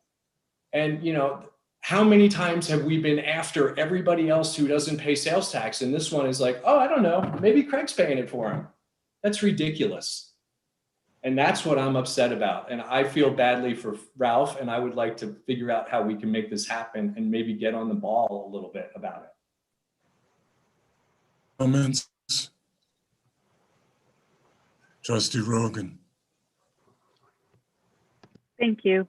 I do remember having this conversation last meeting, Trustee Waugh, and my recollection was that we asked staff to bring us something that we could look at and give feedback to, and that's what they did. I didn't expect to see a lease. I didn't expect to see the details about a lease here. The process that, as I understood it, was staff came to us and asked us, is this something you want to investigate? And we said yes. And so they brought us some ideas. And I think our task is to say, okay, move forward with this. And then at our next meeting, present us with a proposed lease and a resolution. And I could be wrong about that process, but I didn't personally expect to see anything different. In terms of sales tax, of course, everybody needs to be paying their sales tax. Like, yeah. And regardless of whether Ralph paid it in the past, he's gonna have to pay it for if this happens, it'll be a term in the lease, I would imagine. And so his lease can be terminated if he doesn't pay his taxes. So I'm looking for ways to expedite this. I think, we all want to keep the funk in Lyons as much as we can, and he's a really great part of the community. Further comments? Trustee, let me go to Trustee Miller. Trustee Miller? Yeah, so I agree with Trustee Rogan and Trustee Waugh. And I would also agree with one of the other comments that was made about, I think it was maybe Trustee Rogan, that stated that Ralph was the visitor center anyway, kind of. He always directing people to someplace in town to go get coffee or eat or whatever. If somebody has a question, they ask him and he directs them. He basically has been the visitor center since the visitor center hasn't been open. He was visible. He was always there, standing outside, chatting with people. That's what he did. I do think that Sandstone Park also needs some help in the whole liveliness thing. We don't use it for much. It's kind of a dead space in our town as far as I'm concerned. We don't that property could be used for a lot of different things. And I feel like if Ralph was there and maybe we had, some other carts there on the weekend, that it would create some more community type interaction and people stopping to see what's going on. So I would also like to see some more of that happen. Just a thought. That's all I have. Mayor Pro Tem. Yeah, I'm in favor of leasing the visitor center to Rouse Foods for the period of time that it would normally be operated as a visitor center through mid-October. I would regard that as a temporary kind of combined use of town visitor center and retail business space. I think anything beyond that would basically be leasing park property for commercial use, and I don't think that that's a permitted use. Any type of extended, certainly permanent lease of a town building, where there's town utility, there's utilities, there's restrooms, there's nearby parking that the towns provide, I think should only be done in an RFP situation where you see if perhaps other businesses in town might have an interest in leasing that space if the town doesn't have any need of it. That's what was done actually on the concession stand that was cited as a precedent at our last meeting. An RFP went down. It so happened that only one person responded, and the terms were worked out with that one person. But I think that's the proper way to address leasing town buildings. We do other raw land uses, but those are all to basically adjoining landowners, and the town itself had no use for that space, although we reserved a trail option. So where I come out is okay to lease it as a combined visitor center, commercial business for a short period of time through roughly mid-October. Yes, he should have a business license, and not only should he commit to pay sales tax, but a condition of the lease ought to be that each month he provides the town a copy of his sales tax return and proof of payment. You pay online these days and you get an electronic receipt from the DOR. He should be required to provide that to the town each month because of his history of not paying sales taxes, which is common knowledge, and I'm surprised town staff wasn't. I think town staff was aware of that. And finally, he should be provided at least the same level of insurance that was required of the concessionaire in Laverne Johnson Park. And I think it was $1 million. The terms are in our packet when we approved it, but I think we have at least we have actually more insurable interest in the town visitor center than we did in a small concession stand at the park. So I think subject to those conditions, I'd be in favor of a short-term lease. May I ask a question? You may. Mayor Pro Tem, when you said for the short term, say through mid-October, Yep. then do you have any desire for staff to put out an RFP, say in August or September for a longer term, or no? And I'm just asking. the visitor center's been operated pretty consistently for many years. Maybe the board decide, there's been questions raised in the past about whether the visitor center was built in the right place and whether it really is, but it has been. We've used it for that, and we budgeted, as Trustee Lowell said, this year to use it the same way we have in the past.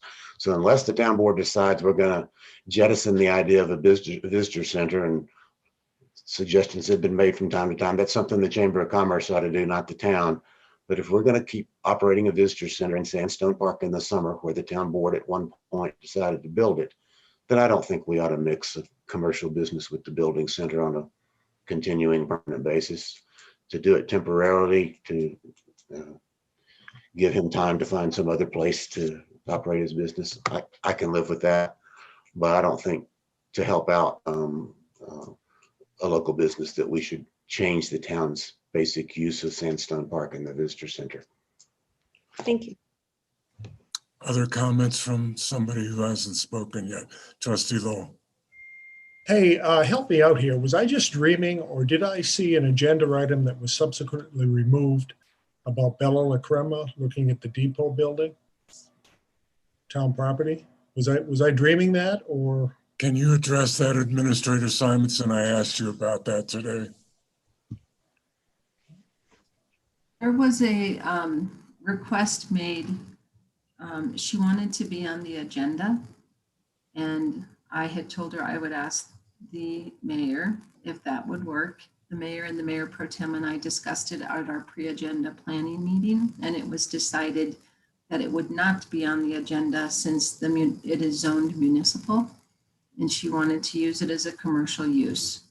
So I told her that she would be able to talk under audience business tonight if she wanted to continue to pursue it, but she apparently was working until after that time. So are we likely to see that come before us? No, a commercial use does not meet municipal zoning. But a commercial use does meet the zoning and parks. Parks and open space zoning, as I heard. So long as it's accessory to the primary use of the property as a right. property. In the case of Bella La Crema, like a theoretical business using the depot, may not be Bella La Crema. The primary use would be commercial, and therefore it would need to be rezoned to a commercial property or whatever the appropriate designation was. Okay. Okay. Even if she gave out advice about where to go in town. I'm sorry. I'm sorry. I'm sorry. No. Oh, I like that, Trustee Lowell. I like that. Or running town utilities or something out of that building in addition to making butter. I don't know, but. Trustee Karavis, do you have any comments? I do. Okay, sir. Actually, I kind of agree with just about everybody for different reasons. Unlike Trustee Mayor Pro Tem Browning, I would rather see the time period go through maybe the end of December, assuming we are going to have a holiday parade and fireworks this year, and hoping that we are. And with the amount of Americans traveling in country instead of out of country, which is, for those of you, I don't know if you've been on the roadways as of the last few months, but they are jam-packed. And I would suspect from a little bit I am reading that that will continue through the fall months. And for the possibility of that possibly happening here this year because of people being locked up for the last 14, 15 months, that maybe we will have more visitors in town, hopefully so, for our businesses' sake. So I'd rather see the term go a little longer into at least end of December, to get us through the holiday, Thanksgiving and the holiday parade, fireworks. The insurance issue, when we hire someone or use a staff person to staff at their cover under our town insurance, I'd rather see a half and half, 50-50 split if he's running his own business, but we're also using him, I would imagine, whatever limits, if it's $1 million liability at the Laverne Johnson Park, and I would imagine the town could be on the hook for 500 and the other person could be on the hook for 500, if that's possible. I don't know if that is or not. And I definitely agree with Trustee Miller's statements about that end of the park, having a little pizzazz and using it more so, and see how it goes. If it's something that goes fine, everybody likes it, then we'll consider doing maybe another 6 months. We'll run it through the summer next year. But I think that's something we can discuss as a board come January.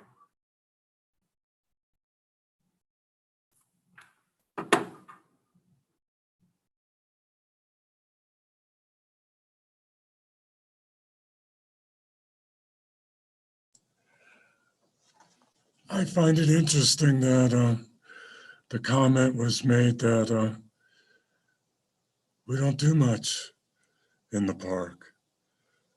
I recollect that in a little while, we're going to have our concerts start up again. That the young ladies had a beautiful gathering, that it's available for anybody else to use in regard to those concepts. That we have the parking on Railroad Avenue, and that many people use the restroom facilities. And, I remember when we discussed the location of the visitor center years and years ago, and it was decided that that was a central location, and it's been, fine until now, I guess. So I don't buy that sandstone isn't used as much as it could be, and that moving Ralph there is going to increase its use exponentially. I have a concern about the temporary use, and I have a concern about the inside of the building being used for Ralph's use, and then having to be converted perhaps in the future to what it is now, for all intents and purposes, just a visitor center. So I don't mind trying to help out a business. I understand that. Ralph's a great guy. But we have to be careful in that lease that the location is not degraded for future use, Counselor, to make sure that that is also in the lease. I think that that's very important. And I would actually kind of want to tone down the signage a little bit, but I think that the location could actually be very successful. There's more parking. There's parking all along Railroad. And during those concerts or even other events, that Ralph could knock it out of the ballpark. So as far as I'm concerned, as long as the issues that the Mayor Pro Tem brought up and my concern about not degrading the inside of the building so that it's intact for future use and doesn't cost us anything, I have no objections for staff bringing forward a lease. Any other comments? Trustee Watt, did you have an additional comment?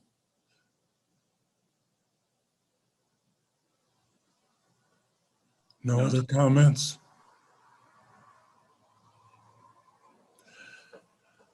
Okay, I think that if I have the board's consensus, I think that it's okay to bring forward a lease as long as it abides by the suggestions that have been presented by the board. Sure. I do have a couple more questions, and maybe I can just ask those of Attorney Dittman, but is there an amount that the board wants to charge, or do you want staff to work that out?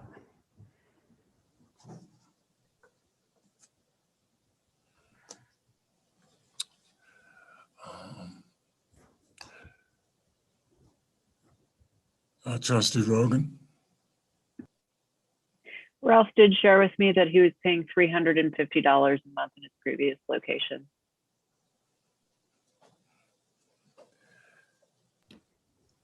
I believe the board's direction at the last meeting was that whatever is commercially reasonable for that space, the board wouldn't charge, so.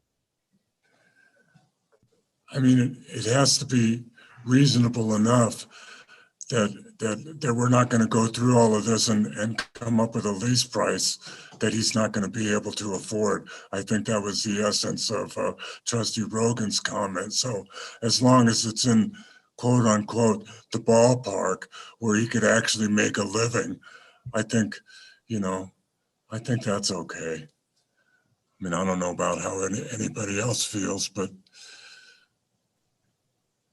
I don't have a problem as long as it's reasonable. And, Mayor Pro Tem, did you have a comment?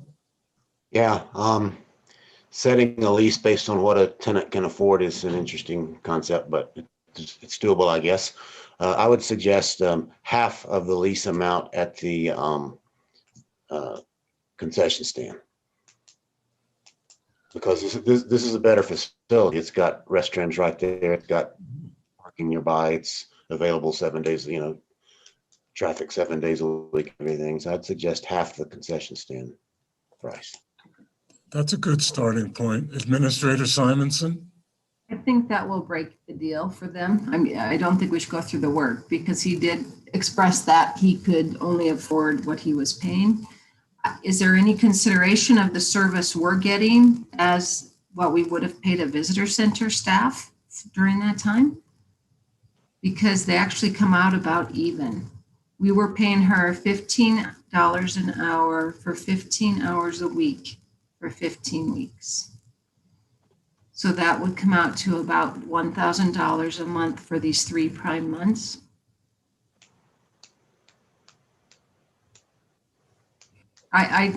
If we say, I believe we're charging the concessionaires at $1,000 a month, Kim? Yes, so that would be 500 if you want to go with half. I think then we won't be pursuing the lease. I don't think he'll be able to do that. Trustee Lowe? Are the proceeds of the lease going to pay for the utilities on the building, the water and electric? I mean, you can't, there's 2 buildings here. You can't, I assume they're on the same meter, or are they on separate meters? Yeah, I honestly don't know. And I think this is why we wanted to get, the collective board's input on what is reasonable to come to with for a lease, instead of, moving super fast and putting a lease before you tonight. So these are all good questions. I do not know if they're separated. I do know, in talking to Mr. Ford, he does have a refrigerator and would like to plug that inside the building. The building has an air conditioner already, but it hasn't been on since no one's. I concur with Trustee Rogan. I think we should charge him what his previous rent was, but I want to see that qualified. Even if you just go back to a year when the visitor center was full up and running, to give us some idea of what the utilities might cost us on that. I don't think it's going to turn out to be a lot of money, but it is still a consideration on a monthly basis. Sure. So just to clarify, because we'll be working on this, are you recommending, and I'm not a real estate person, but a lease plus utilities, or a lease amount including the utilities? So you'll have to tell, somebody on staff will have to tell us if there are 2 meters there. He's only renting 1 building. He's not renting the restroom side of it, which would be heavy on the water and the electrical usage, I would think. Just I would suggest a lease that includes utilities. Utilities are not separate. I don't think we can break them out. So if it's $350 and the building takes $45 in electric a month, I'm fine with the $350. So. And then also, Mayor Pro Tem, you had some concerns about the dates, but then Trustee Caravis thought through mid-December, end of December. Is that what is the board comfortable if we put that in the lease as well? I'm just trying to get as much answered now. So I'm okay with what Trustee Kervis suggested. Merry Christmas, Ralph. Okay, thank you. And are we confident that Ralph can perform the visitors center function? We're giving him really a lot of credit. Are we positive that that function can be carried out at the same time that he conducts his business? Trustee Rogan? Well, that's what he already has been doing. And this is a short-term lease. And so if it turns out that he cannot perform those functions, then we can choose not to renew the lease or whatever we decide to do in January. All does not say visitor center. So he's liable to get a lot more people in the visitor center asking him about things than he gets now. And if it interrupts him during his business thing, you know, it could impact his business. So that's my only concern. Trustee Waugh. Is there a job description for the person who works in the visitor center? Because that should be part of the lease. We've already included the functions we think that are appropriate, but we have to be very careful not to relay it as staff. Otherwise, it gets into a whole nother arena. But Kim and I have talked about those functions and maybe even doing a basic meeting or orientation with him about customer service and recommending without, not personally recommending things, but giving all businesses a fair shot, those sorts of things. So we would have to do that if we would move this forward. So he doesn't misrepresent the town. Okay. Do you have enough direction to proceed to the next step in the process? Yes, sir. Thank you. You bet. Thank you. Thank you, everybody. Discussion of future agenda items. Does anybody have anything in mind? Trustee Waugh. Like to investigate or have a discussion about the zoning allowances for commercial businesses and park and municipal zone properties. I can provide that during my next legal report, provide a report on that. I think it'd be pretty quick report, so. Any others? I don't know whether it needs to be. Mayor, just what I already mentioned, I think I'd like an agenda item on summer parks policies and safety and so forth. So. Okay. And Mayor and Judge, Trustee Miller has her hand up as well. Oh, Trustee Miller, excuse me. Go ahead. I'd like an agenda item on the potential RV parking spaces for people who live in this town for storage, off-street storage. And I'd also like an agenda item for discussion on parking for bicyclists.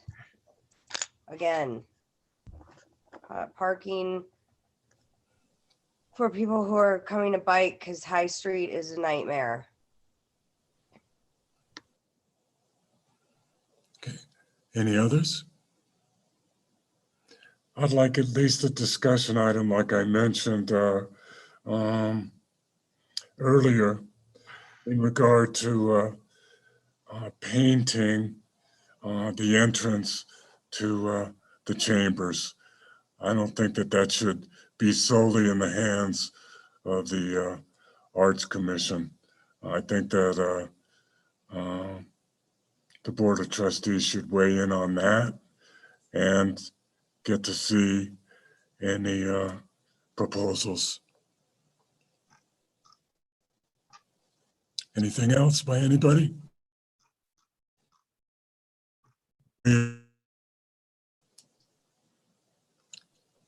Town clerk? You want me to read in the summary of action items? Yes, ma'am. Right. I've got a parks review for safety on the July 6th agenda. Parks and Rec to add open space to duties and code. So I don't know if that's going to be an ordinance, Brandon. Potential dinner meeting with Boulder County Commissioners with the Board of Trustees. 30 days for 401 Second Avenue to apply for a new flood development permit. Mr. McCain to apply for rezoning of 431 4th Avenue. There was no time limit. And then bringing forward a lease for Ralph's Food Stand at the Visitor Center through December, including utilities and insurance. Administrator Simonson, do you have anything to add? Counselor? Just the report on commercial use in a park property. Oh, you're going to put that in the staff report. Correct. It's gonna be my part of my legal report. And just to qualify too on Mr. McCain, either he stops his current use of his property or applies for rezoning. Okay. All right.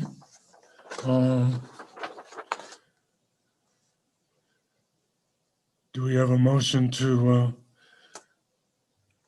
go into executive session?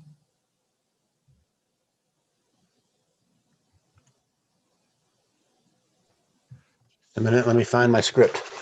Okay, sir. I appreciate it. I didn't send you an updated one today.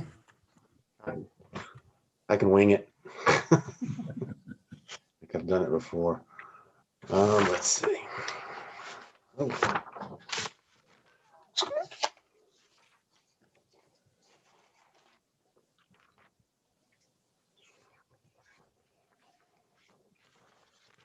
Just a minute.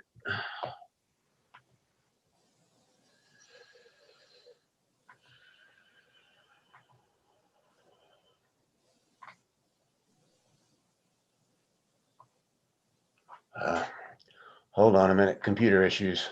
Give me just a second.